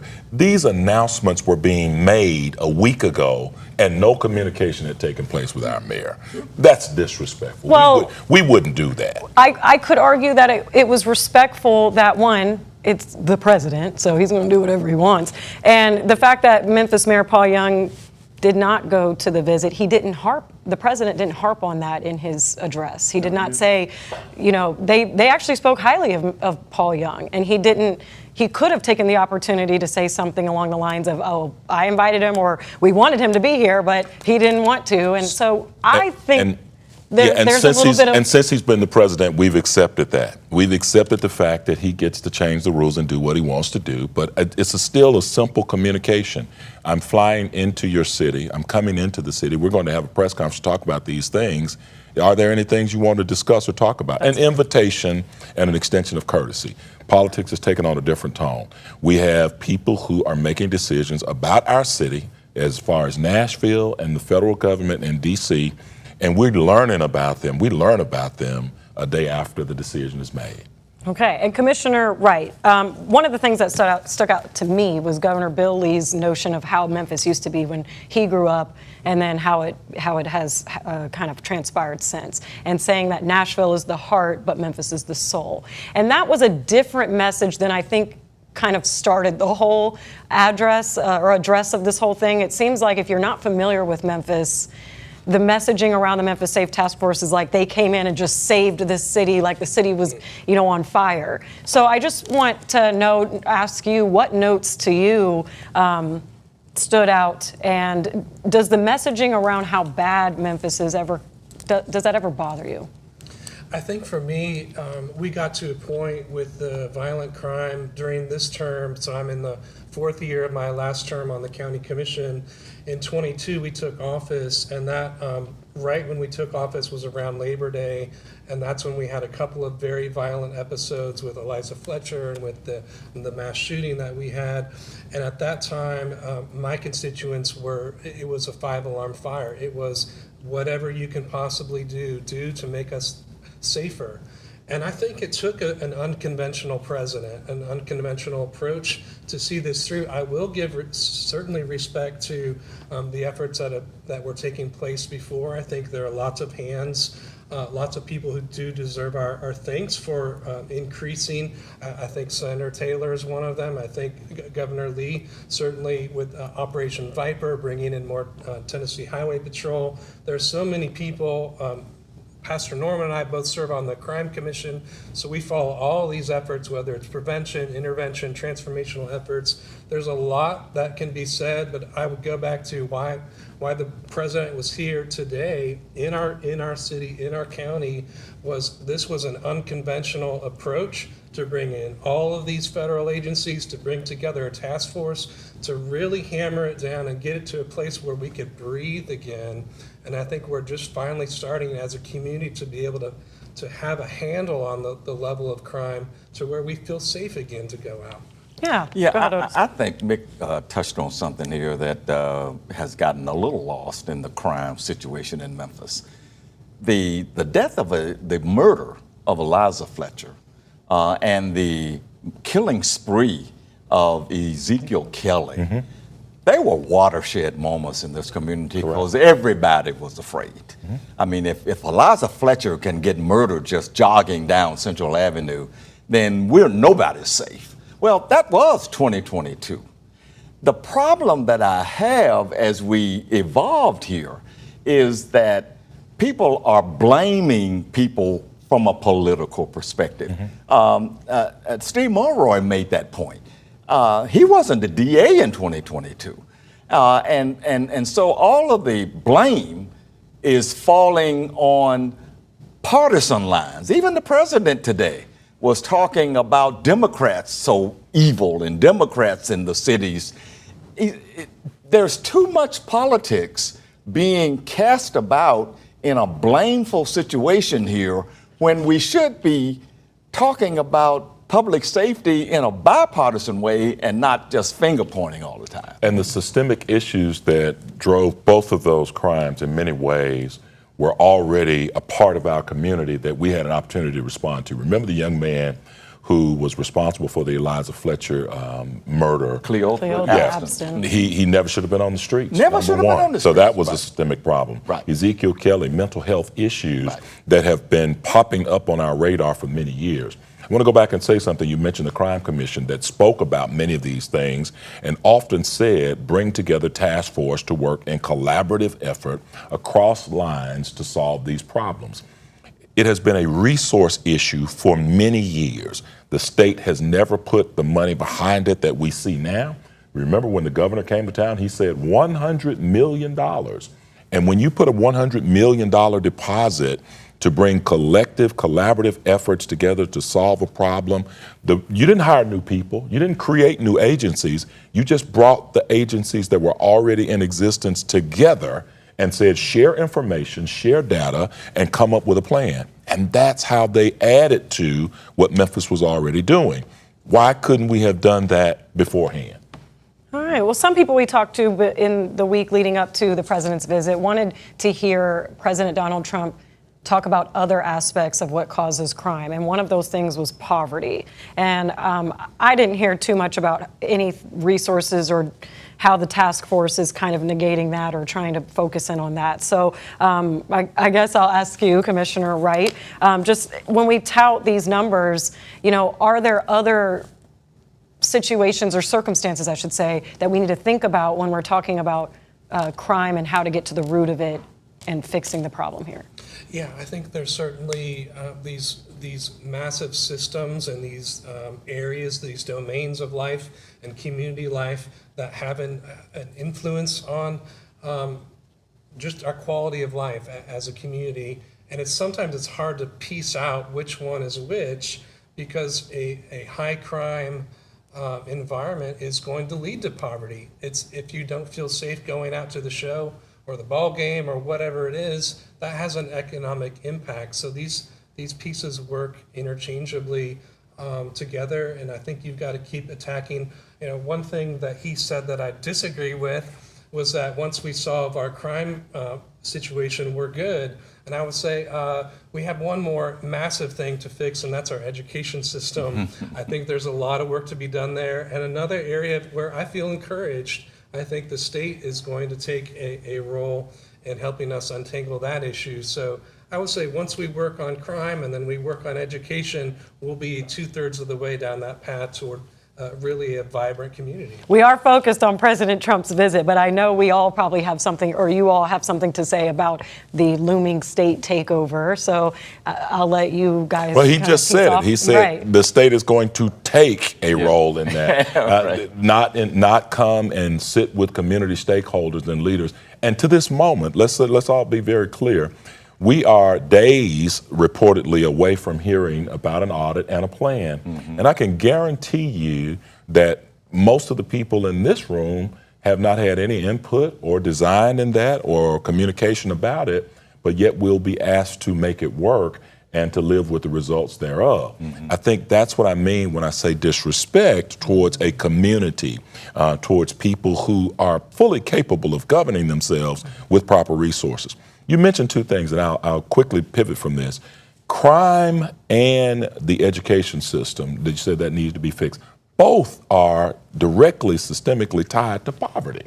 And so if we don't bring poverty into this conversation, 650,000 people once in the city of Memphis, now down to 615,000, tax base erosion, largest land mass outside of Jacksonville, Florida to police, we are talking about a non-sustainable community in the years to come. If we don't fix poverty, we're going to continue to see this donut where Memphis is in the middle with no resources and the communities around us are thriving with all of the resources. That's not sustainable. Yeah, I agree with that. And before we leave the Trump visit, though, we haven't talked a lot about the protests that were going on today.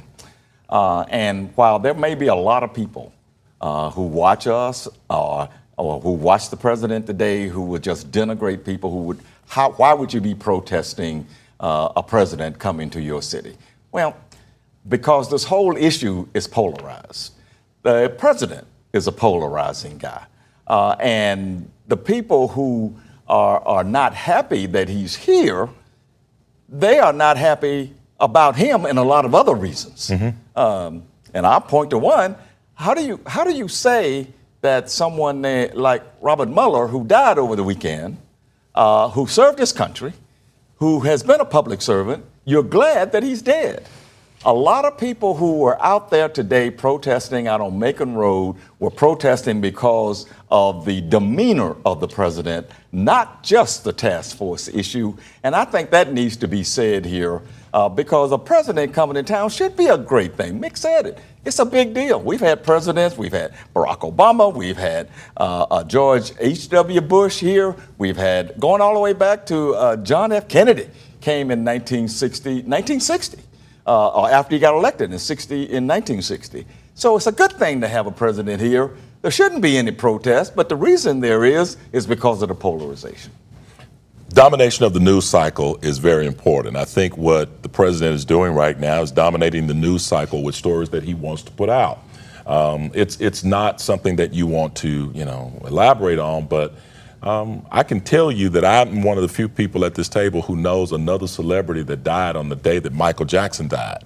You don't know who that person is because you don't remember. You probably don't remember. I do. But it went under the radar because Michael Jackson died, and that was going to be the news story on that day. Well, I remember the exact moment where I was. Michael most Jackson of us, died. and then you don't remember the other person. And 5 minutes later, we heard about the other person, and it was like, we don't know now to this day. I'm on the edge of Farrah Fawcett. Farrah Fawcett. It was Farrah Fawcett. Yeah. Farrah Fawcett died on the same day that Michael Jackson died. Rest both of their souls, by the way. That's a little bit of trivia there. Yeah, it's trivia. But dominating the news cycle is my point. Exactly. When the story is out there, and let's be clear, he's done good putting his story forward.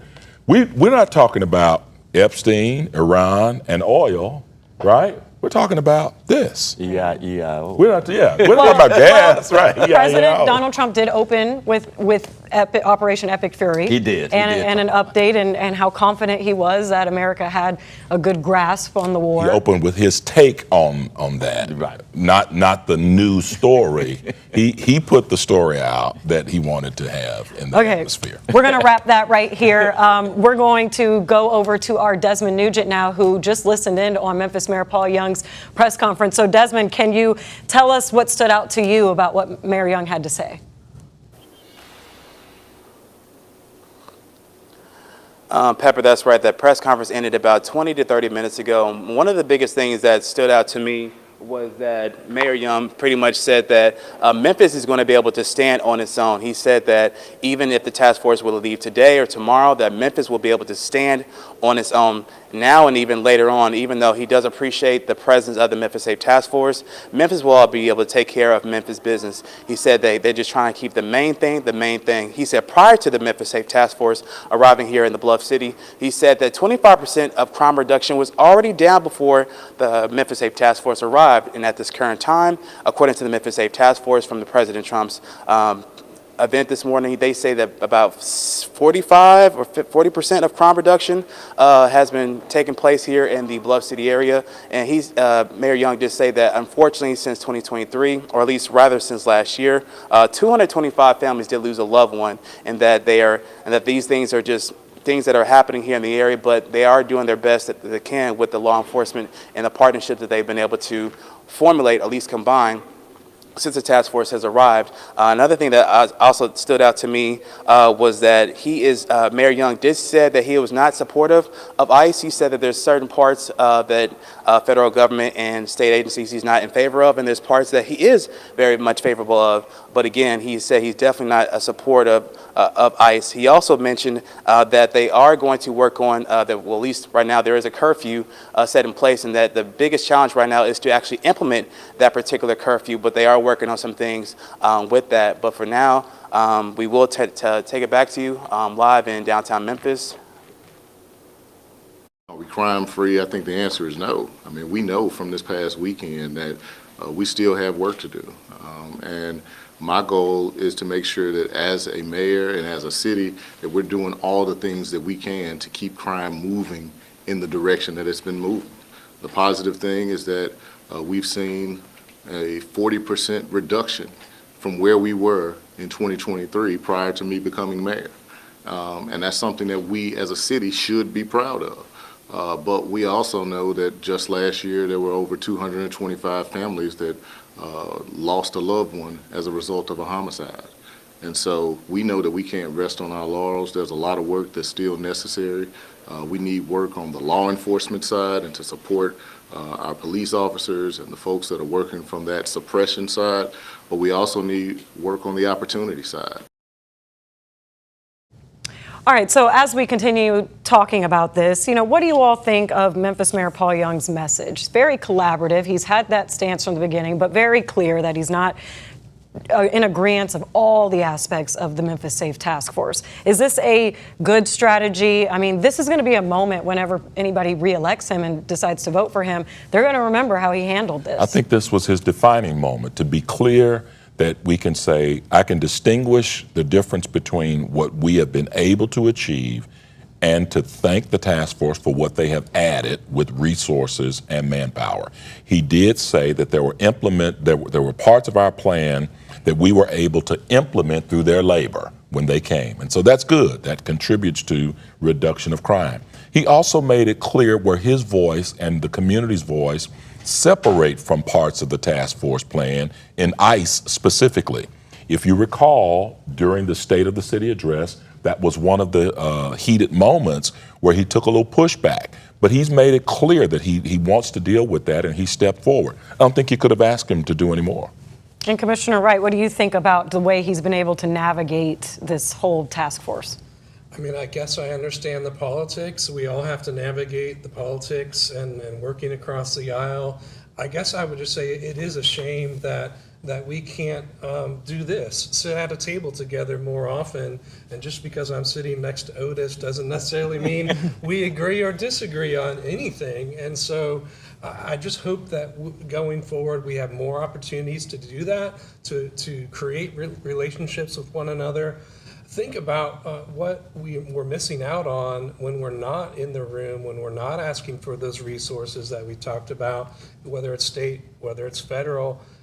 That comes from having a relationship and hearing each other out. And so, again, I would just say we don't all agree on this panel on everything. We probably agree on a lot of things. But you're here, though, right? But we're here. How'd you get here? I took a car. You were invited. You don't want to say it, but you were invited. That's right. That's right. Well, would you have liked to have seen Mayor Young at the Roundtable? Absolutely. I think any city leader, any county leader, I don't think we saw maybe Sheriff Bonner was present, I heard, but where's the county? Because the county has the thrust of the justice system. And that's what I keep looking at, our jail population increasing as a result of the increased activity, the strain on our system, on our judges, on our clerks. And so all of those things are going to be an ongoing issue that we will continue to need resources for. So if you need those resources, you've got to be in the room to make that pitch and to say, hey, continue to help us out throughout the situation. What do you think, Otis? Honestly, I don't think it would have been productive to have the mayor there. I would have rather seen Police Chief C.J. Davis there with her own script, not a script that was given to her, to say what are the real levels of impact that the task force has done on public safety in Memphis, because she's the police chief. Right. And so she could have talked about it from an apolitical point of view instead of a political. Pretty much everybody on that panel, with the exception of maybe the U.S. Marshal people, but they work under the will and pleasure of the president. But everybody up there talked from a political point of view, and they did it praising the president. I would have much rather to have C.J. Davis, and as I said at the beginning, have some community people talking about it in real terms that the community could understand. So no, I'm pretty happy that the mayor wasn't there. Okay, well, we do have to end the conversation on that note. I'm getting the direction from our booth. So thank you, gentlemen, for being here and taking the time to come in today for this debrief. Very important notes you all made. Yes, absolutely. And thank you for watching on 24 Plus. We're going to keep the conversation going, but we are going to take a quick break. We're going to have some sound or clips from the Memphis Safe Task Force timeline, breaking down how we got here. The first sign that Memphis was the focus of the Trump administration's crime-fighting efforts came in May of 2025. That's when newly appointed FBI Director Kash Patel called the Bluff City the murder capital of America. President Donald Trump first deployed the National Guard to Washington, D.C. Then on September 12th of the same year, the president made his intentions clear. Memphis would be next. I think maybe I'll be the first to say it right now again. We're going to Memphis. Memphis is that's the next city. Deeply troubled. Memphis Mayor Paul Young and others fired back, saying the 901 does not need the Guard's help.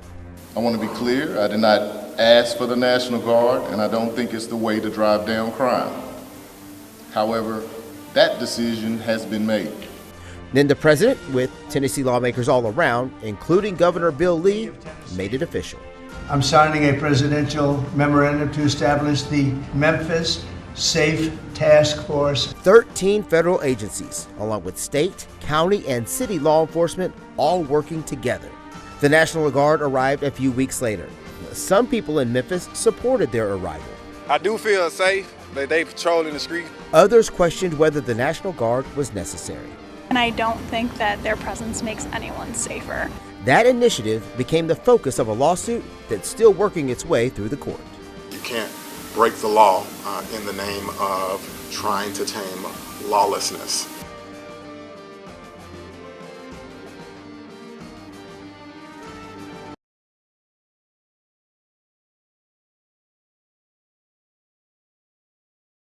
Thank you all for staying with us on 24 Plus. We have had so many guests come in, and we are so grateful of you all's time.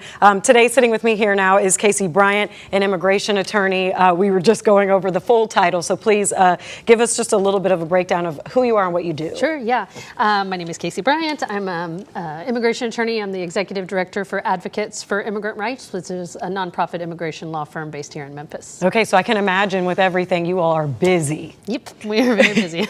Well, this is a perspective that I think is really important here, because we know ICE is a big proponent of the Memphis Safe Task Force. And we've heard a lot of stories, but those stories are really hard to tell because a lot of the people who are involved in them have a fear of speaking out sometimes. So it's not always easy for reporters to get to them. But I'm sure, obviously, as an immigration attorney, you're speaking to families and people affected by some of these detentions. So what are you seeing since the Memphis Safe Task Force came to town? Yeah, well, I just want to say that ICE isn't just a big proponent of the task force, they are a big component of the task force. And so most of the federal agents that are a part of the task force have also been deputized to do immigration enforcement operations. And so basically what we're seeing around town is just a huge influx of officers who are doing immigration law. Mm-hmm. They're pulling people over, they're going to people's houses, they're going to businesses, and they're actively looking for people who are non-citizens in this country.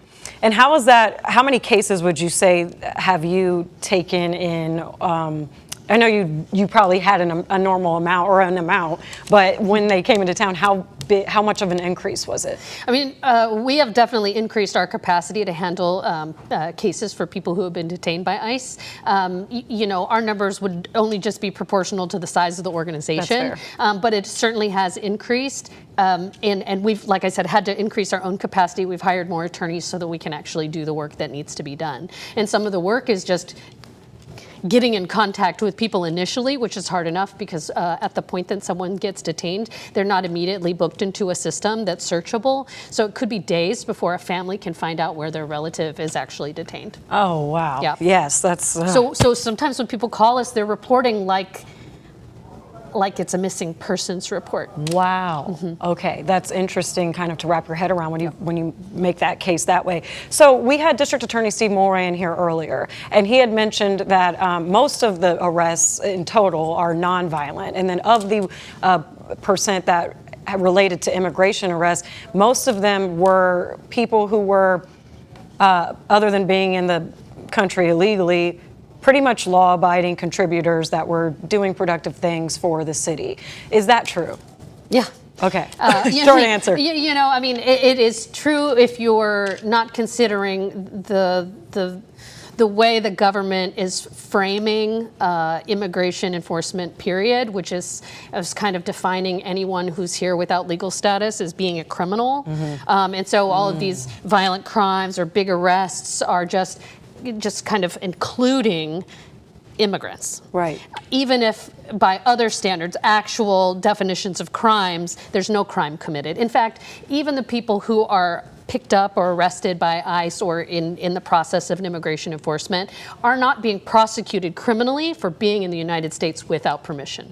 They're immediately being put into immigration proceedings that are totally separate and different, with different rules and different protections than a criminal process. Okay, wow. Yeah. So how are you able to, like, what's your legal counsel to some of your clients? Like, how are you helping them through that process? So the attorneys in my office mainly do representation before the immigration court. So Memphis has an immigration court. It handles cases for people who are in Tennessee, Arkansas, Mississippi, Kentucky. Okay. And so that is the bulk of the work that we do. For people who have been detained by ICE or agents that are deputized to practice immigration, we try to get people out first of all. So we're representing people to be released on bond.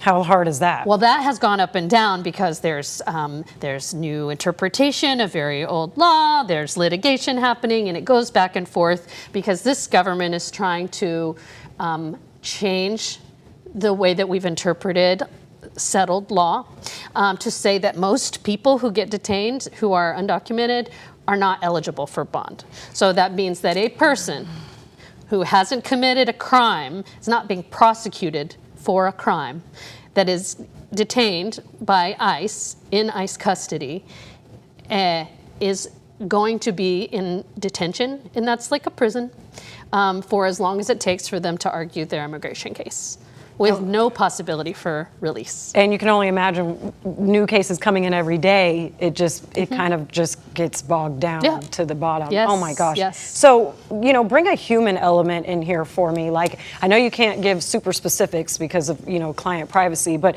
has there been a moment where you had one particular case where families were separated, or a mother from their child, or just like any type of way you can kind of humanize what is really going on here for us? I mean, that's all the cases. Right. So I'm sure. I'll try, there's been cases where, like I'm trying know, to sort it's a out lot. like which one. I mean, there's definitely ones where mothers are separated from their children. There's ones where mothers are picked up with their children, their children who were born in the United States, and then the whole family unit gets deported back to their country. And so, U.S. citizens are born here and they have a right to be here, but then you have this whole added element that the mom has immigration proceedings happening and has to make a choice. Do I leave my U.S. citizen minor children here in the United States with maybe an auntie or a family friend, or do we all go back even if my children have the right to stay here? I mean, no one wants to leave their kids like that. Of course not. We have breadwinners who have been here for 20 years. They're doing all the work for the family, and then suddenly they're disappeared off the streets. And then a family has like no ability to pay their lights or their rent or buy food. And now they're too afraid to take their kids to school. We have people who are just recently become young adults and then are just picked up, even though they've been living their life like as children, going to school and doing all the things that children do. Suddenly they turn 18 and they're adult people, and now they're subject to potential detention by ICE. Is there anything in the conversation of, okay, you get arrested or detained by ICE, and you haven't had a criminal record, and you are a productive contributor to society, is there any conversation of let's get this person on the path to citizenship if they can prove they are not a threat to the public safety? Well, I know we're getting into it. Well, that conversation really should, it should be able to play out in immigration court, because that's where it would. So in the past, ICE has been given kind of a broad latitude to make decisions about who to detain and who not to detain, kind of based on an evaluation of someone's threat to the safety of the public and their potential for continuing to engage in their removal proceedings. And so that discretion is still there, but ICE is like not there. They only have like one decision that they're making, that's detain. And so in the past, we've been able to work with immigration officials to say, well, maybe, what about how this person is doing all these things and they are involved in the community and they have family here. How about they be given the opportunity to work through their immigration case, not from a jail cell? And then they look at that and they're like, well, let's be reasonable people together and make this make sense. But at this moment, that reason and thought process and that is not really on the table for how immigration is working right now. Because I think the primary goal has been stated by the administration that they want to deport as many people as possible. And that's it. So do what you have to do to deport as many people as possible. Start arresting as many people as possible. Put them in the worst potential environment in detention and make them lose hope. And then take away their ability to get out of detention, and then make them go through immigration court proceedings where they no longer have access to the same applications that they used to have access to. Bingo. It's a lot. Yeah. So did you happen to watch any of President Donald Trump's visit and the roundtable and what was said? And the ICE director, or Todd Lyons, being there, he mentioned about over 600 illegal immigrants detained, if you will, or arrested. Yeah. So, what were your thoughts on what was said at that roundtable? Well, I mean, like I said before, I feel like there's a lot of conflating being in the United States with no lawful status with being a criminal. So I don't really, those numbers, I think he said 619, yes, and then he sort of intimated that those were criminal arrests. And so maybe they were criminal arrests. I don't know. There is nuance. All of the numbers that they gave have nuance that they did not explain. And, they said 7,000 arrests. And then they broke down, felonies, drug stuff, sexual assaults. But none of that adds up to 7,000. So, what about all those other people? And how many of them were immigrant people? How many of them had final convictions? How many had just allegations or charges? I mean, so this nuance is, it makes the story sound a little different when you start just scratching at the surface about what you're hearing. Right. At this point, what is the best case scenario for an immigrant who's been detained and looking for your services? Like, how do you fight for the best case scenario? What does that even look like? I mean, right now we are having to go instead of just going straight to the immigration court to ask for a bond, we're having now to go to the federal court, the U.S. federal court, to ask for something called a writ of habeas corpus, to demand that the government explain why they're detaining someone when it's contrary to what the law actually says. Oh my. And so this is like a whole added piece of our representation, our work that we did not have before. And across the country, hundreds of immigration attorneys and even federal practitioners are having to do this kind of process now to make the immigration court follow the laws as they're written. Oh my. And so, the best case scenario is that we can get someone out of detention so they don't have to fight their case from behind bars. Because when they are behind bars, they're in the West Tennessee detention facility in Mason. That's a newly open facility. And then they can get transferred to Louisiana. There's about 10 different detention facilities in Louisiana that opened up during the first Trump administration. And so, I mean, it's really hard. The case is advanced. It goes a lot faster. It's harder to have access to attorneys and to family and to documents. And now, we have a lot of documentation that we have to show that someone is eligible for some kind of form of relief. Oh, unprecedented times. I'm sure you all did not expect to see this happen. So what do you have to think about the president's visit to Memphis and just coming here touting the Memphis Safe Task Force? I mean, everybody that's been in the studio, I have to ask them, because that is the big news of the day. Yeah. We've done both sides, of course. So, as an immigration attorney, I think you have an interesting perspective to know or to ask how you feel about President Trump's visit. Well, okay, I just want to say that, I heard a lot of people sort of talking about how they're grateful that the president would take time to come to our sweet little town, right? We're getting attention that we never had, and maybe that's a normal thing to feel. And it would be normal if the attention wasn't so negative. And the task force is not just 100% perfect, and I think that it's actually like a lot less perfect than that. And for lots of different reasons. Number one, I think it undermines the rule of law. And I think that for the people who live here in Memphis, we are just getting used to having military.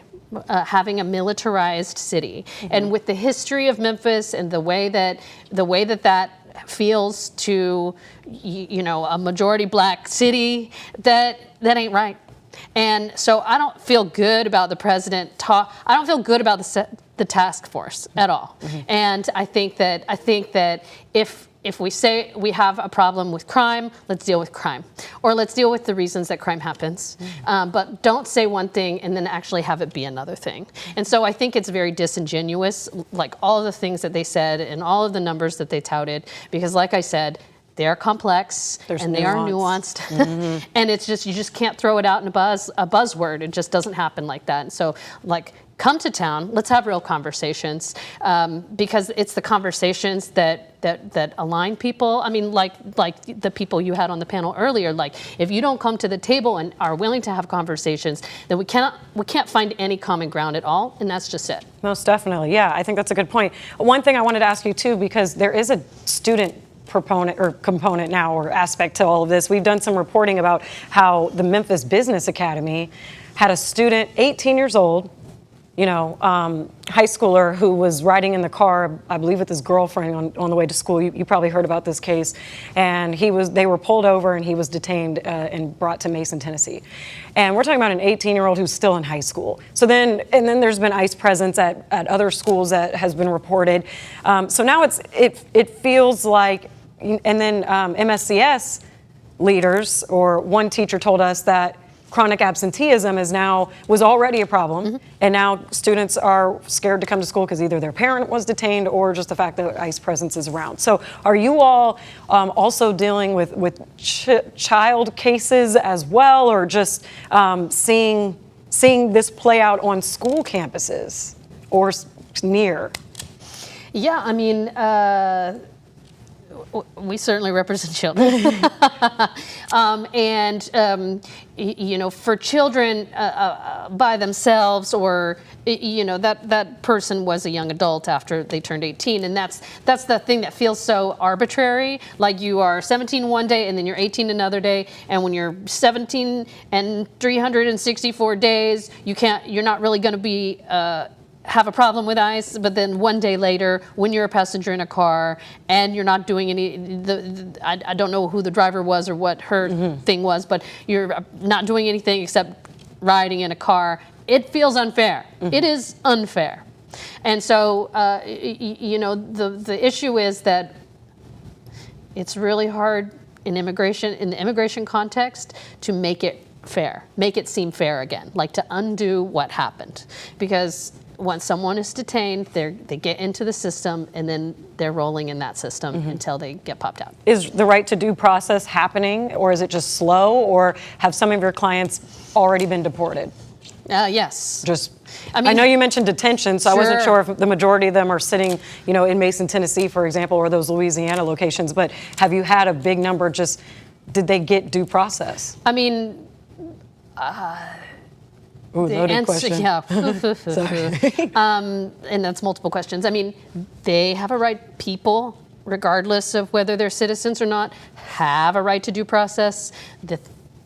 The issue with the immigration court and the way that the immigration process works is it's very easy to deny that due process and have no one pay attention or know about it, or not have a clear avenue for advocating for due process. And it's all sort of rooted in the way that it works, and also rooted in law a little bit. And so that's why immigration enforcement is happening in all of this. Like, that's why, because it's an easy kind of like shadow world for someone to get involved in and then get deported. So absolutely, people get deported. If someone goes to immigration court and they don't have a claim to defend their right to stay in the United States, then that's just it. You can't materialize something out of nothing. But a lot of people, and the majority of people I would say that we talk to who have been detained, opt to not fight their case. Because they feel helpless and hopeless. Wow. And they just say, forget it. Like the self-deportation concept is pushed really hard on people once they get behind bars, once they're eating gross prison food, once they're sleeping on a really hard mattress with like a Mylar blanket. They're like deprived of their liberty, and then they just quit. They're just like, and then they're getting like, solicited this option for getting out sooner, just go back to where you're from. I mean, people go to immigration court, and on the walls there's signs in Spanish and English that say, have you considered self-deportation? Wow. Yeah, something like that. I'm hyperbolizing a little bit. Yeah, that's a lot. When they are interacting with ICE officials in detention, they say, well, why don't you do this? Why don't you just do that? Like, if you do this, then, these things are going to be easier. So the whole thing is about pushing people out, not giving them the option. Oh, yeah, okay, so two questions here. Why did you want to be an immigration attorney? I think what I love the connection that I have with my clients. And what I really love is how people can be from all different places and speak different languages and have different backgrounds and grow up a certain way, and you're still a person. You still have so many like thoughts and feelings and hopes, the same as everyone else. And so I love that common ground that I can find with almost everybody. Okay, and lastly, what is the story that's not being told? Or what is the part of your business that people need to pay attention to, or what can we do to make it more relatable to get people to really understand what's happening, not just with the Memphis Safe Task Force, but with how immigration enforcement has kind of evolved into what it is today?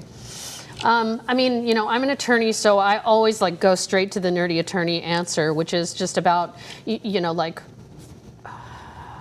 people who are born in America and like went to school and studied social studies, like we have an idea of like what our values are in this country. And like one of the main values is like you're innocent until proven guilty. And we all like watch TV with criminal shows and stuff, or they have prosecutors and they make objections and the judge seems fair, and we like believe that that is true, and it's not true. It's certainly not true in the immigration context, not at all. And so, I mean, if people, every time I talk about what happens in court, or like why something doesn't happen, it seems like people's minds are blown. But all of that is hard to just put in like a quickie, like a quick, like buzzy phrase or something like that, because it is so complicated. Of course. And so, I mean, you know, people don't have a right to an attorney. A child who is, 5 doesn't have a court-appointed attorney. She has to bring her own attorney at 5, and even if she has court by herself. Yeah, I don't think you could put it in any better way than to try to understand that. That is extreme. Yeah. That is extreme. Yeah. Wow. Yeah. So do you fight when you have your clients? Do you fight to try to keep them here? Do you fight to keep them here without a criminal record? Do you fight in a way that helps them have the best chance at life somewhere else? I mean, I fight for people to have the best chance at life, period. And I only fight as much as a client wants to fight, because it's their case and it's their life. I ask people, what do you want? What do you want your future to look like? And what's the most realistic way that we can go after that? And, here's your options, and here's the things that we could do. I had something I was going to say and I forgot. That's okay. I did have one more question because we do have to wrap Sure. shortly here. Memphis Mayor Paul Young has been very much, his messaging has been, they're here, the Memphis Safe Task Force is here, the president and the governor are both conservative, and they've really kind of, they're here whether or not I can do anything. And he's like coming from a more collaborative approach. But he has made it clear that he does not agree with the ICE part of this task force. So, how do you feel that the city leaders' messaging have been around? And I mean, County Mayor Harris has been adamant about being against it at all, even going as far as to sue about the National Guard deployment. So, how do you feel that the city leaders have stepped up for the immigrant community? I don't think they have. I mean, I know that they've been queried many times about how they feel about it. And I mean, any reasonable person, I think, wouldn't feel good. And I understand that the mayor and, city leaders don't feel hamstrung to do anything. But I think at the same time, if you look at other cities across the country, they are fighting and they are taking a stand. And they're not thinking, am I going to be reelected? They're thinking, what matters to the people of this city? And what matters to me as a person? And so, I mean, I know that I've heard Mayor Young say, if I make a big stink about this, then they're going to come down hard on us. And do we want that? And so, but who are we as Memphians? and how would Memphis, if we all had a collective voice, speak to this? And, and I think that historically, in the South, we maybe don't want conflict, or we address things in a certain way, but there are other cities that have made a big stink about it, and the president is not there touting their safe task force. That is a good point to end on. Thank you, Attorney Bryan. I really appreciate your time. I think you gave really good insight here, and on a side that most people don't always get to hear from. So thank you so much for being transparent and very open. We're going to take a beat here, and if I can, toss it to Ruben Diaz, who is going to take you through a little bit of the President Donald Trump's visit and what was said about the Memphis Safe Task Force.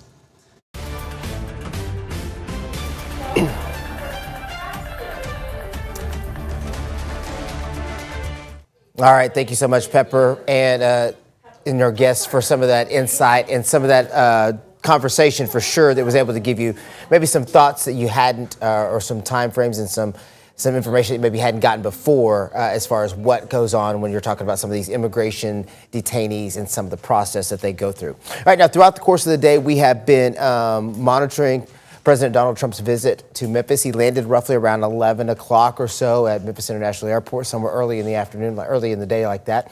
And then he made his way to the Roundtable, which was, again, at the airport location. It was in a hangar at the airport. They did that Roundtable for a little over an hour or so, and then the president made his way to Graceland, where he toured Graceland after doing that Roundtable. Toured Graceland for a little bit, and then we were able to see Air Force One leave Memphis International Airport as well throughout the course. So overall, a fairly short visit, I'd say 11 to 2:30-ish, somewhere in that range throughout the course of the day. We have been checking in with reporters all day long to get updates on what they've seen and what they've been able to experience during the course of the president's visit. We've also heard from several people, including the president, during today's Roundtable. Let's take a listen to a little of what he had to say. We brought together 22 federal agencies, state and local police, and 1,500 members of the incredible National Guard to smash the grip of the violent criminals on this iconic American city. The city is incredible. People love it so much, but they're just fed up. They can't stay, and now they're staying. I had somebody backstage say, "Sir, I was ready to leave, and now we're staying." I said, "Don't worry, it's going to get much better. It just takes a little more time."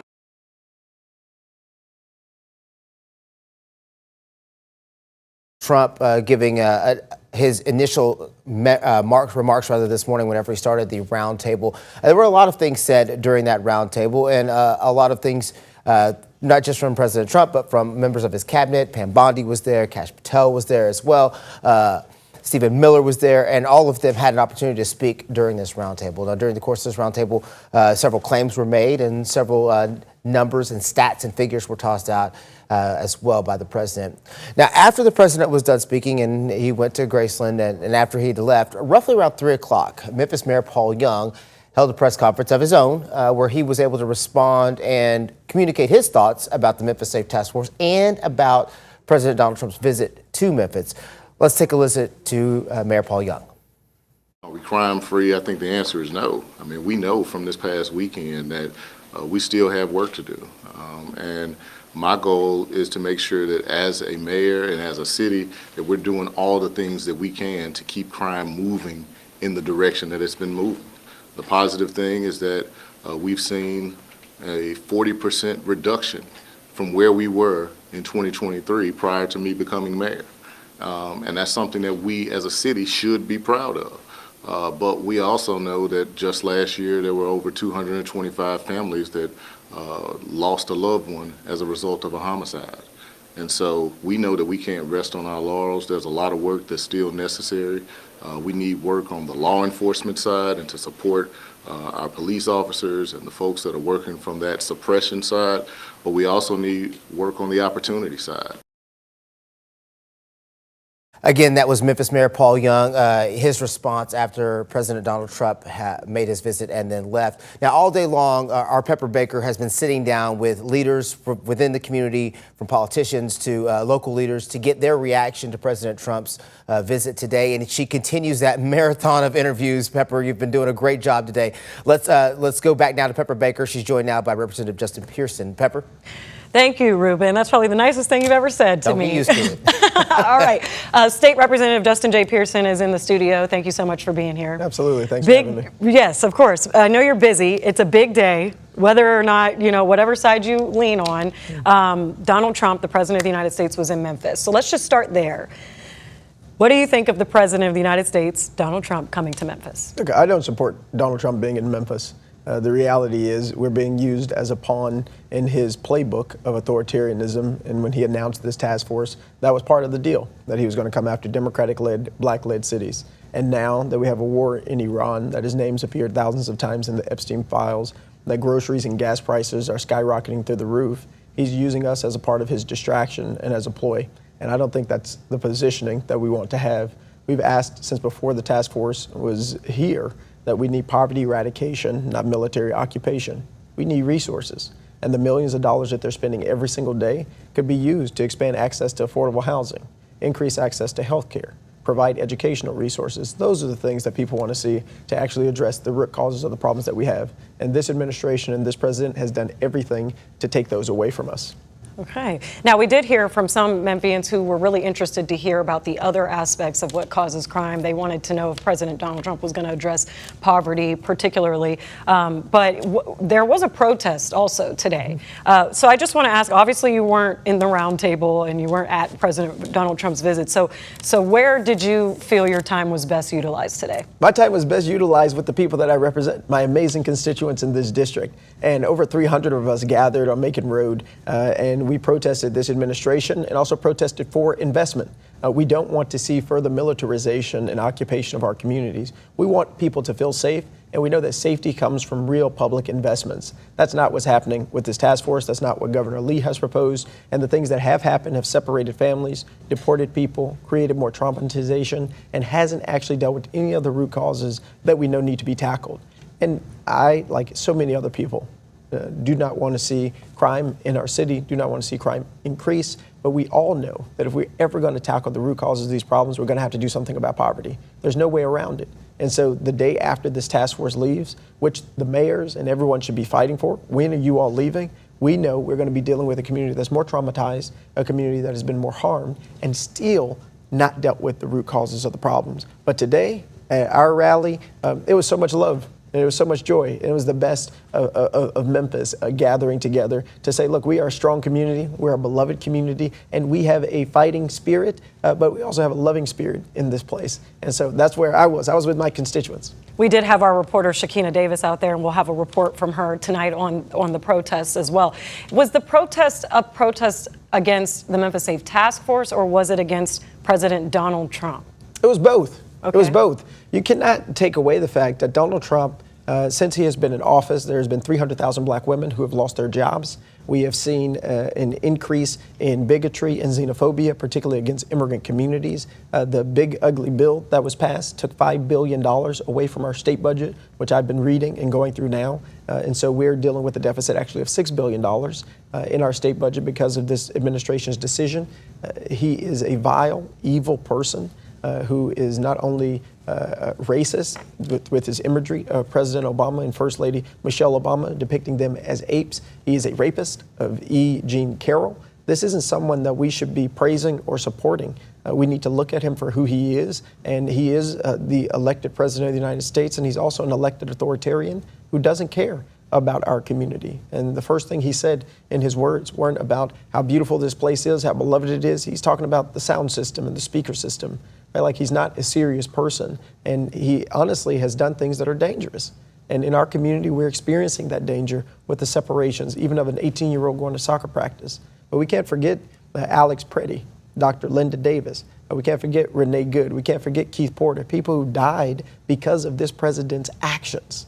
That's what we are dealing with. And as a community, we have a responsibility, and as elected officials, we have a responsibility not just to talk about, abolish this or we're against that, but to show up for people who are being harmed, to show up for people who want and need a voice. And that's what I was fortunate to be able to do today. Okay. Now, what would you say as far as, so everybody kind of has their metric of the root causes of crime, and poverty is one of them. And but what would you have to say about law enforcement and ramping up law enforcement efforts as possibly being a first step? So we can't ignore that there are people out here who think that the Safe Task Force is making Memphis safer.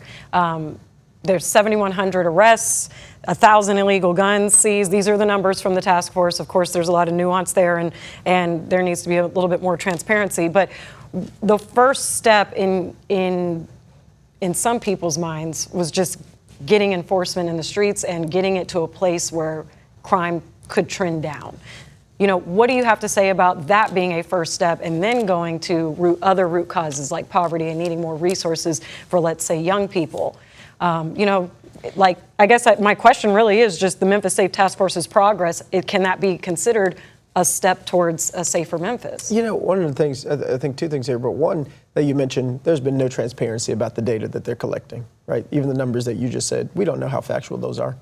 We don't have a public platform that's showcasing where these numbers are coming from. And so what does that mean? This is propaganda. being pushed by this administration, and you and so many others are being forced to use the numbers that they're presenting to show that Memphis is filled with black criminality, and thus it needed this overhanded approach from the federal government in order to deal with itself, because its mayor can't do it, its city councilor can't do it, its state house members, its state representatives can't do it. Why? Because they're Democratic led and because they're black led. That is the narrative that is being pushed by this administration and by the governor, Bill Lee, as well. I disagree with that. I believe that with the appropriate resources, we'd be the place that we know we want to be, one that provides young kids access to after-school programs, one that ensures there's more housing for people. We know we need 50,000 units of housing for people who make $17,000 a year. Our state has the highest medical debt of any state in the United States of America. Help us with the real problems. And the truth of the matter is, and I have some constituents who have been supportive of the task force until, honestly, they got their doors kicked in, and they thought it was going to impact somebody else, and then it starts to impact them, and they start to feel differently about it. But I'll say this, people are worried about safety.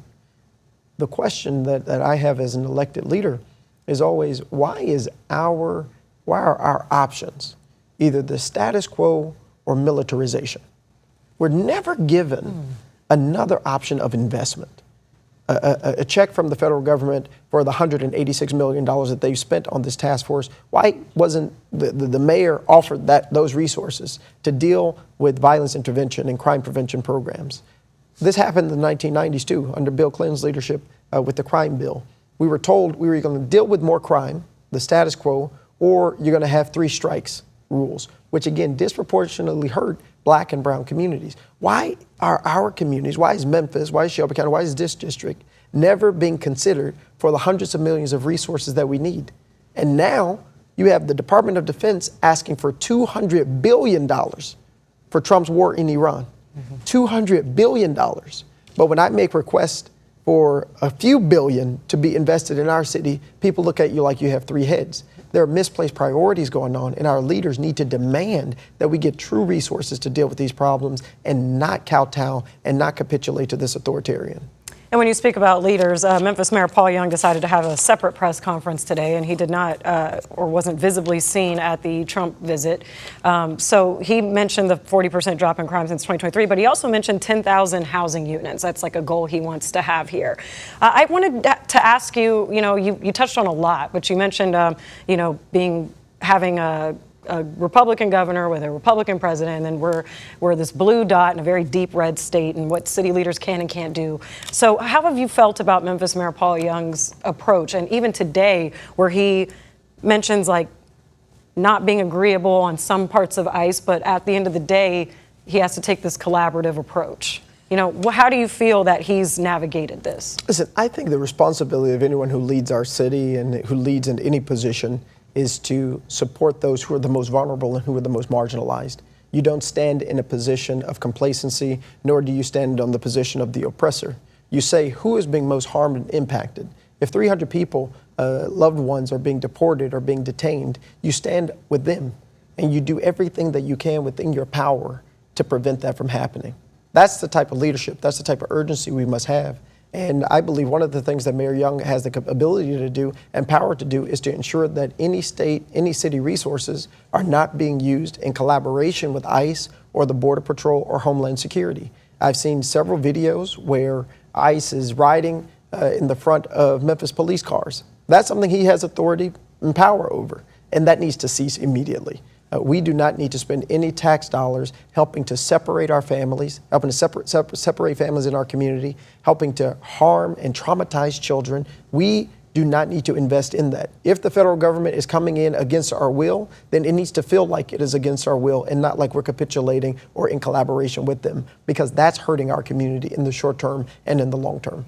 Now, I know today's event was invite only, but would you have liked to have seen somebody at the table who could have spoken on what Memphis needs in addition to or instead of Memphis Safe Task Force? Absolutely. We needed a voice at the table to advocate for what Memphis needs. That would have been our mayor. That would have been someone who could probably articulate that. I would have happily been there. But the reality is this administration doesn't care about what Memphis needs. And that's what all of your amazing listeners and people have to realize. This administration is only using us as a pawn and as a ploy as a part of a game that they're playing to make our cities and our communities run as though they're ruled by an authoritarian. And when you see this coming up in the midterms and National Guardsmen or federal troops or federal law enforcement agents are standing in front of our polling places trying to intimidate voters, you will realize that this was all just a scheme and a scam. And the reality is this administration doesn't care anything about this city, and we need leadership that is going to speak up and advocate for us. We cannot capitulate to the desires and the wants of an authoritarian who doesn't give a single care about us. That's not the responsibility, and that's not good leadership. That's cowardice. And in this moment in time, every elected leader needs to speak up on behalf of the most marginalized and the most vulnerable, because the truth of the matter is some people are feeling the effects necessarily of this task force. Some people don't know and don't have any loved ones who have been locked up at 201 Poplar. They don't know any families who face separation. But I've had dozens of kids coming to my office in Nashville, driving up from Memphis, asking for us to do something. I have loved ones who have folks who are locked up at 201 Poplar in unsafe and inhumane conditions. And those are the folks that we have to have voice for, not the people who are comfortable. It's the people who are hurting because of the actions of this administration that leaders speak up for. There's definitely two sides to it. People who feel safer and, are positively complimenting the Memphis Safe Task Force. And then there are, to your point, people who feel victimized, people who are being separated from their families. So it is very important to note that both sides exist here. So President Donald Trump came down, or landed around 11:30, if you will, made his way to the Armory where he gave the Roundtable speech, made it to Graceland, and then headed back to the airport and out. I could tell by your facial expression, did you expect anything else, or, was it everything you thought it would be? Is there anything else about his visit that you would have liked to have seen? Look, it's sickening that the President of the United States was here in the first place using us as a pawn, but also that as we are in a war, Trump has a war with Iran going on, where 13 service members thus far have been killed because of his actions. When gas prices are nearly $4 a gallon, grocery prices are skyrocketing, and people are struggling just to make it, that he has time to go and visit Graceland. What type of leader is that? Just imagine for a moment if President Obama did that at the height of a war. There would be chaos on all news stations in all different spheres. But this is being allowed because we've allowed this white supremacist to set the standards for the office of president at the floor. And anything that he does, we say, okay, well, that's better than nothing. I think that's despicable. The consequences of who he is and his actions as president of the United States have left hundreds of thousands of people in worse predicaments and positions. Hundreds of thousands have died since we closed USAID. The Doge program that he supported with Elon Musk led again to the firing of hundreds of thousands of black women in particular out of the federal government. We are suffering under this administration. Many people who are already struggling are only struggling more, and you have businesses now in our city that are closing or near the verge of closing, which is why I consistently go into places like Sugar Shack, because we need to keep that open on Beale Street. These are black businesses that are suffering because of the actions of this administration. We are dealing with a crisis at the same time that he's going to Graceland. And we deserve and we need to have voices that are speaking up and crying out in the wilderness, if you will, to say we deserve respect, we deserve justice, we deserve investment. We don't want the unsafe task force. We want investment that is actually going to be long-term and beneficial to the people who we represent. All right, two lasting questions. What was the big message you said to the protesters today? Yeah, to the protesters and the angelic dissenters to the status quo, I told them to first give themselves a round of applause and give a round of applause to the people who were with them, because this is what democracy looks like. It looks like this pluralistic society of people from so many different socioeconomic statuses, races, ethnicities, different religions getting together and saying who we are together is what America is supposed to represent. It isn't a vision of division, right? It isn't the articulation of hatred and of separation, but rather the possibility when we share common values and we share common ground that helps us to make the ideals of our country more possible.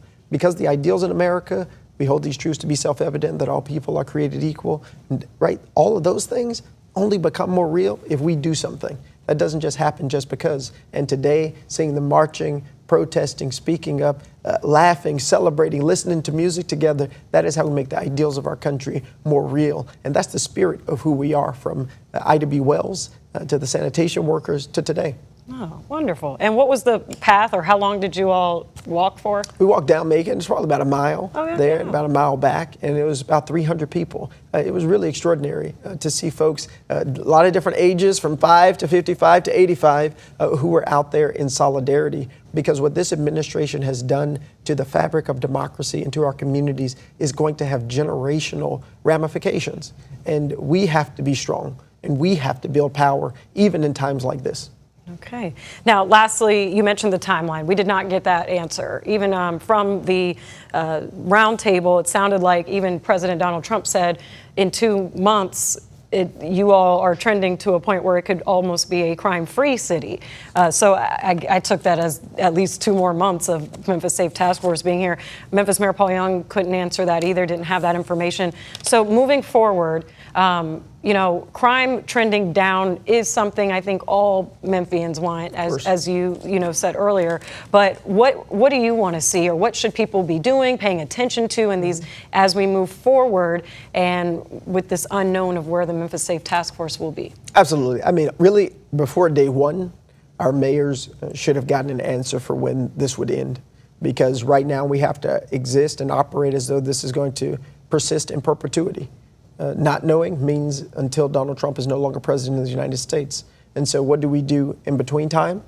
I see a lot of organizations, Free the 901, Vicendarios 901, who continue to film interactions with Homeland Security and ICE in particular, who are watching what the National Guard is doing. We have to stay vigilant and know our rights. That's the first step. I think another thing is to make sure our demands remain clear. We need investments. And so as the city mayor and county mayor, as folks are going into budget season, how are they actually going to address housing? How are they going to address access to medical care? How are we going to protect our veterans? How are we going to protect our environment and our climate? How are we going to end the gun violence epidemic? Because that's not even been mentioned in these conversations, that our state continues to pass laws that make it easier for people to access firearms instead of making it a little bit more challenging. You don't even need a permit to carry a firearm in this state, but yet they want to talk about crime being a problem. We need leadership in this moment, in this time at our local level, that shows us what our values are through a moral budget document. That's what I'm looking forward to see. Because if the administration will not leave, that does not mean our resistance will stop. We are going to continue to persist that our city, that our county, do everything that they can to improve the quality of people's lives here, and that our U.S. Congress does their job, because their capitulation has pretty much left us with a unitary executive. We need leadership in this moment in time that is going to speak up, but is also going to stand with the people. Not go off and do their own thing, but to stand with the constituents and the people who need to be heard. And that's folks who may be supportive, people who may not be supportive, but making sure that we hold the line. We don't need an authoritarian's overreach into our community. What we need is federal government investment into the billions of dollars. Just like you can come up with billions for war, come up with billions of dollars to help Memphis to become the place that we know it can be. Okay, and you know, I'm going to be remiss if I don't ask this. Let me fit this one, because you talked about when people are voting for people and needing to know what they're for. President Trump had 2 things that kind of came out of his address today. One of them was that he wants Republicans to prioritize some Homeland Security bill, and that is that no one can vote unless you have voter ID and proof of citizenship. The other thing he declared today, with the help of Secretary of War Pete Hegseth, was that National Guard troops will now get the same benefits and pay as active duty military. So, you know, what do you have to say about those 2 things? Now that then it almost feels like more of encouragement going into the National Guard to be paid and to have benefits like active duty. Yeah, on the first front, what he's talking about is the SAVE Act, which is going to make it much more difficult, particularly for women, to be able to vote if they've changed their names. And so this is a nothing but voter suppression, which Republicans have been doing for decades now. This is just the next iteration. And I believe it's already passed through the Senate. And so this fight is going to the U.S. House of Representatives now, and we'll see what version they come up with. But at the state level, we're also going to see similar bills. And there's a slate that Stephen Miller, who's the deputy chief of staff, has pushed that is completely anti-immigrant, that's xenophobic, and that's hate-filled, that he's trying to push through the Tennessee House of Representatives and the Tennessee Senate right now. Our government and governmental leaders, our democratic institutions, lowercase d, are being taken advantage of by billionaires and by authoritarians who want power and control. It doesn't have anything to do with your life improving or my life improving. It doesn't have anything to do with people, getting access to their first homes or making life better for us. It is about how they can concentrate power. And if they can dilute our vote, then they know we won't be able to have a voice, which is why last time I was here, I told you about Activate Tennessee. But in April, we're launching Activate Tennessee the first Tuesday because we want inactive voters to go to the polls. We want people to know that our power is still in this democracy. And if we do not use it, we will continue to lose even the glimmers that we currently have. And on the second thing, they have spent more billions of dollars for the Customs and Border Patrol, for ICE, than we've seen in generations. And so it doesn't surprise me that further militarization is a part of their mindset. That's not accidental or coincidental. And the truth of the matter is, it has gotten horrible in this administration, but it was also happening before, even under a Democratic president, where ICE and Customs and Border Patrol were getting billions and billions of dollars. And you even had some Democratic Congress members who were supporting that legislation that has gotten us to this place. Now a lot of people are talking about abolish ICE, but before they were supporting billion-dollar packages for these entities that have been separating families and that have been creating a lot of consternation for communities for a long time.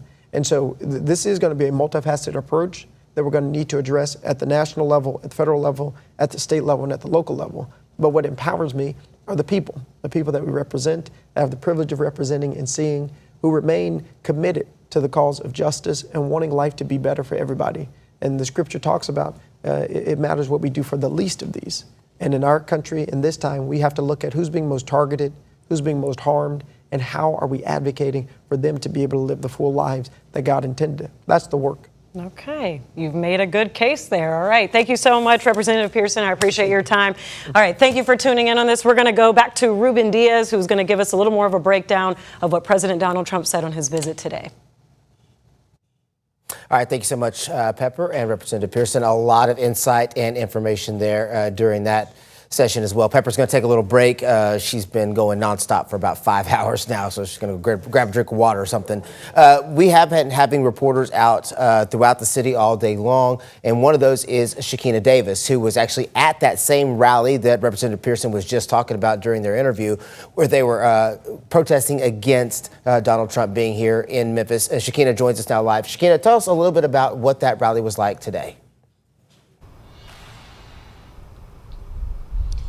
Yes, that rally today, as you can see, it's cleared out now, of course, but that rally today was filled here in this parking lot area, along with in the grass area along Sycamore View Road and Macon Cove, where just so many people of different backgrounds. It was so diverse here, filled, along with a march that they end up leading right up the street here that ended up having state troopers and Memphis police come out to, I believe, monitor the area. But just today, so many people holding up signs that says no Trump, no ICE, no Memphis Safe Task Force. These are things that they have been saying for a while now, from us even following these protests from when they were first beginning. And so just again, the amount of people that were just here, and again, as leaders, state leaders, county and city leaders were also here in attendance. Some spoke at the protest earlier today. Again, we got the chance to speak with some people who were just saying again why they feel that President Trump shouldn't be here, because of course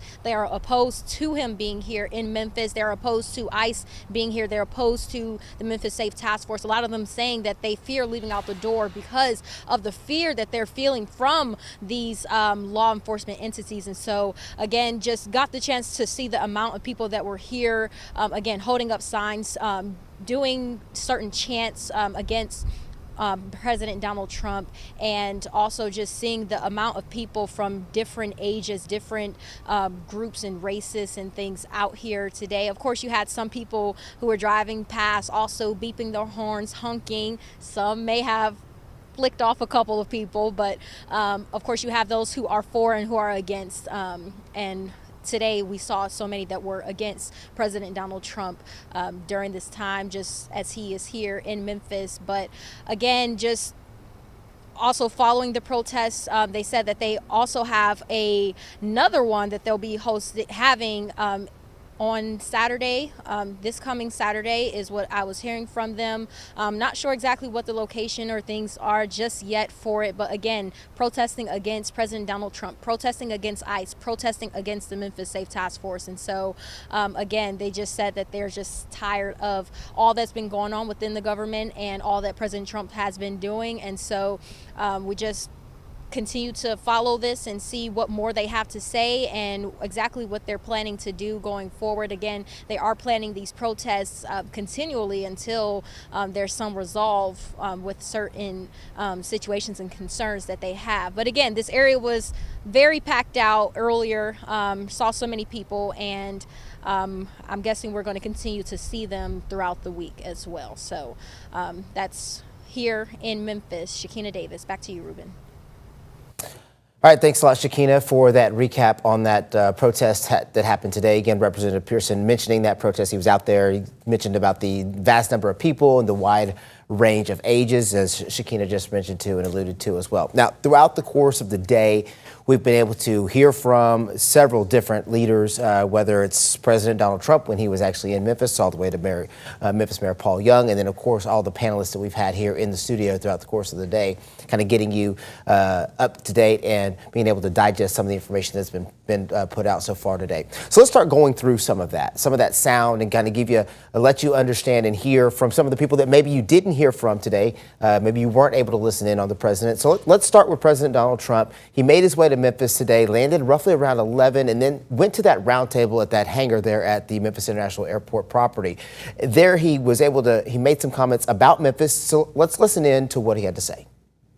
Like our DC efforts, the Memphis Task Force has been led by our Director of U.S. Marshal Services, Gaddy Serralto, who's an incredible Miss Gaddy. Gaddy, you are unbelievable. I want to thank you for the work.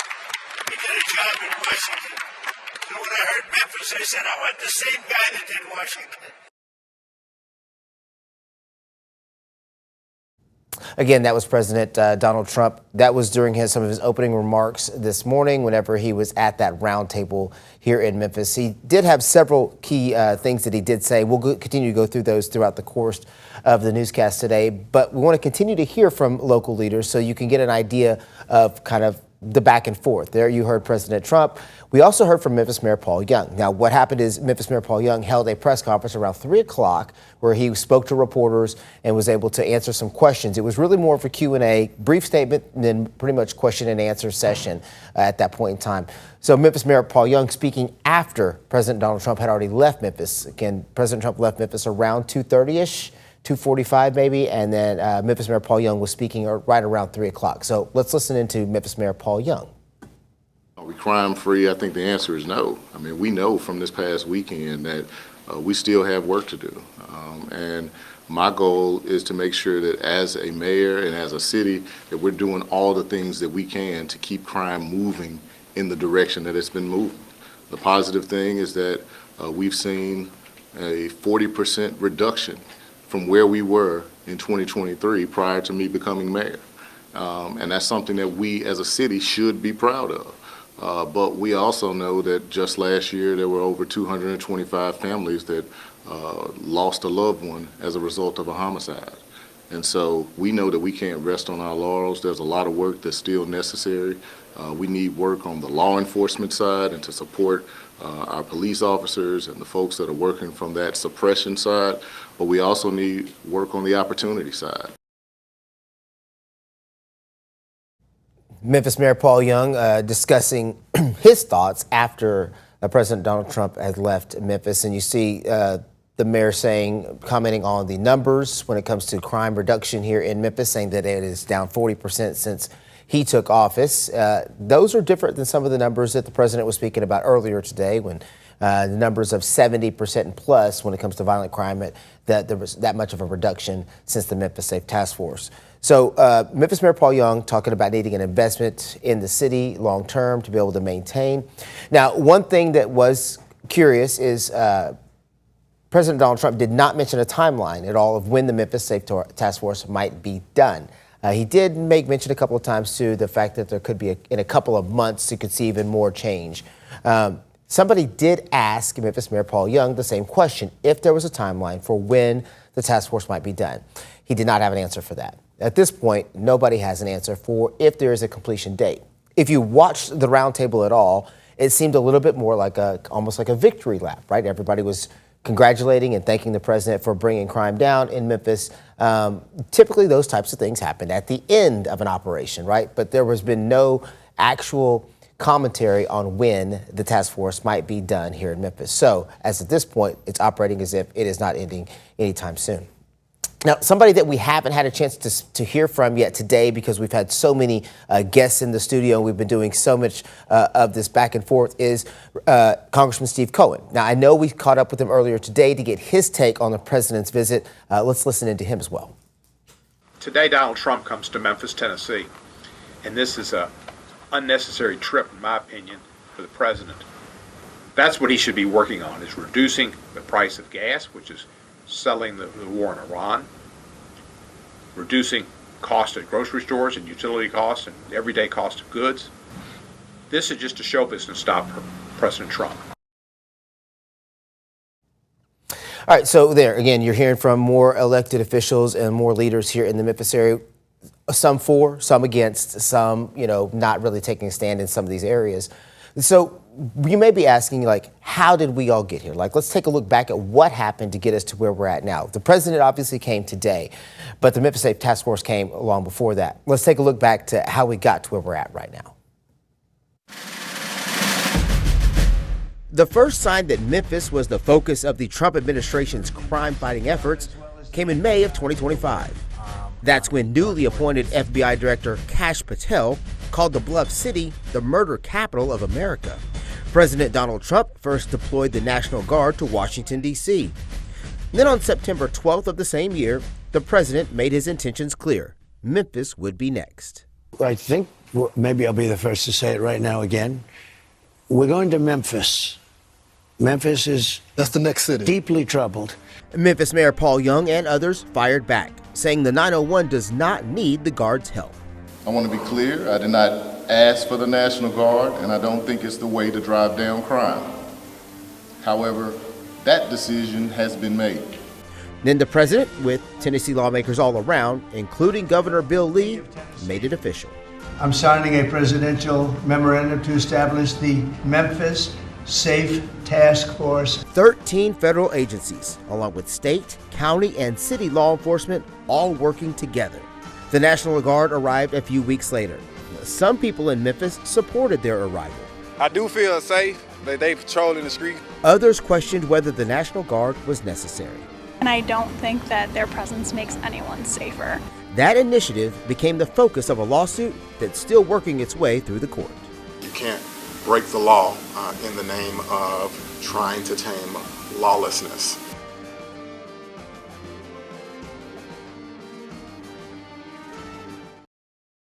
All right, so Pepper Baker joining me now. The quick break, Pepper. I'm back. Yeah, you definitely have earned your paycheck today. Thank you. I want to say I've been able to sit here and listen as you've been having several panelists come through and getting differing opinions and different viewpoints on the president's visit. Your latest one was Representative Justin Pearson.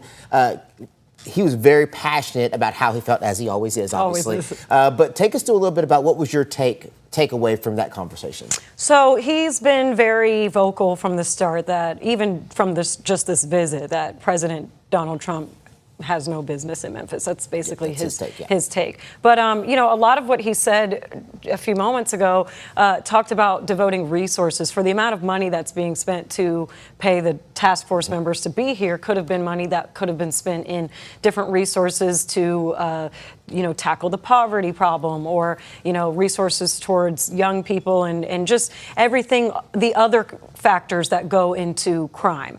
So he said that for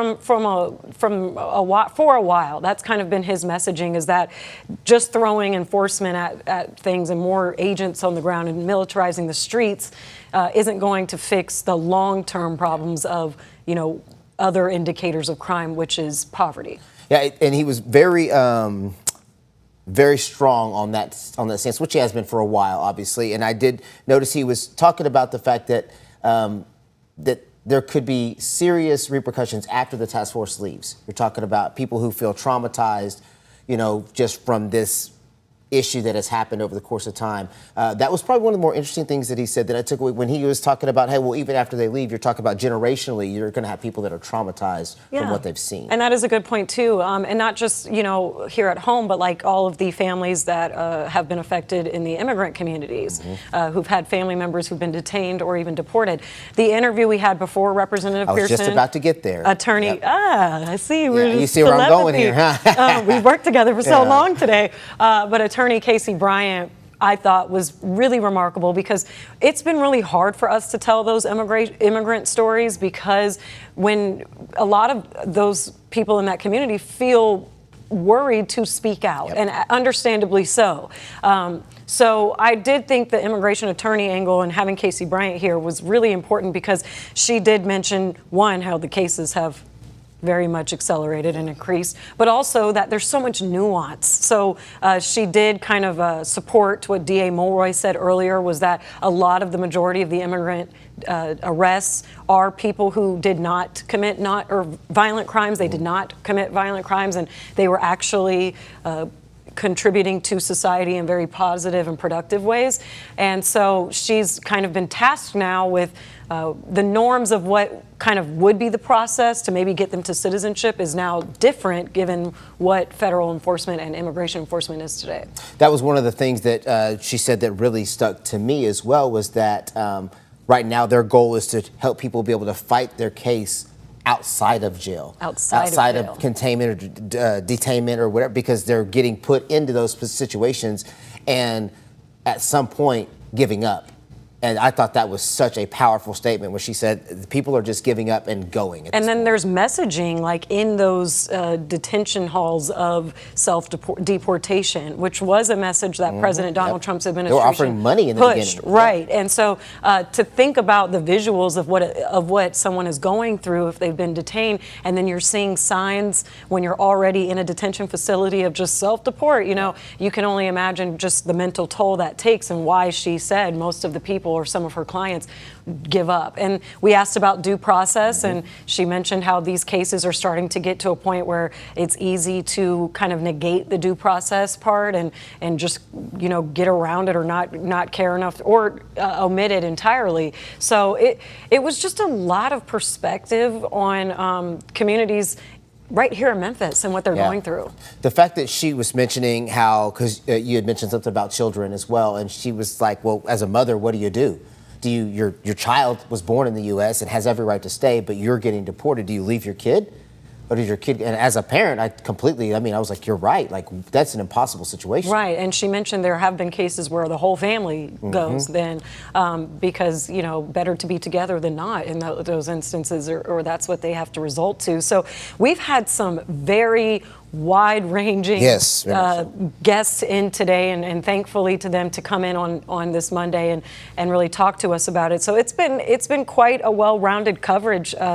President Donald Trump came in for a few hours, so it started this ball rolling. In case you didn't know. And we've definitely had both sides.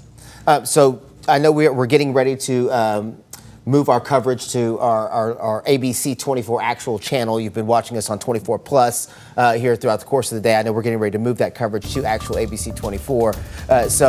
Again, great job today, Pepper. You too, Ruben. And the whole ABC 24 team. We're doing great. A lot of information, but we're not done yet. We've got much more to bring you. We do. Continue with us and watch free now on the 24 Plus app everywhere you stream.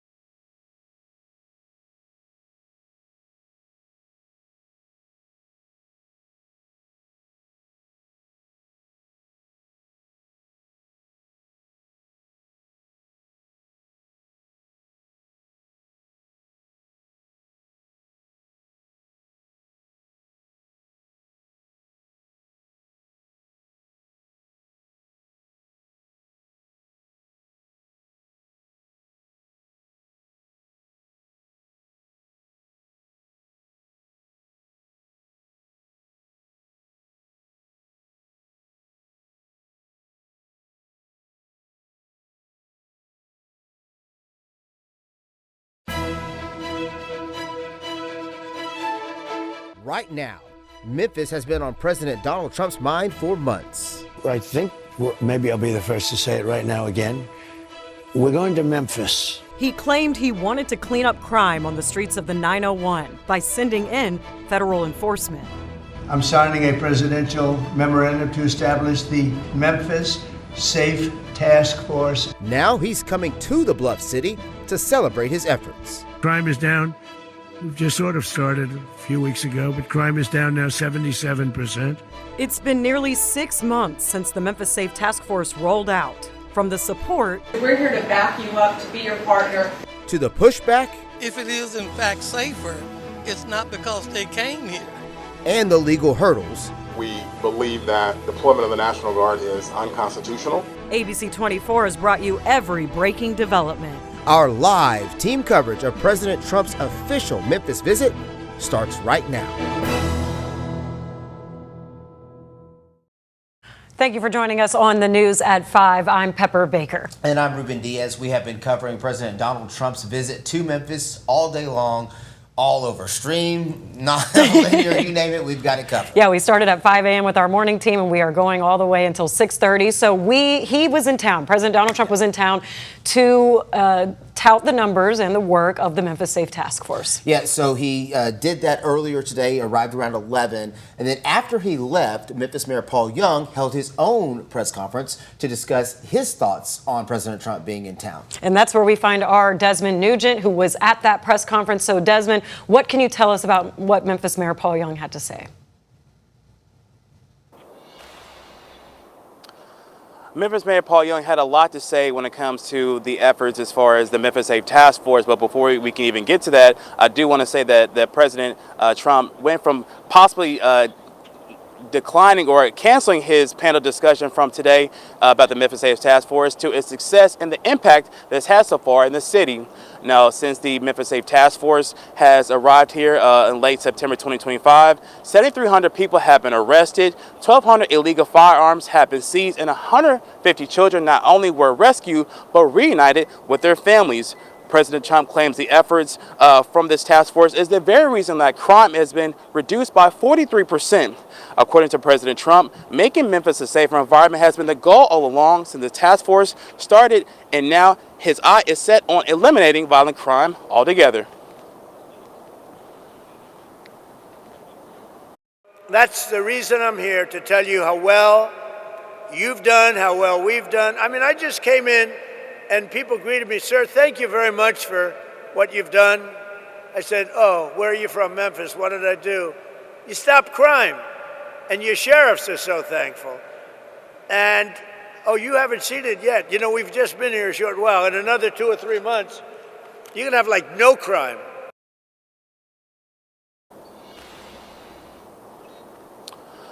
You heard President Trump say that basically in the next couple of months that violent crime will be eliminated altogether. At least that's the goal. And he said that he will come back when the job is complete. Now, coming up on ABC 24 at 6, hear from Memphis Mayor on his thoughts on the president's arrival here in the city. For now, live in downtown Memphis, Desmond Nugent, ABC 24 News.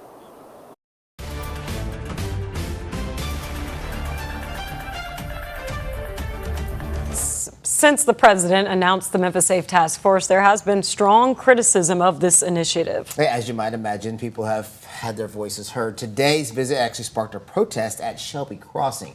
ABC 24 Shakina Davis continues our live team coverage from Macon Road, where people were rallying against the Memphis Safe Task Force and the president's visit. Shakina?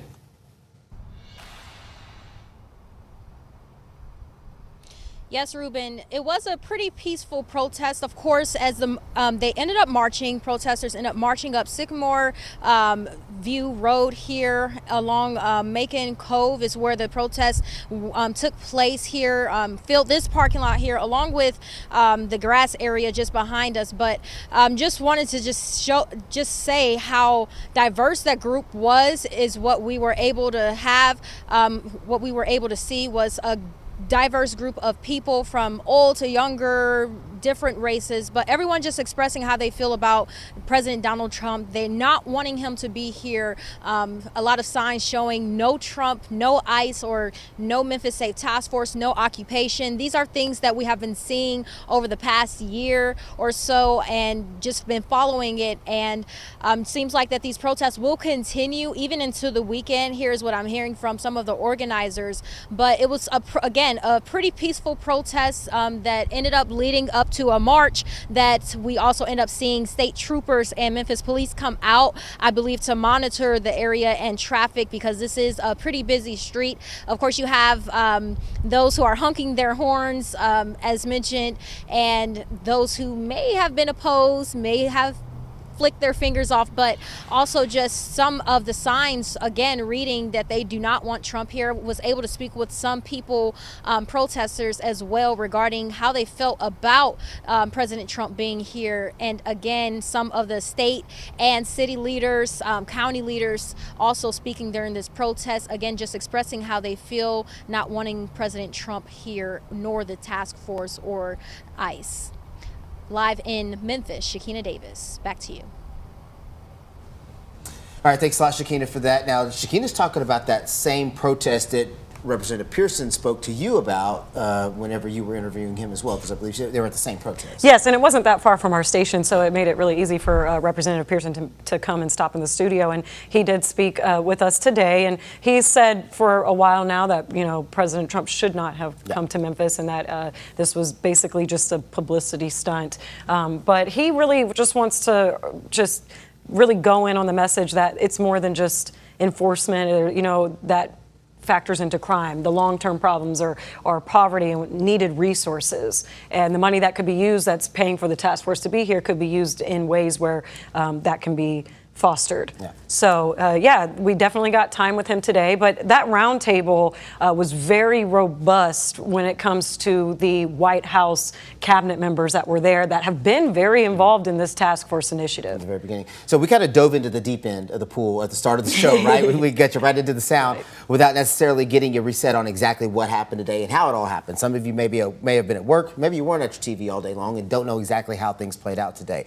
So let's reset the day for everybody a little bit about it. It all started around 11 o'clock or so when President Donald Trump arrived at Memphis International Airport on Air Force One. And then he went to this roundtable that you were discussing at that hangar there at the airport. Yes, right on the airport grounds there. And with him around the table was AG Pam Bondi, Secretary of War Pete Hegseth. You had the FBI Director Kash Patel, Governor Bill Lee was there, Stephen Miller, Deputy Chief of Staff. You had the U.S. Marshals leader, the DEA, the ATF. I mean, everyone you could think of. Now, in the crowd, we saw a little bit more of Tennessee representation with Senators Marsha Blackburn and Bill Hagerty.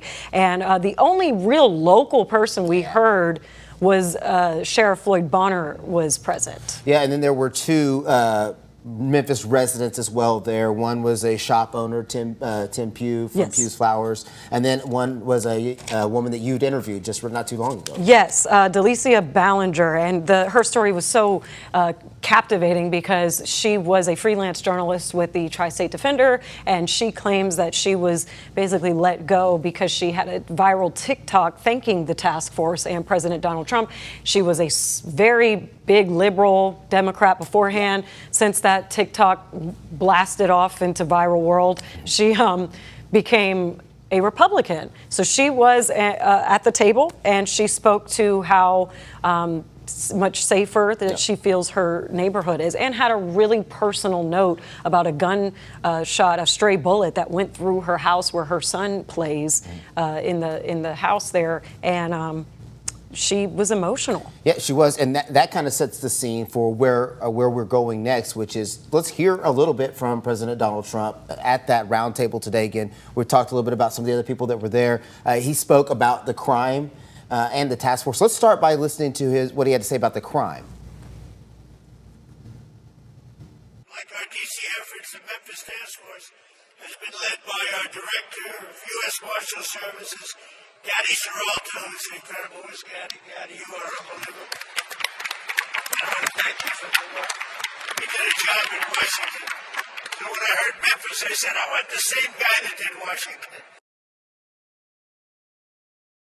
We brought together 22 federal agencies, state and local police, and 1,500 members of the incredible National Guard to smash the grip of the violent criminals in this iconic American city. The city is incredible. People love it so much, but they're just fed up. They can't stay, and now they're staying. I had somebody backstage say, "Sir, I was ready to leave, and now we're staying." I said, "Don't worry, it's going to get much better. It just takes a little more time." And the timeline of how long the Memphis Safe Task Force was not quite answered today, not by President Donald Trump or by Memphis Mayor Paul Young either. No, so we will, that's a question we'll have to get an answer from somebody at some point in time. Now, we have done a lot of coverage on the president's visit and a lot of the visitors that we've had and the panelists that we've had. We'd be remiss if we didn't touch base with our own chief meteorologist, Trevor Burchett, though. How's the weather, Trevor?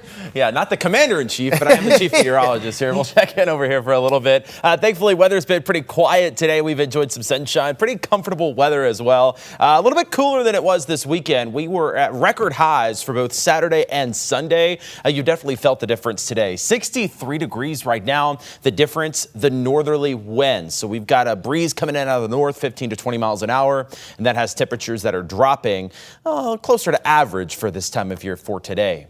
We'll see more clouds roll in overnight tonight, but I do think we're dry. 46 is your overnight low, and then also noticing a few more clouds tomorrow with temperatures just a click or two warmer, back up to closer to 70.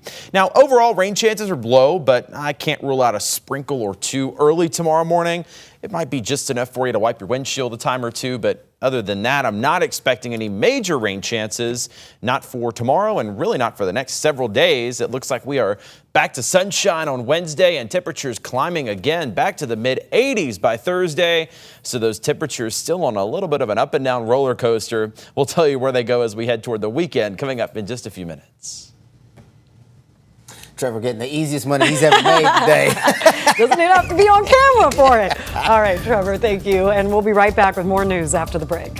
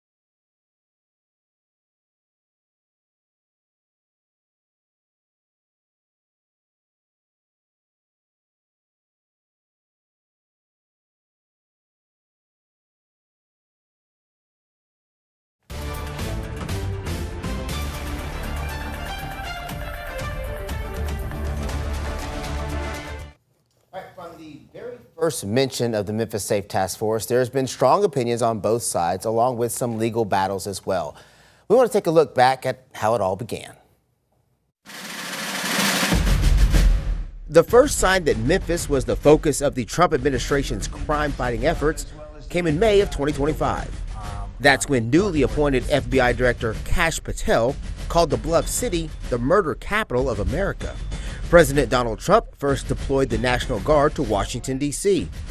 Then on September 12th of the same year, the president made his intentions clear. Memphis would be next. I think maybe I'll be the first to say it right now again. We're going to Memphis. Memphis is That's the next city. Deeply troubled. Memphis Mayor Paul Young and others fired back, saying the 901 does not need the Guard's help. I want to be clear, I did not ask for the National Guard, and I don't think it's the way to drive down crime. However, that decision has been made. Then the president, with Tennessee lawmakers all around, including Governor Bill Lee, made it official. I'm signing a presidential memorandum to establish the Memphis Safe Task Force. 13 federal agencies, along with state, county, and city law enforcement, all working together. The National Guard arrived a few weeks later. Some people in Memphis supported their arrival. I do feel safe. They patrolling the street. Others questioned whether the National Guard was necessary. And I don't think that their presence makes anyone safer. That initiative became the focus of a lawsuit that's still working its way through the court. You can't break the law in the name of trying to tame lawlessness.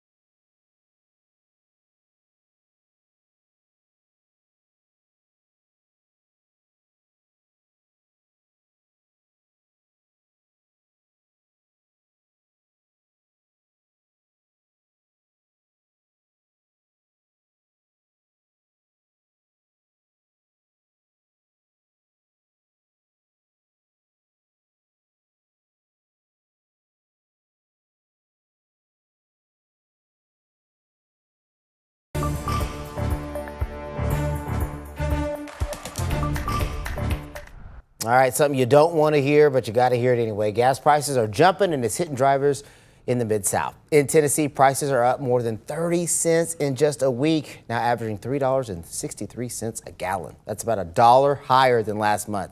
Let me say that again. It's about $1 higher than last month.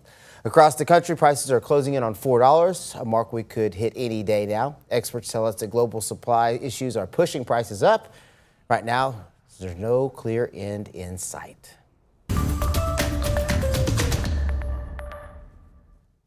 All right, the NTSB is on the ground at New York's LaGuardia Airport working to figure out what caused a deadly runway collision. Investigators say a plane was landing when it hit a fire truck, killing both pilots and injuring dozens of passengers. One runway was just reopened as the investigation continues. ABC's Rena Roy is at LaGuardia with the latest. New video circulating on X shows the horrific moment this Air Canada plane collided with a fire truck shortly after landing at New York's LaGuardia Airport. This video, captured by a passenger, shows the view from the tarmac. You can see the extensive damage on the plane, the nose destroyed, metal hanging down to the runway below. All of a sudden, boom, woke up in shock, just didn't know what to do. According to audio recordings, the fire truck had been cleared by air traffic control to cross that runway to respond to another incident. Shortly after that permission was given, the controller is heard telling the vehicle to stop. Stop, truck one, stop. Stop, truck one, stop. If you collide with a vehicle here, just hold position. I know you can't move. The vehicle's there responding to you now. Flight Radar 24 telling ABC News preliminary data shows the plane was going anywhere from 93 to 105 miles per hour when the collision happened. The pilot and co-pilot killed. 41 people on board taken to the hospital. We are working our hearts out to make sure that when people travel, whether by rail or car or by air, that they travel safely. The airport immediately closed, hundreds of flights canceled, air traffic controllers diverting planes, alarms heard going off in the background. Delta 2603, go around, runway heading 2000. The airport, since reopening, resuming operations with just one runway. Major airlines have issued travel waivers and are allowing some passengers to rebook themselves on other flights at nearby airports. Rena Roy, ABC News, New York. Oh, that is just such a heartbreaking story, and I already have flight anxiety, so there's that. It's through the roof now. Yeah, that is a very difficult story. When we get the final word of kind of what happened, we'll all have a little bit more information. We'll switch gears a little bit, though, for what we're dealing with here. Yeah. A great day if you wanted to go watch the president fly in and out. I mean, the weather looked great outside today. I tried to go see the plane. I knew you did. I got caught in traffic. I missed it. But it flew right over the station leaving, so I got a full video of that. Nice. So that was cool. That was a bucket list item to see that plane, so that was fun. But yeah, great weather for it today, whether you were out and about, maybe going to work or whatever. Sunshine, a little cooler. We're checking it at 63 degrees right now. 68 in Oxford, at 67 in Clarksdale. A little cooler to the north, 59 in Dyersburg. Of course, not nearly as warm as it was this weekend when we had highs in the mid to upper 80s, record highs for both Saturday and Sunday, but a little cold front's gotten us back to near normal for this time of year. Radar completely clear, but we are watching a little disturbance to our north and west. It's bringing some cloud cover and sprinkles into Missouri. That's going to try to make a swing at us by tomorrow.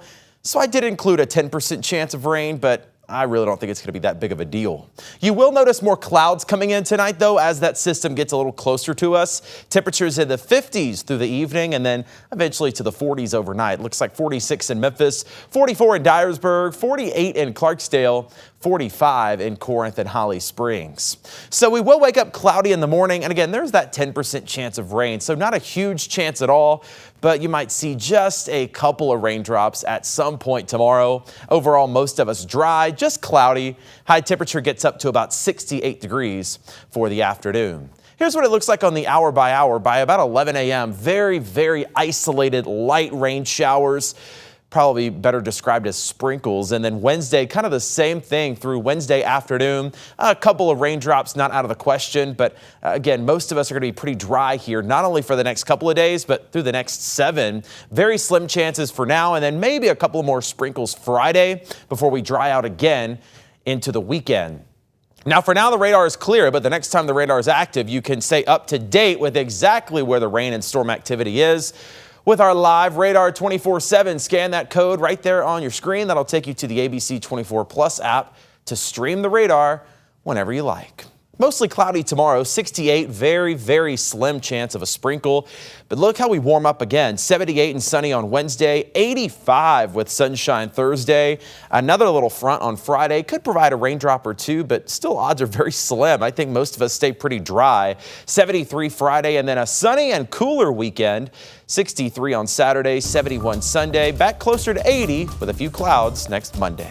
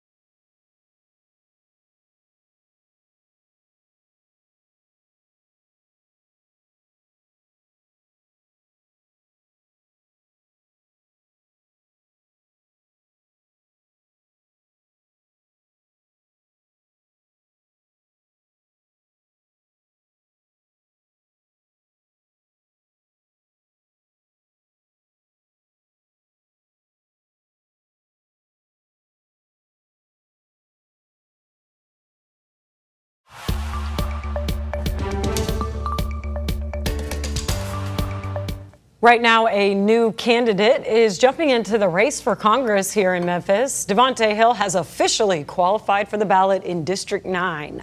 He says families are feeling the pressure from high prices to safety concerns, and he wants to focus on real results, not just talk. Hill is also speaking out on President Donald Trump's visit, saying leaders should show up and push for resources that help Memphis. He's running on issues like public safety, lowering costs, and improving infrastructure. Now it's up to voters to decide come election time, which the primaries for that race are in August. You would know because you are all on top of those I elections. sure am. Here is a live look at the flyover as people are making their way home on this Monday workday. Yeah, it's been a beautiful day outside. We're going to have one more check your forecasts when we come back.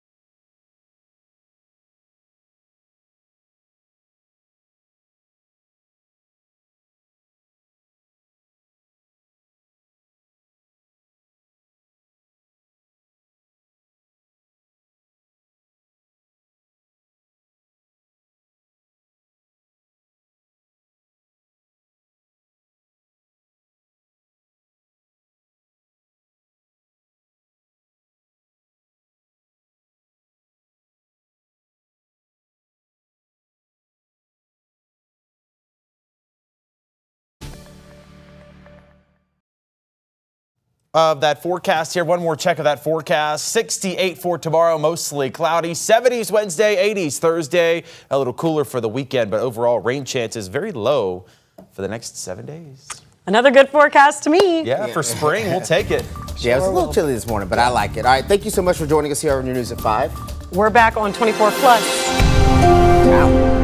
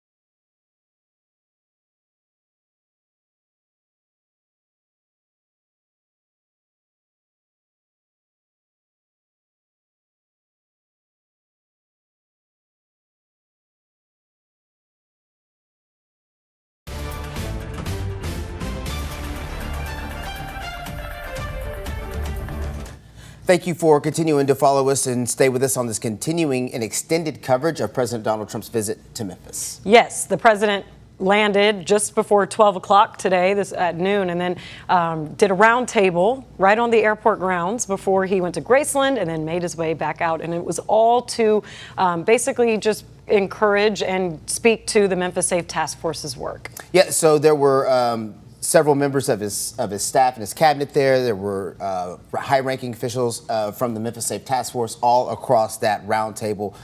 So let's digest a little bit of that for people who they maybe just now joining us of what that actually looked like and what that sounded like. And then we've got a really special interview we want to bring to you after that. Right. So the roundtable was from 12 p.m. to about 1:15. And Donald Trump gave a first address and spoke not just on the Memphis Safe Task Force. He actually opened it up with Operation Epic Fury and his update of what he was confident in saying, that America has a really good grasp on the war in Iran, and that basically our military has overtaken Iran's Navy and Air Force, and that the Navy is at the bottom of the ocean. And then went on to say that the federal occupation in other cities like Washington, D.C.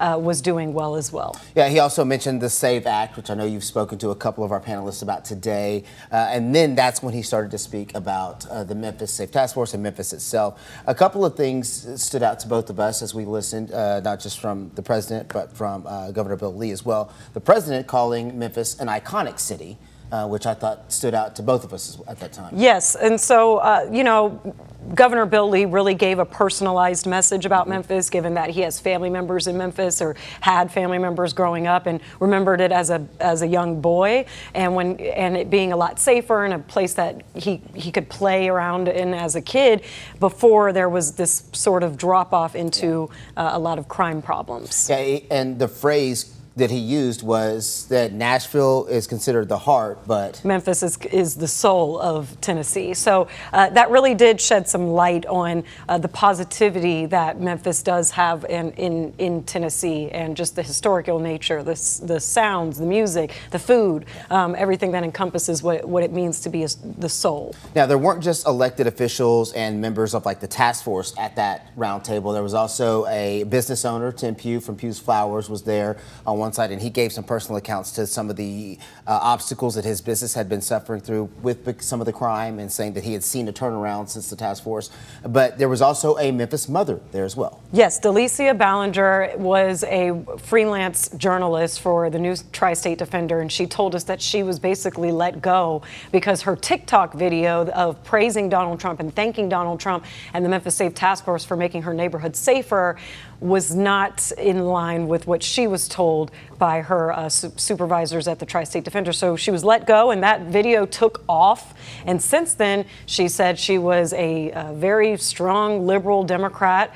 But since that TikTok video, the support she's received from the other side, the Republicans, she now considers herself a very proud Republican. And you were able to actually speak with Ms. Ballinger. So she was on the round table. She was invited by President Trump. I've actually checked her Facebook. She actually has a selfie with him. But we, of course, I got to sit down with her on Friday ahead of the visit to just talk about her story and how she was excited about today.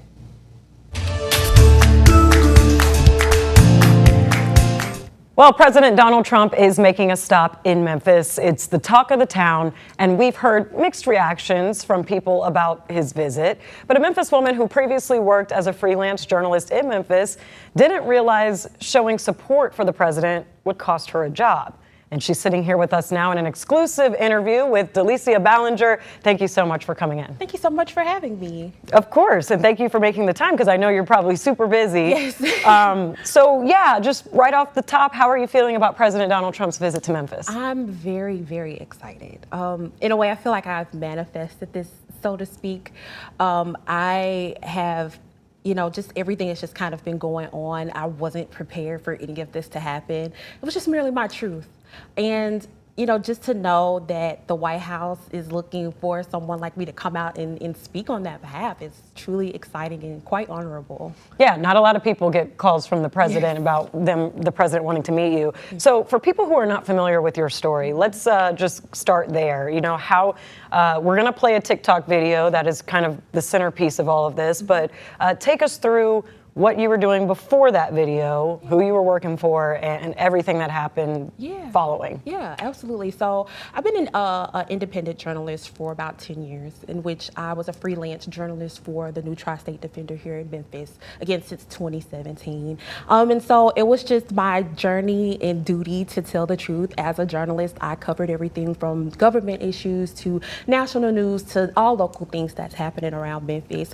And so when the National Guard was here and reporting back sometime September of last year, it was my duty then to cover those stories, in which I did. I did it from a non-biased opinion, from people that were in support, people that were not in support, things that were actually kind of happening around in the city. And I was a bit 50-50, but again, it was my job as a journalist to be able to cover the truth. And so pretty much one day, it was a really beautiful day in October. It was a Friday, and I'm walking out to my mailbox, and I'm noticing something, and it's quiet. And while it's great that it's quiet, it was oddly quiet. And I'm noticing everything around me. It's families outside playing, people walking up and down the street. It was quiet. And so I just whipped out my camera and sat on my porch and basically just gave my honest, raw opinion on what's happening in my neighborhood currently. And before I knew it, literally overnight, this blew up via TikTok very quickly, in which I was very transparent about this with the Tri-State Defender initially. The editor at the time, before the numbers started to climb, she was in agreement with it. She was okay with it. We even had dialogue about it. But once the numbers had started to climb and things like now it's hitting different types of reputable sites and sources, now it's starting to become a problem. I was then presented with an ultimatum as far as, being in support of President Trump and what he's doing. It was either take down what I did or no longer have a tenure with the Tri-State Defender. And I refused to take it down because, again, that's my truth.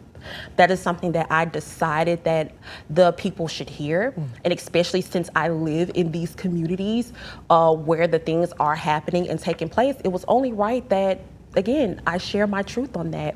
And because of that and the decision that I did decide to make with keeping my videos and things on the TikTok platform, I was subsequently dismissed from the Tri-State Defender.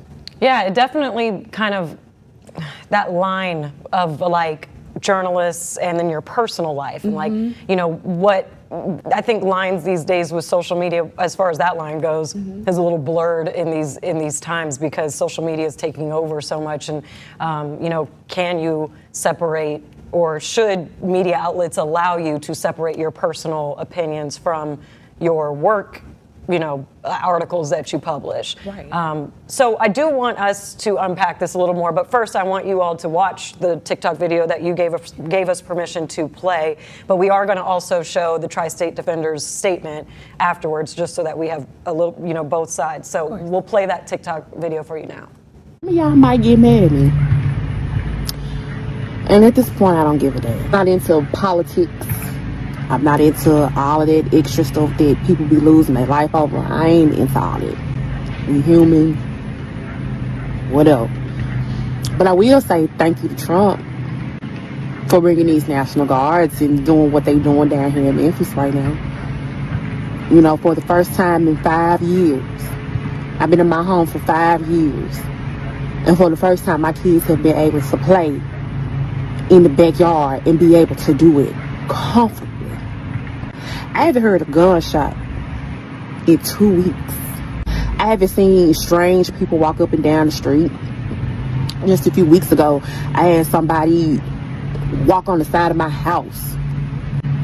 None of that action's going on. I haven't seen no young YNs at the store posted. I haven't seen an Infinity fly past me in weeks. I'm sitting on my porch right now, and I'm watching kids outside playing. people outside walking with their kids, stuff I ain't never seen before living in my neighborhood. But all because we feel safe in this environment, unfortunately, because of the things that are happening here in the city. I hate it had to be this way, but I'm happy. I'm happy. Honestly, I truly feel that this is just a band-aid to the problem. I don't think this is going to completely fix everything. But to have a moment of peace, just thank you, Jesus.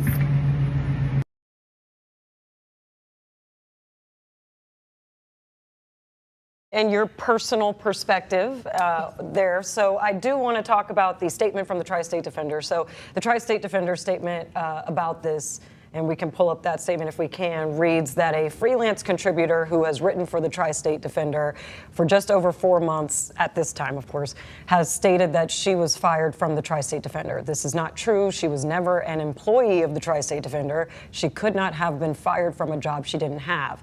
As a freelancer, she was assigned to write news articles about the Memphis Safe Task Force, as well as other topics. The assignment did not include writing columns or opinion pieces for either tsdmemphis.com or social media sites.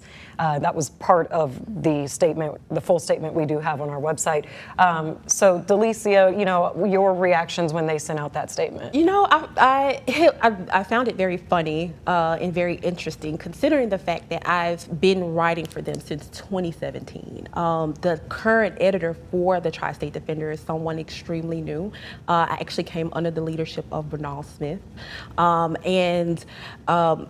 I just, again, find it really, really, really interesting, considering the fact that when it came to other types of reporting that I was doing for the National Guard, it was fine. I, again, reported it from all angles. And considering the fact that I actually made this video with nothing involved with the Tri-State Defender, I wasn't on anyone's clock, or I wasn't in any kind of TSD gear, anything to signify that I was doing anything other than what I was supposed to. It's just, I don't know. I just found it really funny, considering everything that I've been with this company and done for this company throughout the years. Most definitely. So yeah, it definitely begs the question there, you know, how much can you do on your personal accounts when you are maybe affiliated with certain media outlets? So I think you've opened up the door for that conversation. Absolutely. Your story most definitely has. So this is not really about, you know, the Tri-State Defender and you, and the TikTok video certainly put you in a viral situation. So since then, you have gotten the attention of the president. Yes. So yeah, let's take the post video. So how did you kind of start making rounds? Really, honestly, after that initial video, I, from that point, started going, because of course, with all of this, you have people that may not agree or may feel different from myself, and it was my duty to go out and seek other Memphians that may or may not have the same experience. And from what I've seen and the people that I've spoke with, we are happy, and that's the purpose of, you know, ever since that's kind of happened, that's been my quest, is to show that there's action that is taking place and it's actually changing people's lives. I don't feel that, or I feel that it's my duty as a journalist and just as a human being to tell the truth. I live in these communities. I still, at this very moment, still stay in the Whitehaven community. I love Whitehaven. And it's, what kind of person would I be to not be honest about that? And I just felt like that was my duty. And, you know, and it's not about taking sides. I'm not here to take sides. I'm just an American citizen. I'm a mom at the end of the day, versus when it comes down to being a journalist or anything, I'm a mother. And that's important to me, especially being able to have my kids go outside and play now. So it's been a wild, very wild ride. It's been blessing after blessing after blessing.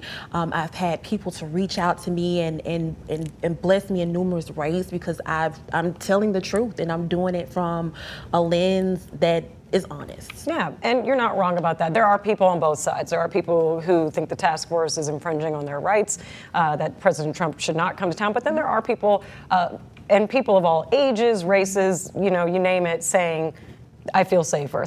We've seen it. We've asked viewers ourselves.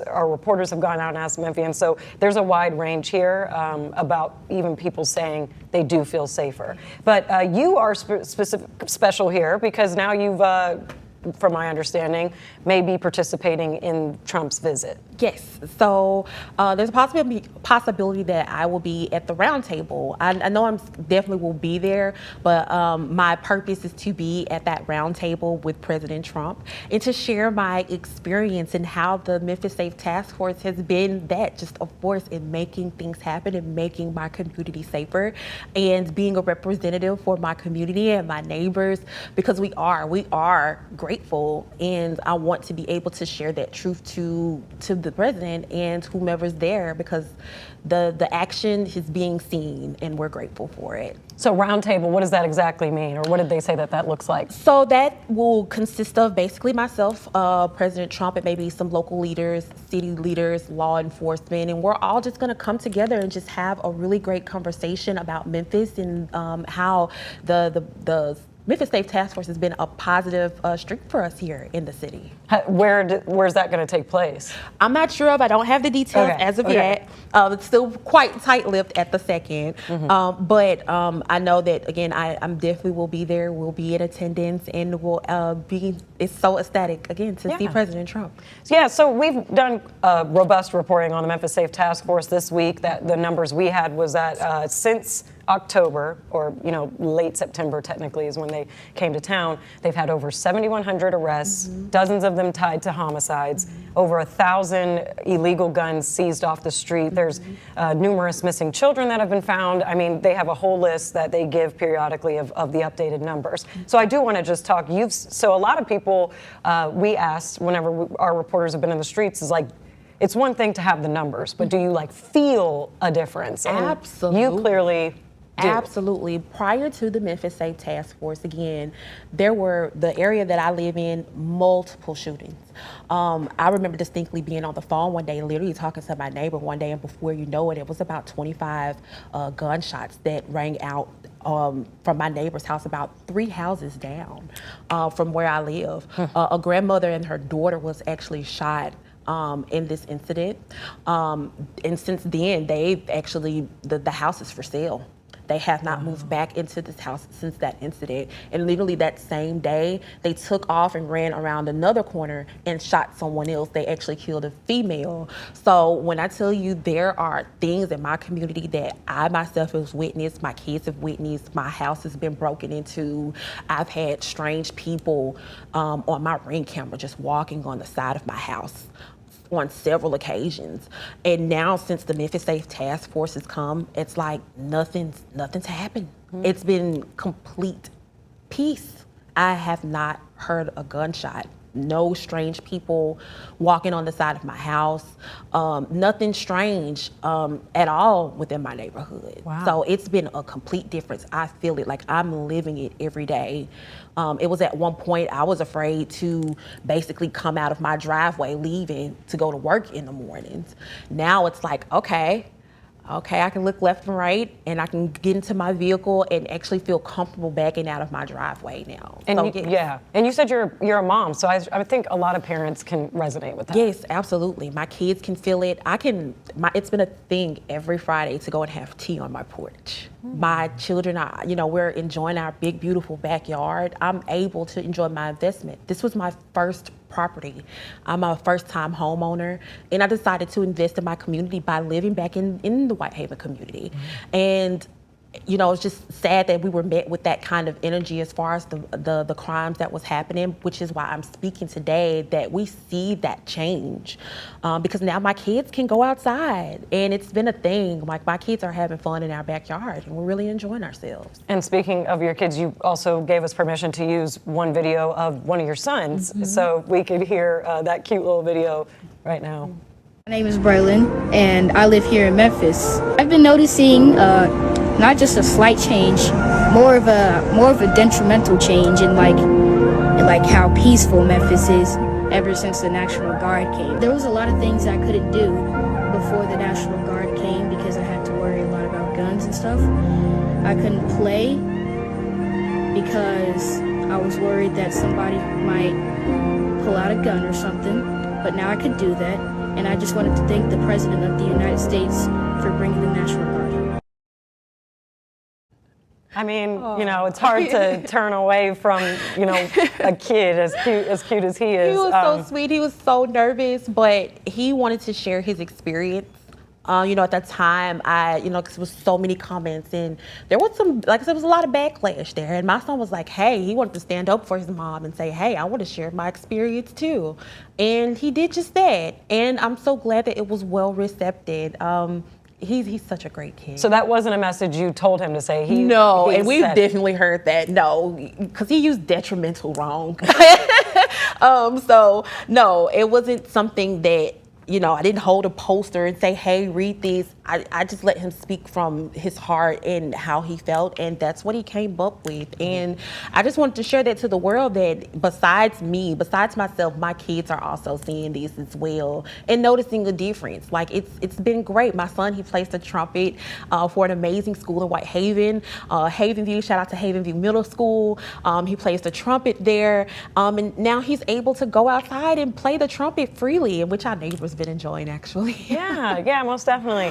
Couple lasting questions here. So I know that I want to say most people could get on board with wanting to feel safer, whatever that looks like. But I don't want to ignore the other side of this for people who have been impacted negatively or feel victimized by this Memphis Safe Task Force. And many of those had to deal with these immigration detentions and actually pulling families apart and separating families. So I know for your family and what you've seen in your neighborhood that you feel safer, but any just notes you want to make to maybe some people, or do you have any way of kind of possibly seeing their side of it? Yeah, I absolutely see their side. You know, like I mentioned before in the video, I don't expect for the Memphis Safe Task Force to come in like Batman and the Avengers and all of that to save everything. And I'm definitely, you know, I have a lot of empathy for those families that have been impacted, especially by ICE. Although I have my own personal opinions with that, at the end of the day, I'm a mom, and I never want you know, anybody to be separated from their family and from their children. But I'm also an American patriot, and I do believe in governance, and I do believe in laws. And if we have to have those laws set in place for us to have a safer America, that's what I'm for. But I definitely am empathetic. I'm definitely empathetic for those families. But I just hope that, you know, there can be some kind of, you know, something that can come together. We can all gel this together and be able to coexist lawfully. Okay. Yeah. Okay. So one other question here. Before the video, what would you have maybe described yourself politically as? I was full-blown liberal. I was a full-blown Democrat. I was definitely for the blue. Wow. But I've since changed that now. I'm very, very proud to be conservative. I've definitely have steered right. I feel like my values definitely align with that of the Republican Party, and I'm very happy. It's been the best decision that I've ever made. I definitely support Trump in a lot of his efforts and some of the things that he's do. And again, keyword some, but the things that he's gotten right, and I definitely support him behind that. You did mention reaching out to people in Shelby County who have the same idea. So how is that going? I mean, have you, and you know, being a black woman in Shelby County, declaring yourself conservative, is it fair to say Republican? Yes. Okay. How have you kind of fit into that in a very blue county? You know what? It's been a remarkable change. You know, I've been welcomed with open arms by the Republican County here, and learning more, you know, with that. So it's been a great transition. I've definitely found more individuals and more Memphians here that agree with alignment as far as the Memphis Safe Task Force, that there has been some change. We are seeing a difference, and that's my whole thing, is getting past the fear mongering and the propaganda, is bringing that truth piece and telling people that yes, he put forth the change, and it's definitely making a difference. Okay. Well, we'll end on a exciting note for you, going to accompanying the President Trump on his visit in Memphis. So anything that you're just expecting or excited about or hope that he talks about or just any expectations? You know, really, I'm just happy to be in the presence of someone that made change. You know, little old me, I'm just a girl from Memphis, from South Memphis by way of Whitehaven. I never thought that this would be on my bingo card to be in the midst of people from the White House and President Trump. So I'm just gonna take this experience, take it all in, and I'm just grateful that just my honesty, because that's what got me here, is just being honest.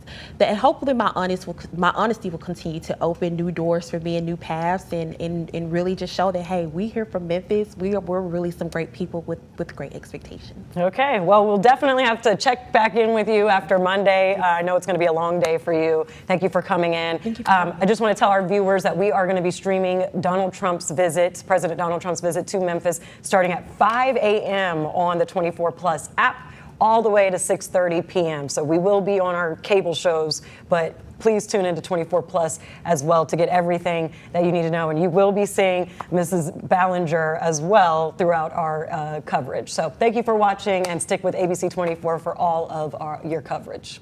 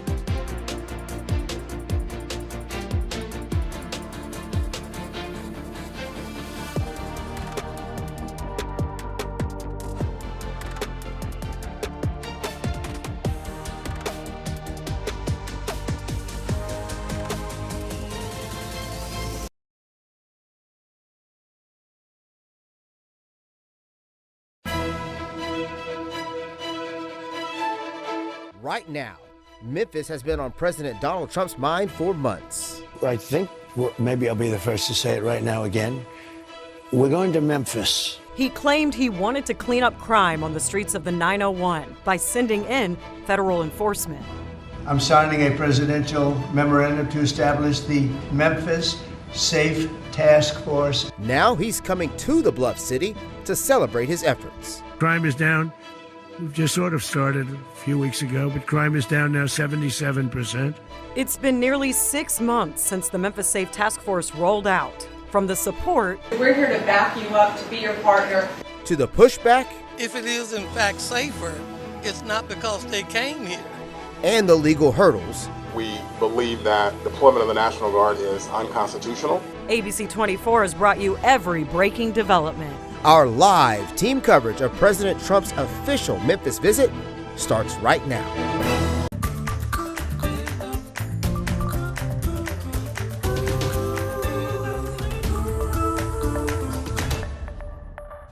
Good evening, and thank you for joining us on the news at 6. I'm Pepper Baker. And I'm Ruben Diaz. We have been covering President Donald Trump's visit to Memphis all day, all morning, and all day. If there's an element you were interested in, we've covered it at some point in time. We're going to continue that coverage. We'll have check-ins with some of our reporters, and we're going to be hearing from President Trump himself. That's right, but we're going to set the scene for you a little bit. So President Donald Trump landed around after 11 and then had a roundtable on the airport grounds with other White House cabinet officials before making his way over to Graceland. Yeah, so there were Pete Hegseth was there, Pam Bondi was there, members of the Memphis Safe Task Force leadership was there. There were also some local Memphians there as well, and a wide range of topics discussed, from the war in Iran to the SAVE Act to the actual Memphis Safe Task Force. Yes, and the numbers that they touted about over 7,100 arrests, as well as 1,000 guns seized, over 1,000 pounds of drugs seized, and over 150 children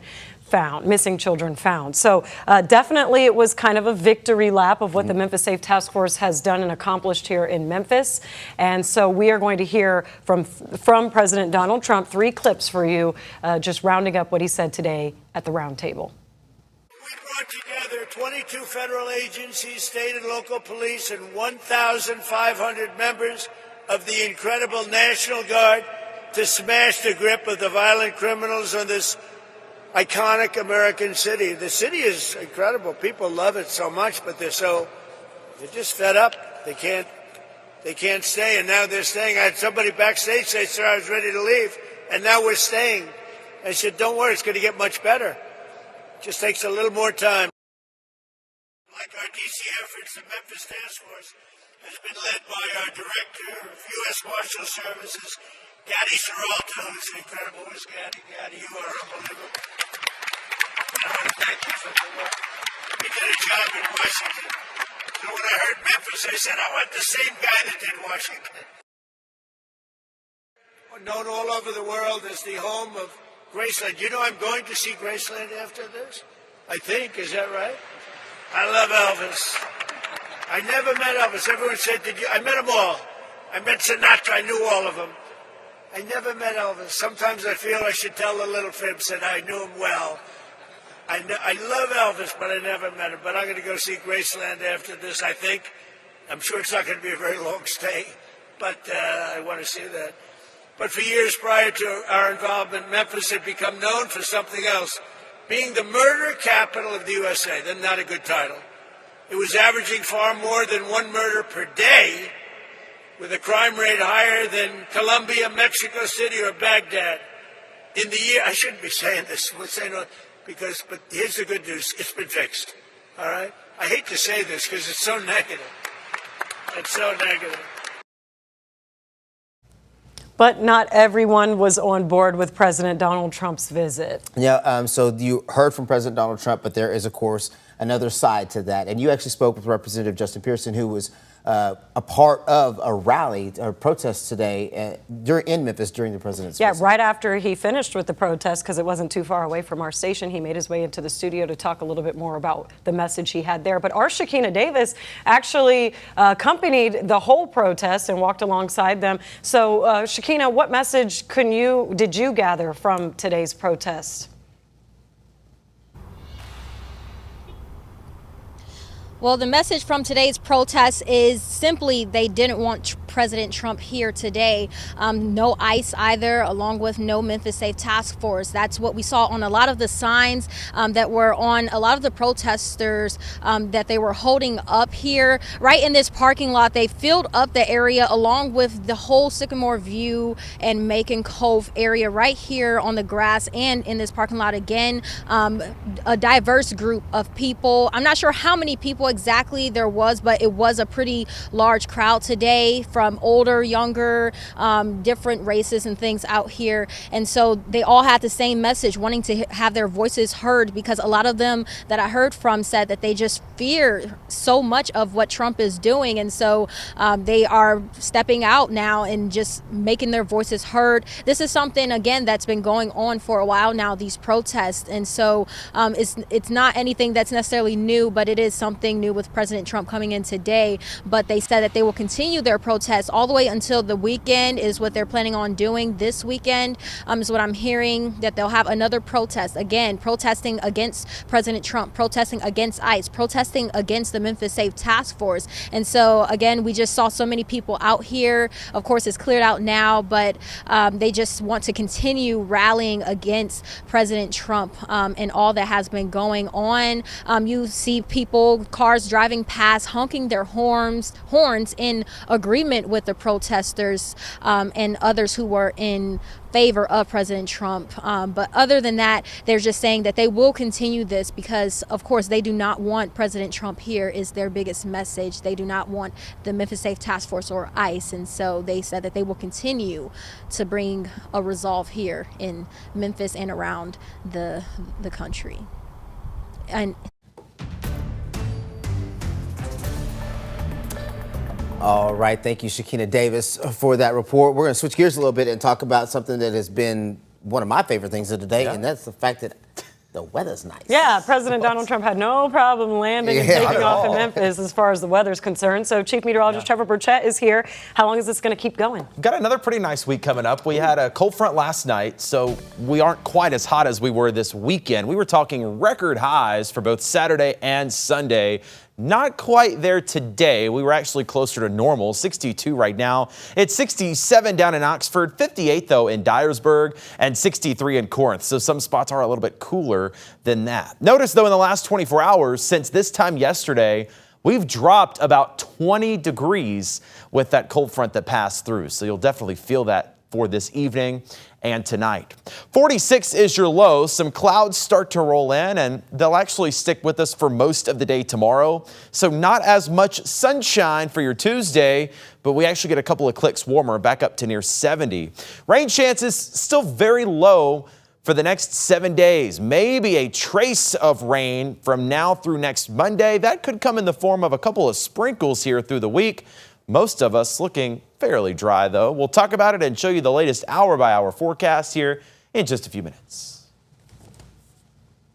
All right, thanks a lot, Trevor, for that. Now, throughout the course of the day, we've been hearing from leadership all across Memphis in getting their take on President Donald Trump's visit. Shelby County Mayor Lee Harris has been very vocal about his opposition to the Memphis Safe Task Force and the National Guard, so much so that he's led a lawsuit against Governor Bill Lee's deployment of the National Guard, claiming it does not follow the state constitution. We were trying to hear from him last week. Yes. So this is the first time that he has put out a statement since President Trump announced his visit to Memphis.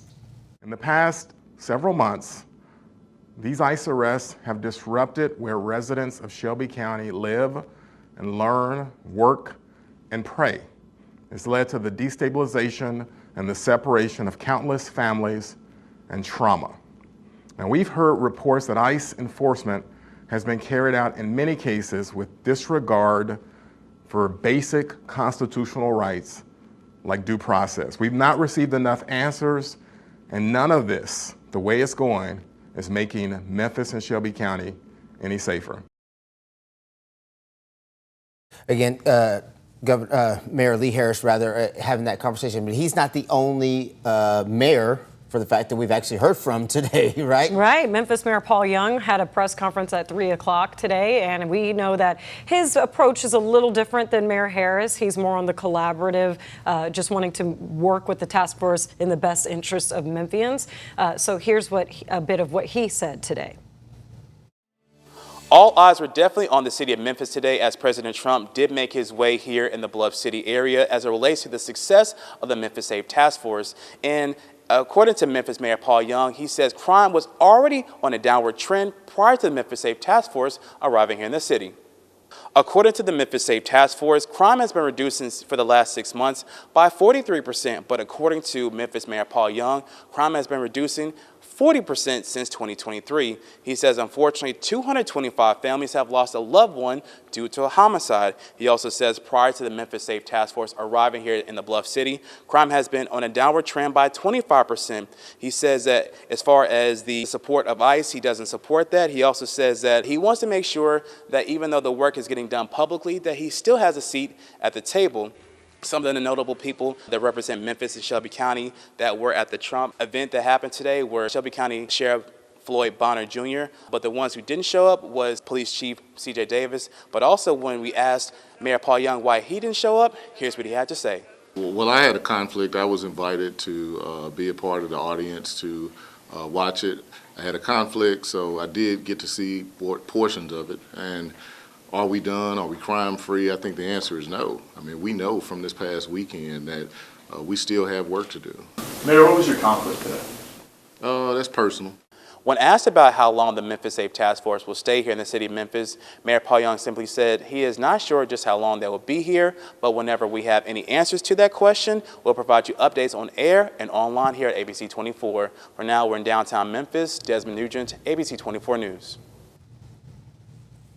Yeah. So interesting that Mayor Paul Young was not able to attend because of a conflict on the president's visit. Right, but lots of other Tennessee leaders there, more so on the Republican side as well. We saw Senators Bill Hagerty and Marsha Blackburn. We did see Sheriff Floyd Bonner. First time that we've been able to actually see him there at the place. So, all right, we will continue our coverage. We've got much more coming up for you after this quick break. We're going to continue to cover this story, and we've got to get you caught up on your weather for the week as well. All that and more when we come back.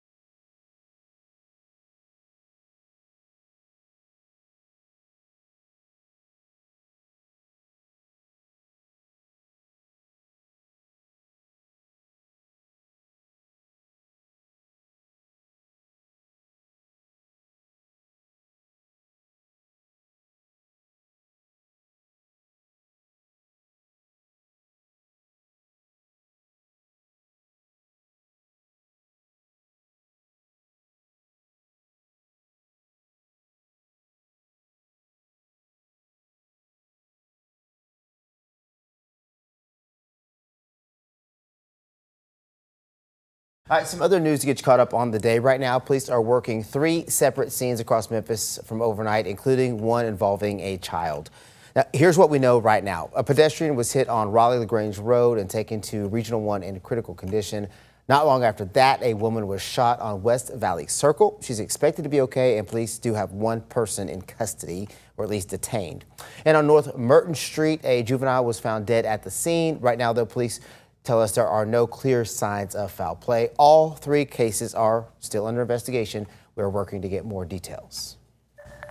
And right now, a new lawsuit is raising concerns about how AI is being used and the impact it could have on kids. A law firm has filed a class action lawsuit against XAI, claiming its technology was used to create explicit images using photos of minors.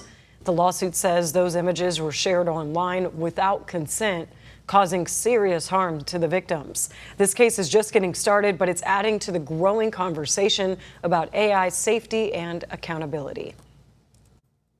Also, right now, if you're flying, expect longer lines at the airports. If you've been on social media at all, you've seen some crazy lines. Federal immigration officers are now helping at major airports to keep lines moving during the government shutdown. They're not doing screening, but they are helping with crowd control and with IDs. Memphis, by the way, is not on that list, but delays could still impact the travelers here. Bottom line here, get to the airport extra early and be ready for delays. All right, taking a live look outside. This in Midtown. Some clouds rolling in now. That'll be the case overnight tonight and tomorrow as well. A check of my forecast coming up right after this.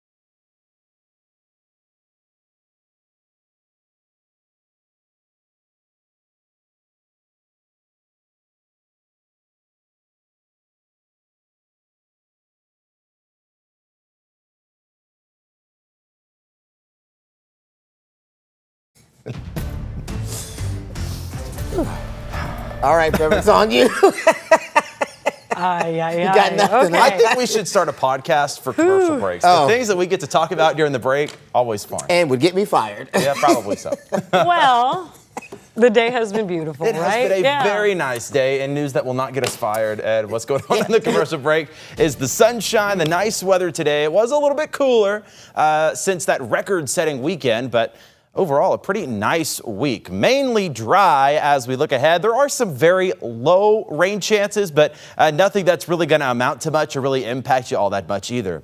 Temperatures do climb through the week, but once again, kind of on that up and down roller coaster, we are going to turn cooler again by the weekend. Noticing outside now, we have some of those clouds moving in after a mostly sunny day. We're going to notice more clouds through the night and into tomorrow. 62, the current report right now, winds out of the north. That's had us feeling a lot cooler today compared to where we were just this time yesterday when we made it to the mid 80s. 46 is your low tonight in Memphis. We'll drop to 44 in Dyersburg, 48 in Clarksdale, and 45 in Corinth. More clouds tonight, and they'll stick around for most of the day tomorrow. So a little bit more of a gloomy Tuesday, but I do think we'll see maybe a little sunshine by the afternoon. Temperatures still in the mid to upper 60s. And there's just that very slight chance of some rain, maybe a sprinkle here or there for the next couple of days. But overall, odds of seeing any major rain, anything that would need you to pull out your umbrella, probably very slim here, not only for the next 3 days, but really for the next 7. Temperatures stair step up, 78 with sunshine on Wednesday, 85 on Thursday. Again, though, for tomorrow and Wednesday, maybe a couple of raindrops. Here's tomorrow at about midday, closer to lunchtime, a couple of areas of very light sprinkle activity. That'll be the case into Wednesday as well. Most areas stay totally dry, but maybe just enough of a raindrop or two to make you wipe your windshield once and then move on. We'll keep it at only about a 10% chance, then maybe a couple of more sprinkles for Friday as another cold front comes in. So I told you we're going to warm up through Thursday. Here comes that cold front. Could provide us with a couple of sprinkles, but not expecting any major rain there. And then another drop in temperature as we get into Friday and the weekend. You can always keep up with the latest radar anytime with Weather Impact 24/7. Just scan that QR code. That'll take you to the ABC 24 Plus app, where you can stream weather and radar all the time. Cloudy for tomorrow, 68 your high with a slight chance of sprinkles. More sunshine Wednesday and a little warmer up to 78, and then mid-80s on Thursday before we cool down again. Sunshine, a couple of clouds Friday up to 73, 60s with sunshine Saturday. Another nice weekend but cooler, 71 on Sunday, and then 78 with mostly sunny skies for next Monday.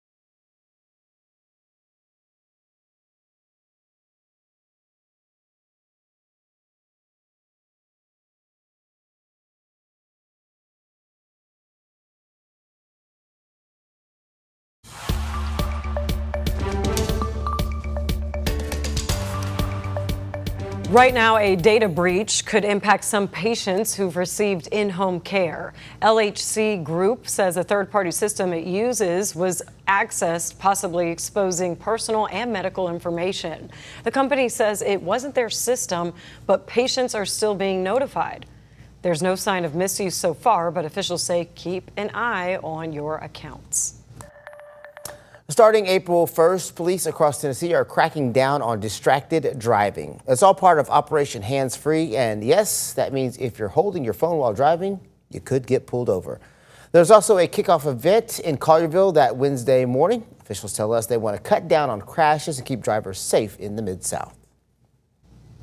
Right now, a bill in Nashville could shift power over local budgets, and it could directly impact how law enforcement is funded here in Shelby County. Lawmakers are considering a measure that would give sheriffs more control over their budgets, limiting what county commissions can change. Under the proposal, commissioners would no longer be able to override a sheriff's budget without that sheriff's written approval. Supporters say it protects public safety funding, but critics argue it could reduce local oversight. All right, you're taking a live look outside right now on this, what is this, Monday? Oh, man, it's just been a long Monday. Feels like it should be Wednesday after everything we've done, but it is a beautiful Monday, so go out there and enjoy it if you can. We'll have another look at the forecast after the break.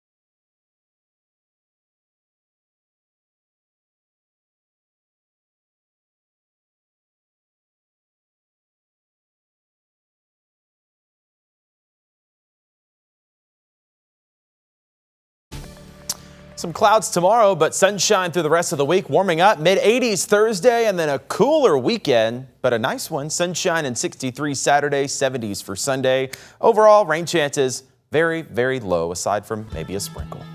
I'm not mad at it. Yeah. Very nice for March. You're going to make some friends this week. I need to, apparently. Not going to have much for your show coming up. I It's know, all but sunshine. we will talk all weather coming up at 6:30. Awesome. That's our show for now. Thank you for joining us tonight at 6. We'll see you in just a bit.